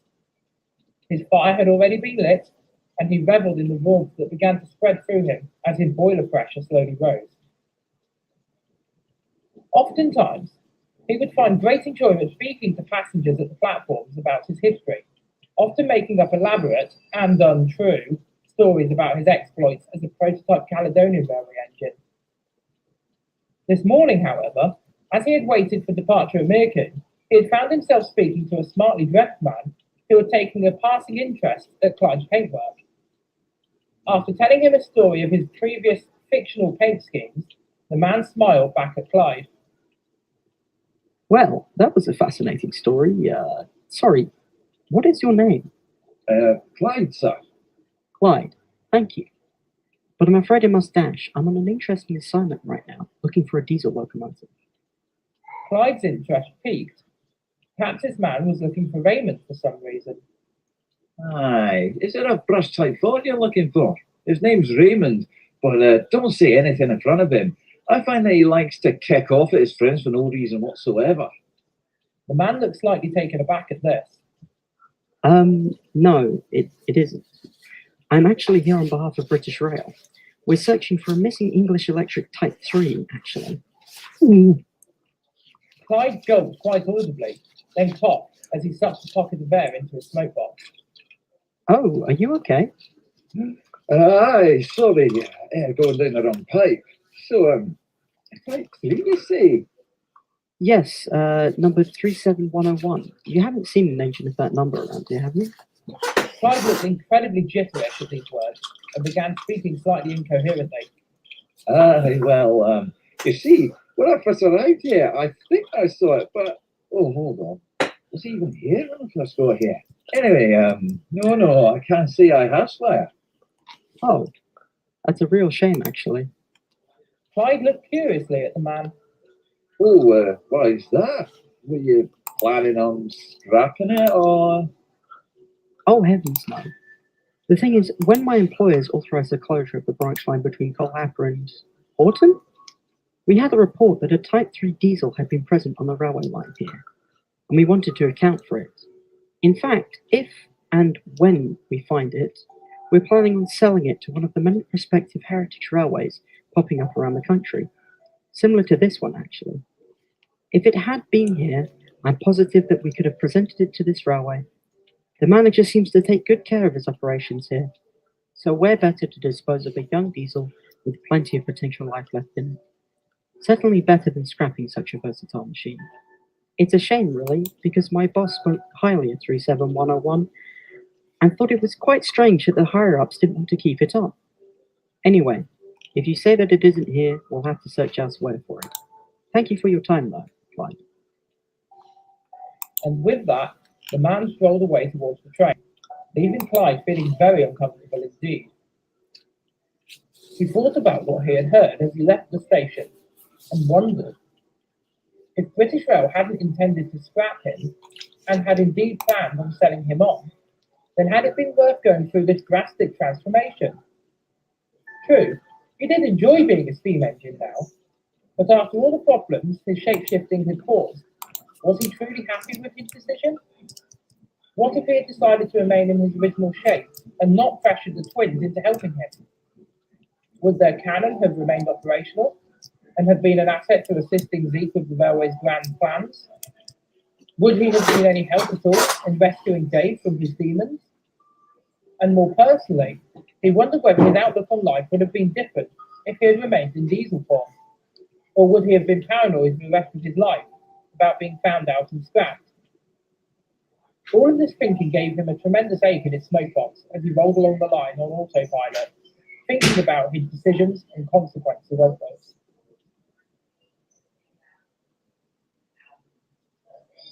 Clyde was still feeling conflicted later that evening when he rolled into Colhapper shed, hoping for some time alone so that he could wrap up his thoughts and try to make sense of things. Unfortunately, the relative peace did not remain for long. Half an hour went past, and the sound of approaching steam engines brought Clyde out of his daze. Rolling towards him was Eustace and 257 Squadron, both of them looking quite menacing as they glided towards him. Still feeling slightly absent-minded, Clyde wondered what was up with them and called out as they approached. All right, lads. What's up? 257 grimaced at him, making him recoil slightly.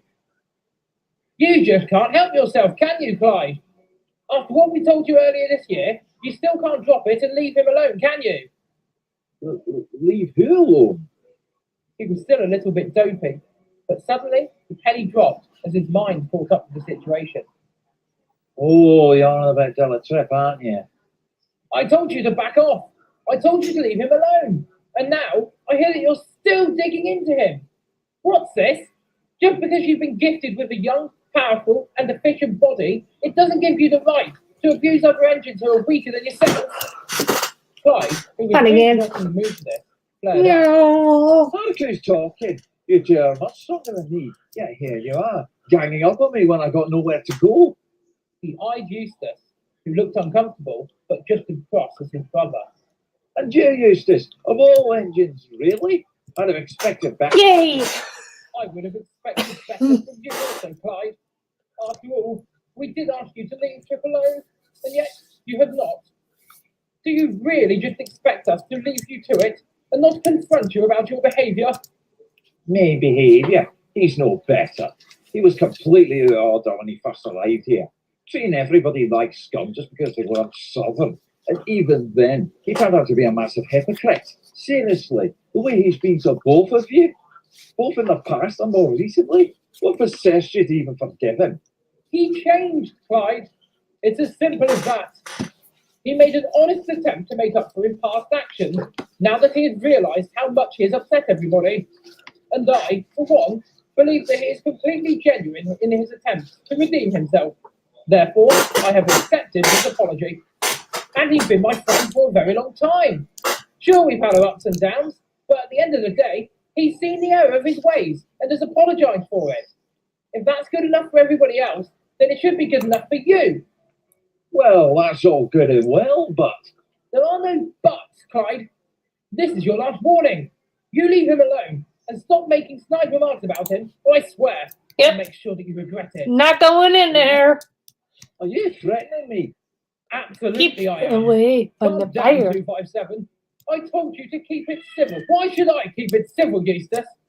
Trip doesn't need to be being reminded that he struggles to climb hills and hauls the heavier trains.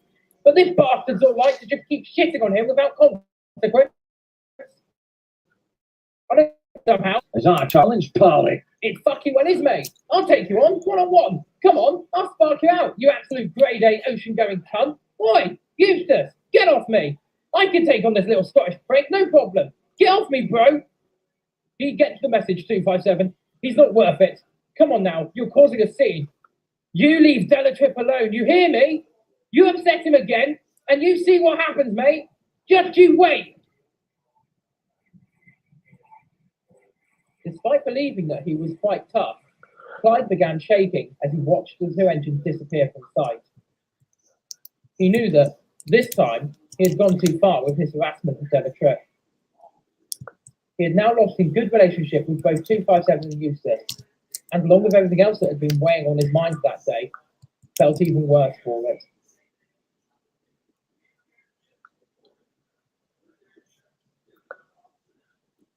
Zeke had been largely oblivious to all of these goings-on among the engines. Yeah, boy! Such as planning the extension beyond Kohlhaffer, and more importantly, looking into the motive power requirements of the line going forward into the next year. This brought him down to the museum a few days after 257 and Eustace's confrontation with Clyde, intending to speak with some of the engines inside regarding his ambitious plans. The first engine he approached was Colossus, who had been slumbering quietly with a soft snore. Colossus? Colossus awoke with a small start. Sorry, Colossus. Oh, good morning, Zeke. How can I help you? I haven't seen you for a while. Sorry about that. It's been incredibly busy trying to arrange an investigation of Kohlhaffer Tunnel. We can't do any work to it until a proper inspection by a civil engineer has been completed. I assume it's proving difficult to arrange then. Well, yeah. The amount of hoops that I'm expected to jump through now is horrendous. It's health and safety gone mad. But anyway, Colossus, I'm here to give you and the others a bit of news. At this point, Eddie and Turbo both stirred, having heard the. Oh, here we go. Did you say you have some news for us, sir?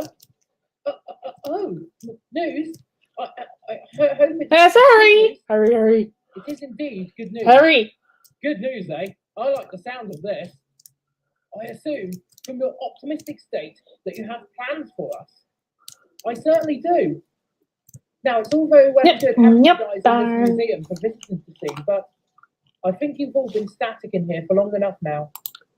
How would you three feel if I brought you out of the museum and into Caracas Smash Limited so that we can restore you all to operational condition? The three engines had different reactions to this. Eddie looked incredibly enthusiastic. You mean I can finally come out of the godforsaken museum and work again? See everyone? Interact with the outside world? Yes, indeed, Eddie. In fact, I could really use an engine of your size now that Ed and Sid are out on their holidays to other heritage railways. Absolutely fantastic. Thank you, sir. I can't wait. You won't regret it. I doubt that I would.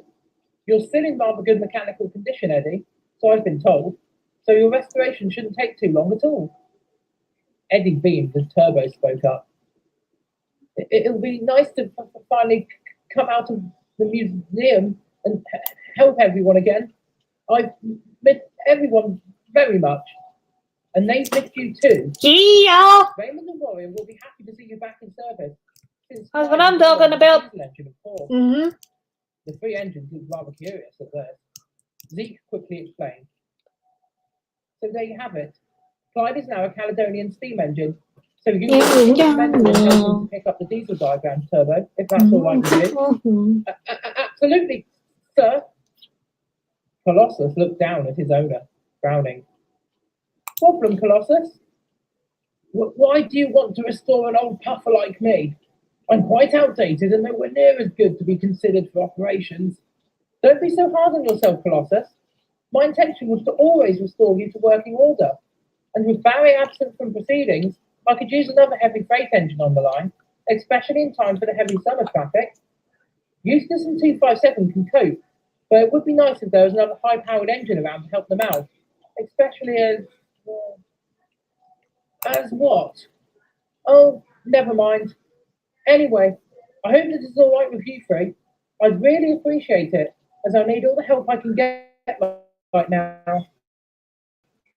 I've still got to speak to a couple of the other engines in here, as they're to be restored as well in accordance with their owners' wishes. Zeke looked past his engine towards the back of the museum, where a few other privately owned engines stood, snoozing. Eddie brought him back. So, sir, I do have one question. Yes? Well, if we're all coming out, and some of those other engines are coming out, who's coming into the museum to replace us? I am not in a bad mood, you ungrateful bastard! Fuck off! Bad time? Sorry, Zeke. It's her time of the month. You mean? Yeah, her ash pan needs cleaning. I understand. I'll pop back later. So, Hannah, I've come here today to speak to you about something important. And you too, Brian. Yeah? What's up, sir? Well, I've been going through some paperwork and have been closely liaising with Mr. Smash regarding maintenance records. And it's been found that both of you are drawing very close to the expiration of your current boiler certificates, which means withdrawal. Oh no, sir! I've only just had boiler work done, and I still feel fine, sir. Honestly, there's no need to withdraw me just yet.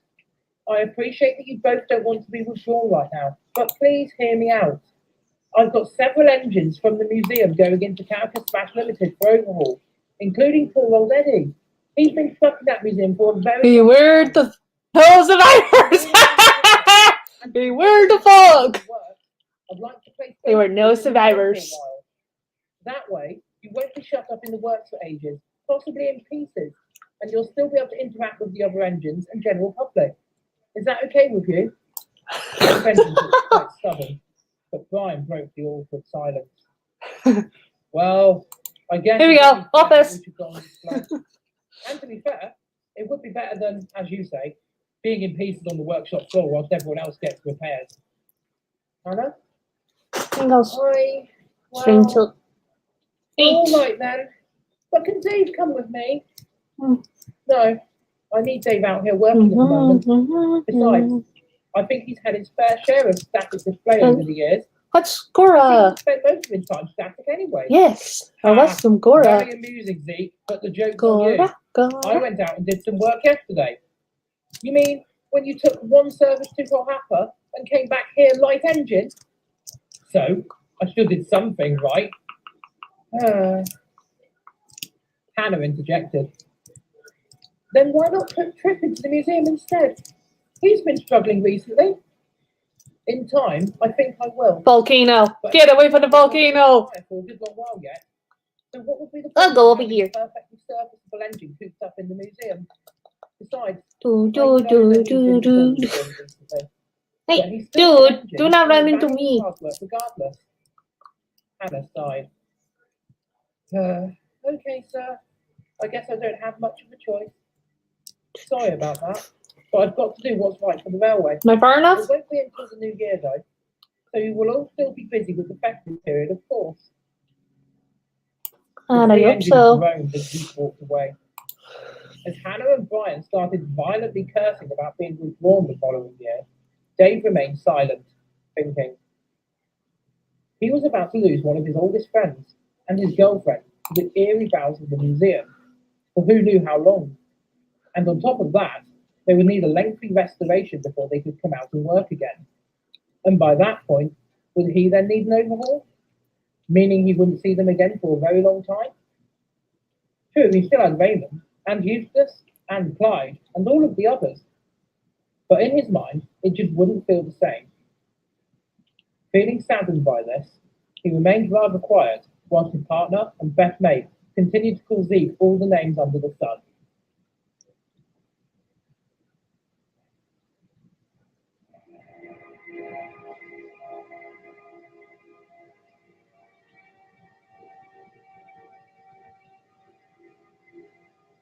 Yes!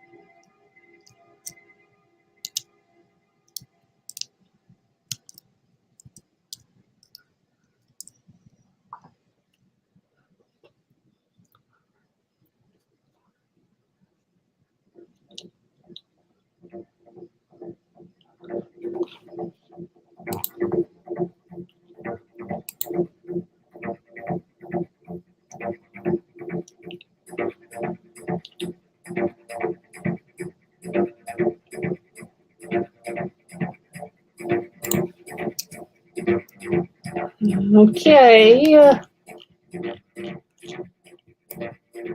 Yep. Get away from tornado! There goes my hair. Get away!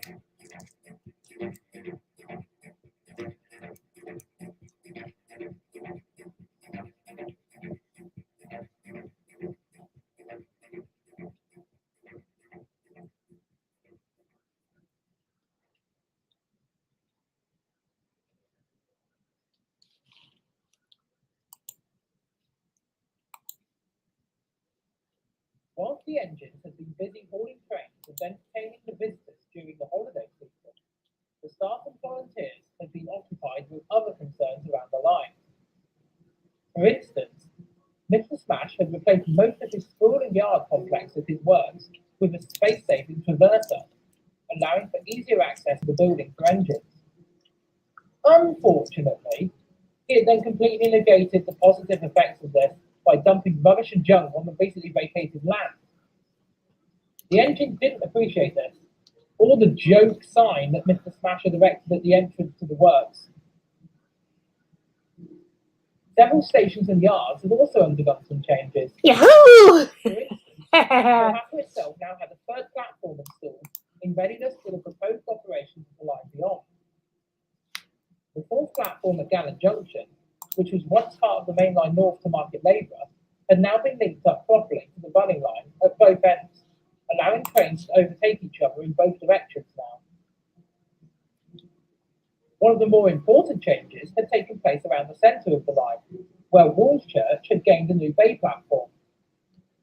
Goose happily boasted about this in the sheds one evening, having been instrumental in helping the DRPS to build it. I can't believe they've built an entire platform just for me at Wolves Church.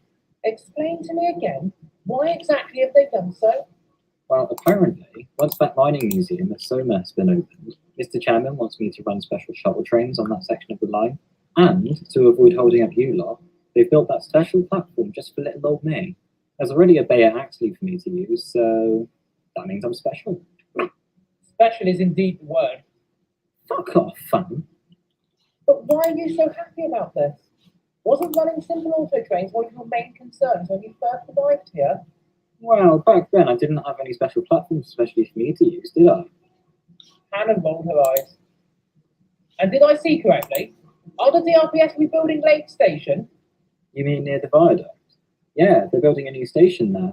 Was there one there before then? Years ago, before the line was doubled, there used to be a little halt there for the hamlet of Lake. Not sure what possessed them to rebuild it though. It'll probably be for the heritage appeal, I'd imagine. Besides, I heard that it's because of one of the society members lived there and didn't like having to walk all the way to Woolchurch every day to get to work. Lazy sod. Oh well, I'm not complaining. Chairman reckons there's more stuff for me to do now, all with the new extension work too. Rumour has it that I'll be operating that new section of Line 2 at first, and I have plenty to do. How are you supposed to work two separate services at the same time? So is me. But I'll do it. Unlike you, I enjoy working. I enjoy working too, when you feel like it. Hang on a minute. You're supposed to be on my side. Well, you are a bit lazy. Is that how everyone sees me? Lazy? Yeah. Absolutely.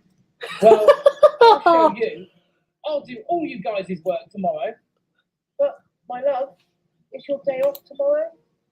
Oh, yeah, it is. I guess I'll have to do it the day after that then. Or the day after that. Yeah.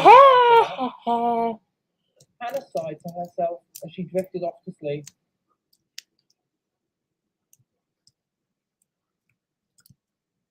Early the I'm armless! Goose was awoken with a start by the sound of a familiar voice.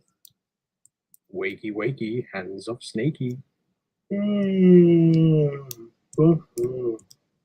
on, Goose. I've got a special for you this morning. Oh, a special job? What be the haps then? You will find out in a while. Meet me at the station with your auto coach when you're up to pressure, please. Mr. Chairman wandered away as Goose wondered what his special job would be. Would he be deputising an excursion? Would he perhaps be working at the quarry with the twins today? Thoughts bubbled around his smoke box as steam slowly generated within him. An hour later, Goose was ready, and after collecting one of his auto coaches, he made his way into the station, stopping in the main platform, where he saw Mr. Chairman waiting. But he wasn't alone. With him stood a group of people, including, among others, Mr. Smash, Zeke Dark, and Mr. Dark himself. Goose recognised some of the other people as Dark Railway Preservation Society members. Hurry! One man stood out. He had never seen him before. Why's that Before hurrying? he could start interrogating them, however, the group made their way into Goose's coach. Mr. Chairman came up to him. Right, Goose. This is a very important job for you, and I hope you will appreciate just how important it is. Oh, yes, sir. Where are we going? What are we doing? We are going to the tunnel. Goose didn't immediately understand. Then he realised. Hang on. We're going to the tunnel just up the line. Yes, indeed. Today we're going to be inspecting the tunnel to make sure it is safe to relay the track in our bid to extend to Belgrave Station just beyond it. I thought you'd quite like this task. as it's especially suited. But, oh, not again, sir. It's such a short distance. Why couldn't you guys have walked? Or got a bus? Or driven? Why would we do that when we can write off the expenses by using our own railway line? So, you got me up early and bulled me up for something amazing, only to be your free taxi driver for the morning. Well, when you put it like that, pretty much, yeah. Besides, by doing this for us, you'll be the first engine to know how feasible this first hurdle of our extension will be. Great. Come now, Goose, don't be so ungrateful. I'm not ungrateful. It's just, you know, thought it'd be more important and... Yay! Mr. Chairman looked at his watch. Well, looks like we are ready. So whenever you are ready, can you take us up to the tunnel entrance, please? Yeah, sure thing.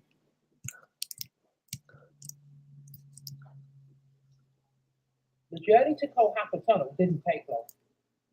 Goose sighed to himself as he passed through Colhapper West Pole. Best office. Here we go. Before arriving in the cutting just before the tunnel entrance.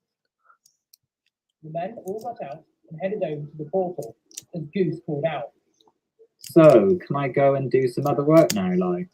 No, Goose. You have been authorized to stay here until we are done. How long could that take? Well, it depends on what we find, really. Could be an hour, could be a couple. But the men had walked out of earshot before Goose could continue. He stood where he was and began complaining loudly to his driver and fireman, who were just as exasperated as he was about this tedious task. Zeke soon introduced his colleagues and the society members to the mystery man who had been travelling with them. Gentlemen, this is Mr. Richardson. He is a qualified structural engineer who is here with us today to help identify any issues we may have with Colhapper Tunnel. I understand that you have already had some information for us, Mr. Richardson. Yes, I do. Now, I have been liaising with British Rail on the Dark Railway's behalf, and I have unearthed some information which is of significant importance. Firstly, we can forget about using the down portal of the tunnel, not only because British Rail have not signed that particular tunnel over to the company, but because there is major structural damage inside. Part of the tunnel has previously collapsed, and there is significant water damage on the tunnel flow within the portal. Hence why British Rail bricked it up in the first place. The group sighed. Some of them have been prepared for this. However, the former up portal is, so I'm told, still in relatively good condition, and I have been assured that it should still be safe to use. However, we do need to have a visual inspection of the entire tunnel, seeing as it has been out of use for several years now. I would like to ask all of you to please accompany me through the tunnel to help look for specific areas, such as the condition of the tunnel floor, look for any water or ground damage, analyze the structural integrity of the tunnel walls, and so on and so forth. But is it safe for us to do so? It's not going to collapse on us, is it? Mr. Dark had thought back to when Gasworks Tunnel had collapsed all those years ago and was, understandably, slightly nervous. Incredibly unlikely. My colleagues informed me that the tunnel was in a good state of repair before the railway line through it closed. This is more of a cursory look to identify if there has been any decay in this since it was last inspected. Do not worry, Nathaniel. I assure you we will be safe in there. With that, the group cautiously made their way into the dark depths of the tunnel, some being apprehensive, some being optimistic, and others simply being prepared to do some good on that cold day.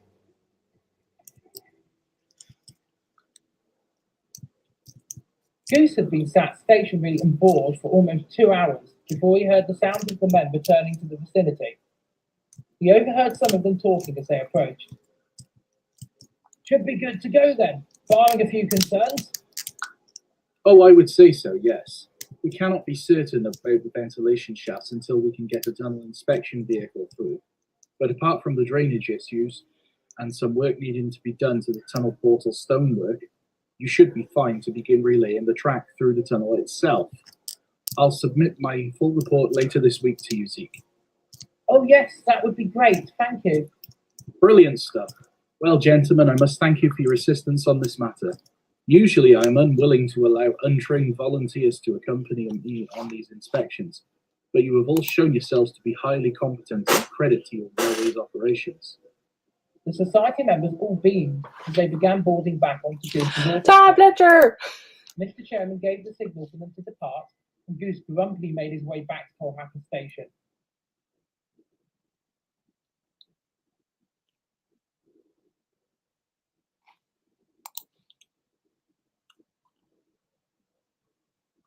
On their arrival back at the station, the men began to disperse, with Hannah already waiting in the other platform, ready to haul the next train up the line to Mirku. Mr. Chairman strode up to Goose, who still looked a bit cross. Well, Goose, it would appear that we are going to get the go-ahead to relay the track through the tunnel. It will take some time, but if the society continue their excellent work, we should be out of the other end of the tunnel by mid-February. Hannah, who had been eavesdropping, smiled. That's amazing news, Mr. Chairman. I'll go and let everyone else know all about it. They will be happy to know that the extension has been given the full go-ahead. Wait, hang on a minute. But before Goose could complain any further, Hannah steamed away. Goose groaned. I was supposed to be the one who told everyone about the results of the inspection, sir. And now she's going to go blab to everyone before I can? What's the dealio? Sorry, Goose. I didn't realize it meant that much to you. I was supposed to be the first engine to know. Well, I can't help who's eavesdropping at stations. We could have waited until she had left and we were alone. Again, I apologize. On the plus side, you can go and tell Dave all about it, right? You'll be the first to let him know and cheer him up. You need water anyway, I imagine. It's not the same, though. I wanted to be first. He sulkily reversed out of the platform and back into the shed. Upset, they would not be the ones to tell all of the others about the important tunnel inspection.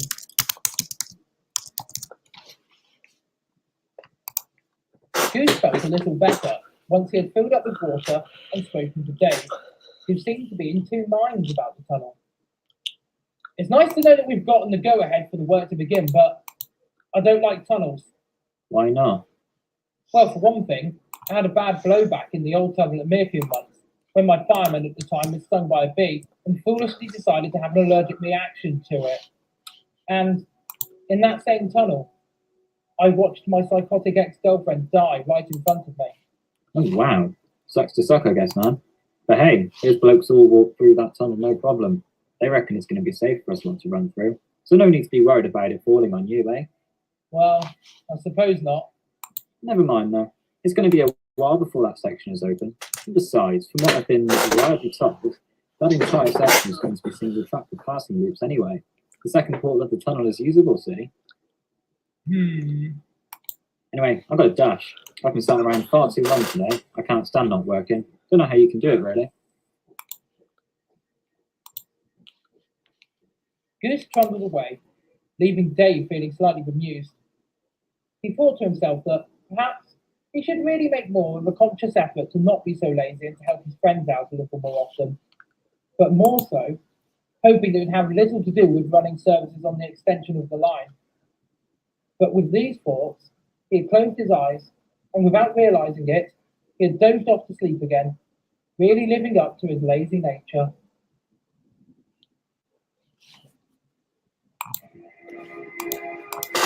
Hey! I got my body back. My arm is back. Yay.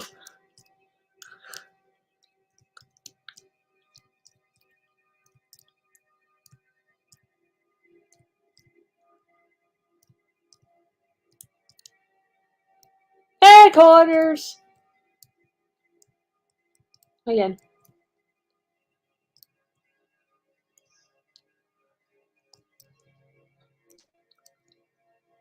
Bouncy, bouncy, bouncy.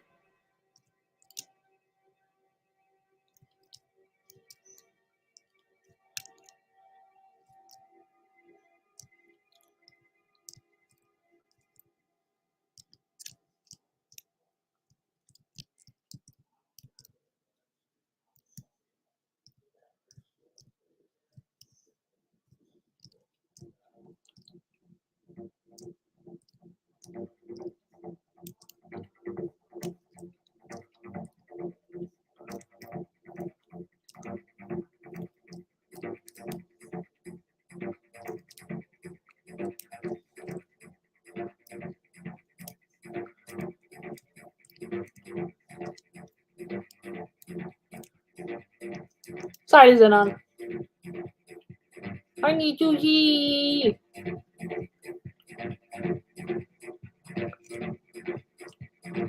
Okay.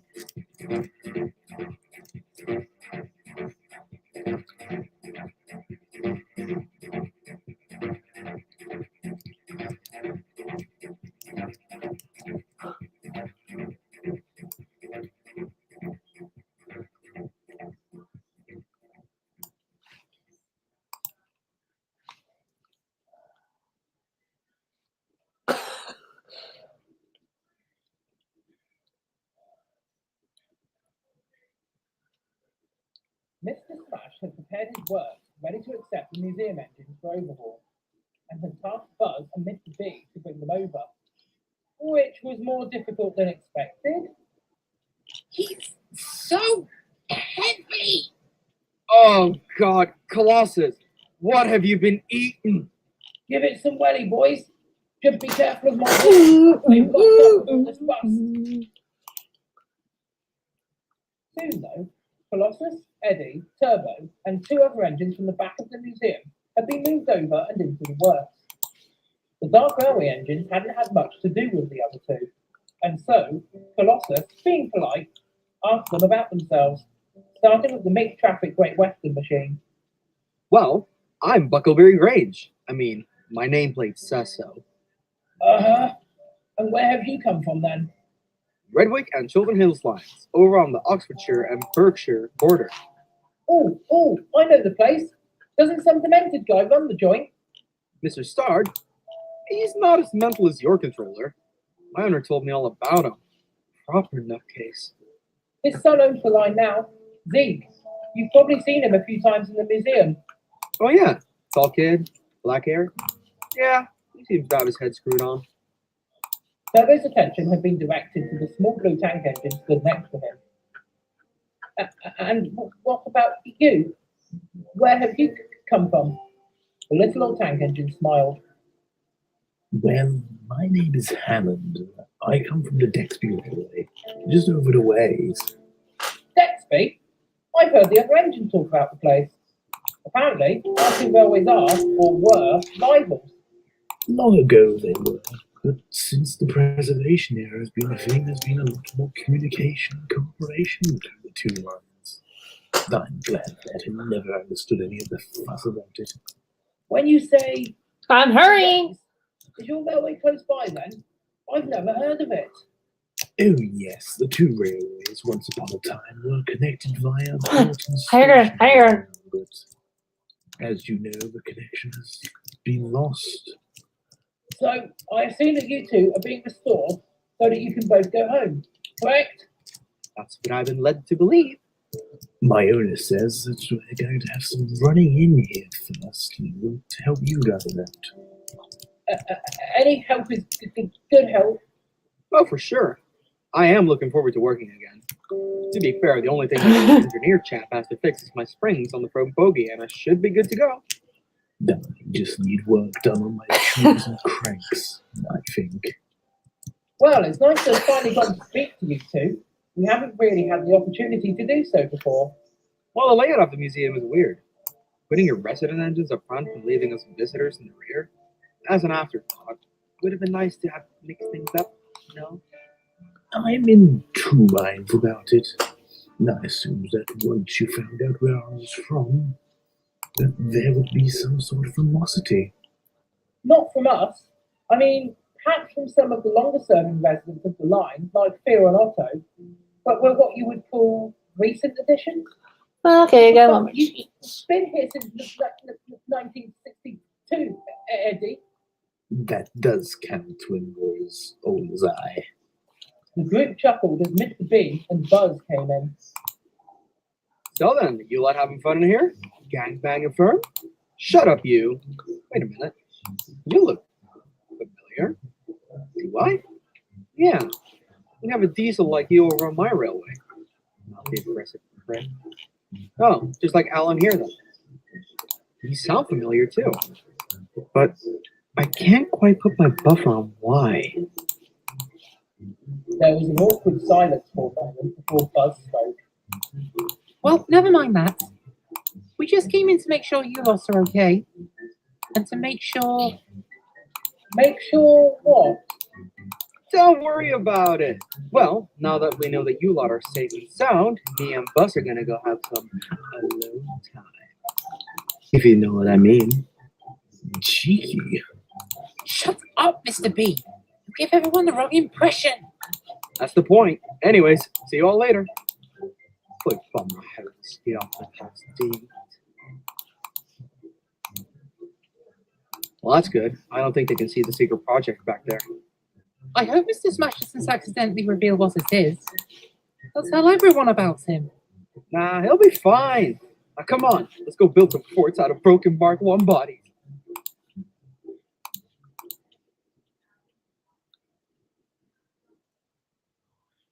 Whilst work continues on the railway's main extension, 2 other major construction projects were beginning to wrap up too. Not only was Lake's brand new halt almost ready to open for public service, but so was Soma's mining museum. Goose, who had been overseeing construction at Lake, decided to check up on progress at Soma and sort out the twin tank engines one afternoon while bored. So, how's the quarry looking, fellas? I think we're almost ready for a soft reopening, you know. Zeke has been really helpful with allocating funds for the work to be done. And, well, what work exactly has to be done? Couldn't you have just reopened the entire site as it was? Not exactly. The main draw of the mining museum is that the general public will be able to visit the underground mine shafts. We have to be very careful that guests are going to be safe in those mines. So new walkways, lighting equipment, and ventilation procedures have had to be put in place to make it safe for them. Man, that does sound interesting. If only we could go down into those mines. I know, it sounds fascinating, doesn't it? But never mind, eh? We steam engines, anyway, wouldn't do so well in a mine shaft. Oh yeah, all the smoke as well. Well, I'm happy to hear the quarry's nearly ready. Lake Station is due to reopen soon, and I reckon that with all the hard work I've been doing there, that I'll be running the inaugural reopening train. Quite possible. I overheard Mr. Chairman say that you'll be perfect for the Y-shaped shuttles. Y-shaped shuttles? You'll be running an out-and-back service between Woolchurch and Soma via Axley, where you can change direction. Think of the service you're running as being in a Y-shape, with Woolchurch and Soma being at the top of the Y and Axley being at the bottom of it. Oh, I understand. Well, if that's the case, I guess I'll reopen the mining museum at the same time then. That'll be swell. It gives me a decent run rather than just up and down the Soma branch then. Indeed it does. If only we could book passenger trains as often as you do. All right. We're Have to get off of this. most of the time. We never get any limelight. Anyway, come on, Otto. We must get these trucks in order for Warrior. With that, the 2 tank engines slowly puffed away back up the hill. Goose watched them go, feeling slightly bad for them, not getting to pull passenger trains very often. But then, he had an idea, and went off to find the appropriate authority at once.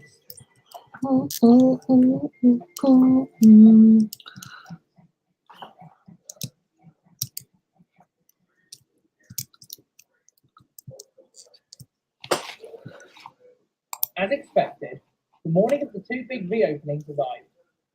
Theo and Otto, who had assumed they would simply be advising guests and completing demonstration tasks at Soma, were planning on having a sleep-in up at the quarry.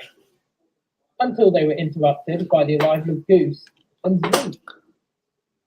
Good morning, sleepyhead. What time do you call this? Surely we don't have to get up yet. Oh, yes, you do. Why? We're only shunting and speaking to visitors today, aren't we? Not quite. Myself and the other managers have had a chat, and we all agree that you 2 should really be hauling the inaugural trains today. But how come? You 2 are the oldest residents of the line. You have lived here all your lives, and you've seen a lot of things change on the railway. Therefore, we thought it fitting that you 2 should get a chance to enter the limelight and board the very first train for Lake's reopening ceremony and to the grand reopening of the mining museum up here. So get up, get ready, and enjoy your day. Goose has offered to do some demonstration shunting here for you, and he's already got you some coaches ready down at Axley. Wow, really? Thank you, Zeke. That's really nice of you to think of us. It's not a problem. I should have thought about it before, but Goose here made the suggestion, and it just made more sense.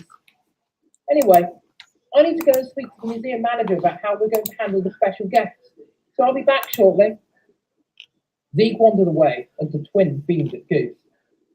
Thank you, Goose. You didn't have to give up your place holding the first train just for us. I consider it like that, innit? But seriously, you two should have your chance to haul passenger trains again.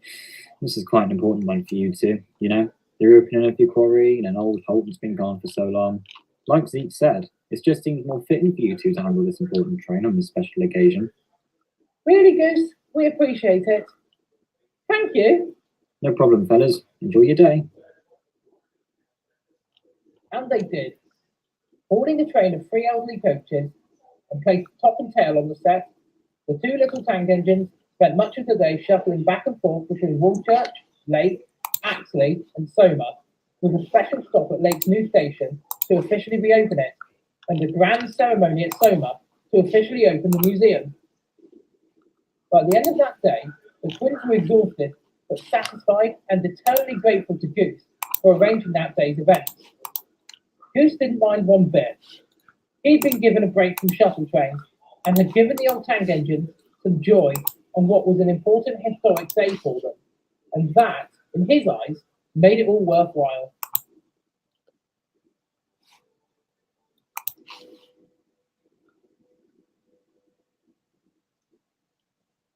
One lovely morning, Oh, fucking hell. Andy was having problems. His My hydraulics are shot. transmission was playing him up badly. Sorry to intrude, but are you all right there, Andy? You sound rough. Not really, my dude. Ever since I became a steam engine, somehow, I've been having to do his shitty jobs. Chairman reckons that once that English Electric Type 4 comes out of the works, I'll be relieved of Clyde's old jobs. But for now, it's giving me major exhaustion, man. Oh, I'm sorry to hear it. I understand that they are diesel diagrams that you're doing, right? Yeah, that's correct, mate. Yay! It's a shame. I'd help out if I could, but Don't worry about it, Trev. I know you've been going through the wars recently, what with your own mechanical problems and the constant barrage of abuse you've been getting. well, actually, that seems to have died down somewhat. The teasing, I mean. Oh yeah, really? I think 257 might have something to do with it, though. Clyde won't go anywhere near us, nor Eustace. Perhaps they've told him to cut it out. I know when I spoke to Clyde last, he seemed rather subdued and overworked. Just like all of us, really, I suppose. Things certainly have stepped up recently. What was the track Hi, there at Free. the other end of the line? Free. The diesel shuttle I am had a free. hard time with it too. If only there was a way we could all have a rest, you diesels included. Oh well, I've got a few ideas. Maybe we should poison their water supply, or get someone to derail at one of the bridges and knock it down on the way over the edge, or brutally murder some coaches. Delatrip looked quite shocked at these suggestions, but Andy just laughed. I'm only joking, mate. Anyway, I don't suppose this train's going to pull itself. Leave it to me. But aren't you supposed to be having work done to your firebox later? Yeah, but you look genuinely knackered, Andy. I know it's a diesel diagram, but I'll take it anyway. You get rested up. Andy looked quite surprised at this, and Delatrip slowly rolled away. He hadn't had much to do with him since he arrived, but he had certainly heard the rumours. But from his own interactions, Trip didn't seem like a bad guy at all. Offering to take his train whilst he was feeling unwell, and being genuine about it to boot, that was a kind thing to do. Perhaps Trip really had been bad when he arrived, but he certainly seemed to have changed his ways in the interim. This made Andy question why Clyde, of all engines, still had such a negative attitude towards Trip when, as far as he could tell, Clyde could be just as bad with his attitude sometimes. Andy thought more about this as his driver began to check him over to see what was wrong with him.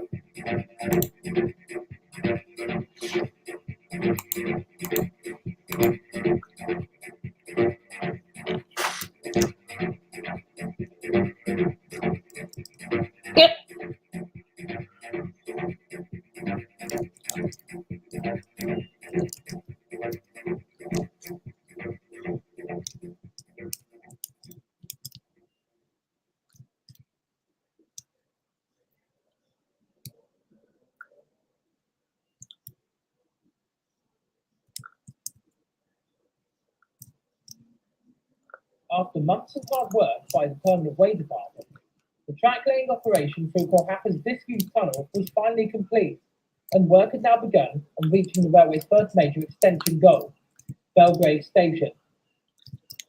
Though there was still a fair few outstanding jobs to complete before revenue-earning trains could begin running through it, the fact that the tunnel now had track again was a great relief to the engines and staff on the railway.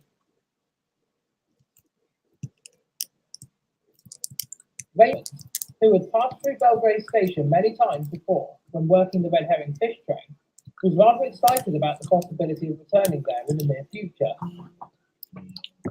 It's a really lovely little station, you know. The whole area that it sits in reminds me very much of the old Great Central Main Line around Loughborough. It's a shame I couldn't have seen Belgrave in its heyday. Passenger services have been withdrawn from there by the time I started working down to the docks on that line. I'm sure that the volunteers will do their utmost to restore it to its former glory, Raymond. From what I've heard, it's actually a pretty nice place, set deep within a cutting with a Long Island platform. A bit like Manston Fall, I guess. Yeah, and a pretty substantial village on either side, so my driver said. Tell you what, though, it would be nice to be able to escape the confines of the Dark Railway in general. You know, once the track laying reaches Barbourne. Why? Do you want to get away from the line or something, Raymond? Huh? No. I mean, just a change of scenery, you know? Not getting away from the line. You guys know how grateful I am to live here. Imagine if I still worked on the main line and had been bought by British Railways all those years ago. I might not ever have met you guys. Heck, I might not even have been built. Raymond lapsed into his thoughts, remembering how awkward things had been with the whole time travel situation that he had encountered all those years ago. Brian brought him back. So anyway, what else lies beyond Belgrave anyway? I've never had the pleasure of exploring that old section of line. Well, as far as I can remember, there's 2 more stations before reaching the docks and the main line connection, and there's a very steep hill in a rocky cutting, and oh, the most beautiful place I've ever seen. The River Hitchin. The railway runs right over it on embankments, and seriously, guys, you're going to love it. Raymond continued to reminisce, and Dave frowned. Well, I'm going to have to take a pass on all of that. How come? Tunnel. You're not seriously suggesting that you'll stay on this side forever and never go and visit anywhere else just because of the tunnel, are you? I don't know. Maybe. I'm just so frightened of them after, you know, what happened with her. Maybe I should just face my fear and try and go through it. That's the spirit. Speaking of spirit, anyone fancy a drink? I've got booze. Brian, yeah, it's 8:30 in the morning, and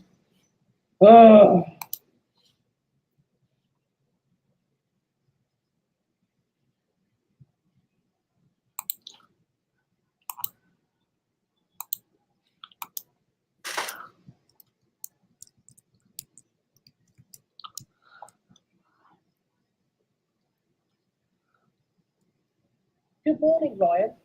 Hello, sir. You don't look so good. I'm fine, sir. It's just, I'm kind of fed up working with the DRPF down here now. I'd like to come back to Mirkin, sir, especially now that Mr. B is working again. Yes, that should be fine, Ryan. To be honest, I completely forgot that I'd loaned you out to Mr. Chairman in the society. But yes, we can certainly arrange for you to come back up to Mirkin. However, I would like to ask you to do me a favour first. Ryan looked intrigued. Sir? Okay, so I asked both Alan and Mr. B, and they both claim they're far too busy to help me on this one. Sounds a bit sus. Basically, we need to carry out a final inspection of Colhapper Tunnel, and I need an engine to accompany us with an inspection vehicle so that we can check the ventilation shafts up in the roof. Please, we know it's not exactly a glamorous task, but sure thing, I'll do it, mate. Give me a change from hanging around here in the yard. Oh, really? Yeah, no problem. Thank you, Ryan. That's actually really helpful. The sooner we can get this inspection done, the sooner we can move on to getting Belgrave Station finished. I'll go collect the inspection truck then. Where is it? Oh, it's up at Mr. Smash's works. He just had to clean it a little. It hasn't been used for a long time, so... Okay, sir. I'll be back soon.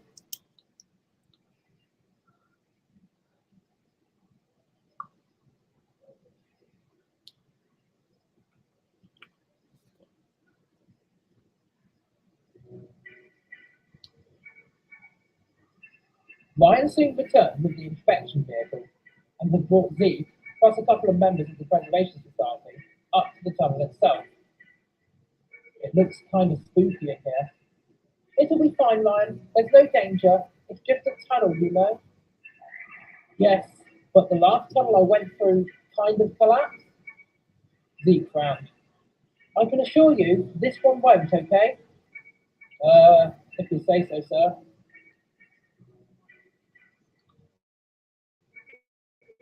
Ryan slowly made his way into the darkness and couldn't help feeling insecure as the men set about their work. He could fully understand why Mr. B and Alan had preferred not to do this duty. It was creepy, dark, and way too quiet, save for the sound of his engine idling and the society members clambering around, using various tools to check for various vents and structures within the tunnel's depths. After what felt like an eternity, Ryan finally saw daylight ahead. Once Zeke had informed them that their work was done, Ryan felt a wave of relief as he rolled towards the light and back out into the open.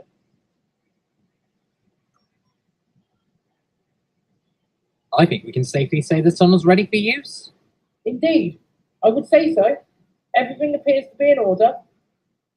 He then turned to Ryan. Now, Ryan, I know you felt rather uncomfortable whilst in there. Only very slightly, sir.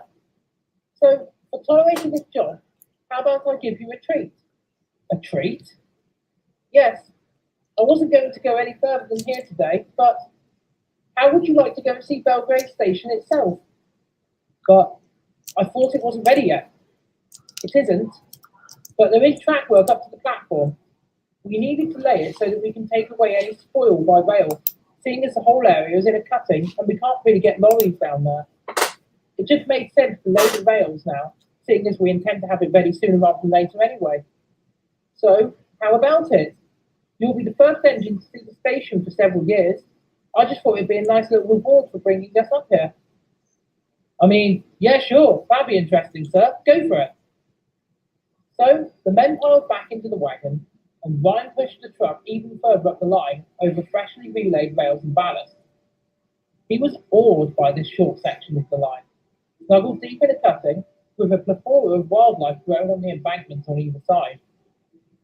After passing under two bridges, he arrived into the rather dilapidated platform at Belgrave Station. He looked quite sad. There's going to be a lot of work to do here before it reopens, it would seem. Not so much, Ryan. It looks bad now, sure, but after a bit of TLC, it'll look as good as new. To be fair, there was a lot of work to do back at Gallen Junction when that closed temporarily, and the DRPS did a stand-up job of restoring it to its former glory. I assume that you'll be reinstalling the track through the other platform at some point, eh? That is the plan. And what about the reinstation of double track down to Colhapper? Zeke looked glum. We can't. Not really. The upper tunnel portal is unusable, so we decided to restore this entire extension as single track with passing loops in places. That's not going to be good for capacity. But even then, I suppose the extension won't be a busy intersection between Colhapper and Meercoon. Probably not. Anyway, whilst we're here, we might as well do some clearing up. Ryan shut down his engine for a while as he watched Zeke and the society members clear weeds and undergrowth in the area near the station. Several hours later, the men were hungry and thirsty and decided to call it a day and head back to Colhapper. Ryan restarted himself, then left the station, both saddened by his dilapidated state, but thrilled that, of all the engines on the railway, he had been the first to see the location in its current state.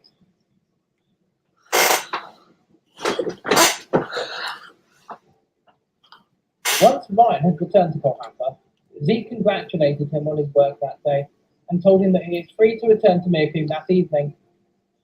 Thankful of this, he made his way up the line to his home station, where he was welcomed back by the other engines. Alan was especially happy to see him. "Hey, Ryan! Welcome home!" "Thanks, mate. How have you enjoyed your exile to Colhapper?" "It was fine, I guess, but it's not the same as working up here. Not many engines seem to want to stay at Colhapper much these days. It's because the place is haunted, clearly." "Colhapper isn't bloody haunted, Alan. It bloody well is. Just like the rest of this railway. Isn't that right, Andy?" Oh, shut up, Alan. "Anyway, I heard a rumour that you've been roped in to do that tunnel inspection." "Oh yeah, how did that go?" "Yeah, it was fine. A bit spooky, but it looks like the tunnel's ready for use again now." "Rather you than me, my guy. Not fond of tunnels ever since that one at the gasworks collapsed. But it's okay. I got a treat for it." Like what? High-octane diesel fuel? "No, I got to go right up to Belgrave Station and have a look around." "Hang on. You got to the station? If I'd have known that, I'd have done the job no problem." "You just said that you're not fond of tunnels." "Yeah, but if it meant being the first engine over that extension, I'd have done it for the fame." Everyone rolled their eyes as Alan, unfortunately, began ranting about Ryan getting to go up to Belgrave ahead of everyone else. Alan's bad mood soon dissipated, and more work continued on the clean-up operation at Belgrave.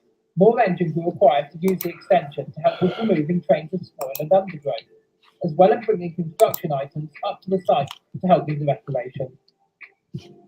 Alan soon got his chance to visit the station, and after a very brief time spent there, was bored of it, and immediately went back to hounding everybody else on why they were not working hard enough.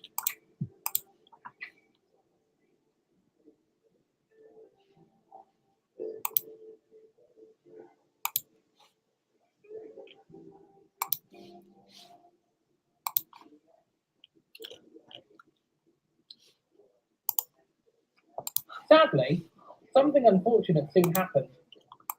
On arrival at the station one morning, the volunteers had found that their hard work had been undermined by vandals. Several items had been stolen, fencing had been damaged, and rubbish had been strewn all over the place. This hampered morale among the volunteers severely as they tidied up the mess as best as they could.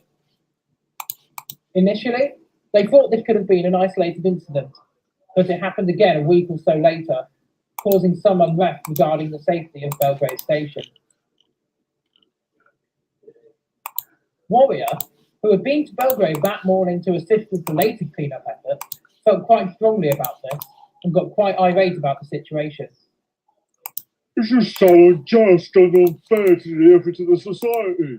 Why destroy something that is so clearly being lovingly restored for the benefit of so many?" "I quite agree. Some humans, unfortunately, are so selfish and keen to wreak havoc for no good reason. Can't the society just patrol the station at night or hire some security?" Well, they could, but Mr. Chairman won't assign the budget for them to do so. And they're all very tired with all the other work they've been doing as of recent. "Well, why don't we do it then? "What? Hire security guards?" Why don't we patrol the station at night and keep an eye on things? See if we can't catch the criminals involved." "For steam engines, that could be tricky. We can't really steam up there and expect our crews to keep us in working order all night before their jobs start the next day. I suppose we could be dragged up there on our nights off to do it. I'll happily volunteer. In fact, I think we should speak to the chairman and to Zeke about it." Ready user That's a great idea. I'm glad I thought of it.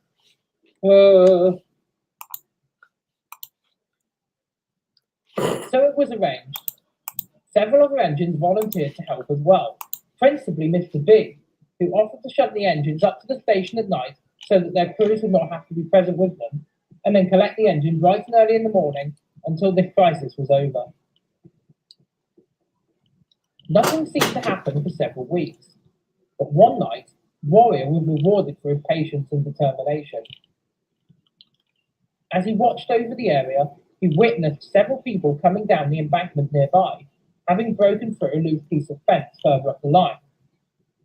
He could hear them laughing and joking, theorizing that these people must be the Vandals. As they approached, Warrior called out. Who's there? The group of people froze. Warrior's voice had been loud and booming, echoing around the cutting. Clearly, they couldn't tell where the voice had come from, and couldn't see that Warrior was hiding in the shadows under the bridge. As they cautiously began to walk forward towards the platform, Warrior's loud voice boomed out again. Go here now! You leave this station alone! Go! Don't come first! The Vandals suddenly turned around and pelted back up the trackbed, up the embankment, and into the darkness. Warrior chuckled to himself quietly, knowing that he had successfully scared off the would-be Vandals. Warrior soon informed the DRPS of what had happened that night, and they were incredibly grateful for his help. After a bit of exploring, they discovered the damaged fence, which was quickly repaired. After inspecting all of the other fences in the area, it was soon determined that the area was now secure, meaning that the station could now cease, and lighter security work could be undertaken by the volunteers on occasion. However, for a while afterwards, Warrior decided to take it upon himself to return to Belgrave on most evenings, hoping that his presence would prevent any further attacks on the station. Though it had become apparent to everybody else that this was unnecessary, Warrior wanted to be extra secure, just in case the Vandals ever did decide to try and come back.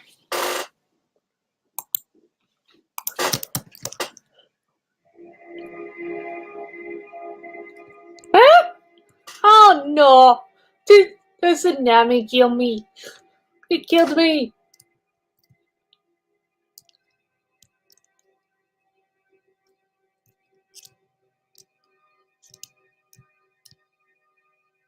Mm-mm.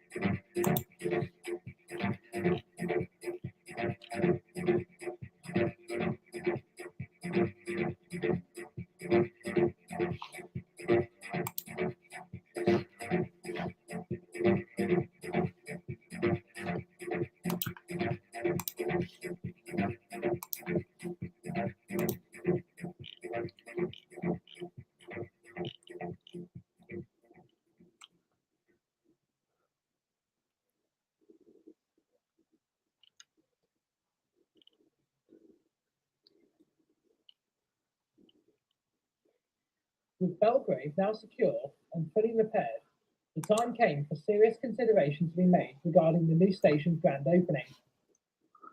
Due to the time constraints and further work needed on the former dam formation through the other platform, the station would retain just its one track for the time being, meaning that there would not be a run-round loop at Belgrave for its reopening.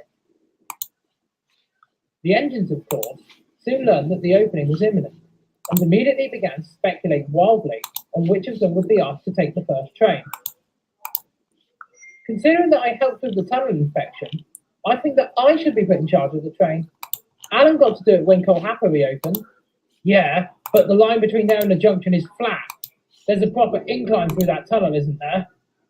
Well, with me being an Thomas. auto tank, and with the fact that there's no run-round loop down there, clearly I should be the one to take it. Now, let's see The if other we can engines work a stopped little and magic then carried on as normal. As much as I would like to haul an inaugural train to the new station, I doubt that it will be me. Oh, don't say that, Eustace. I'm sure that Zeke would love you to be in charge. I mean, myself and Eustace could top and tail. We're currently the largest and grandest engines on the line. But do we really need massive express locos to run a service for what is essentially a small-scale through station? Surely myself and Brian would be more suitable. I certainly would, but you're the laziest engine going, so I don't think you'll be suitable at all. I tend to agree. Therefore, myself and Brian, then. Well, it certainly won't be. Clive noticed 257 staring at him menacingly and immediately changed tack, having just been about to mention their trip.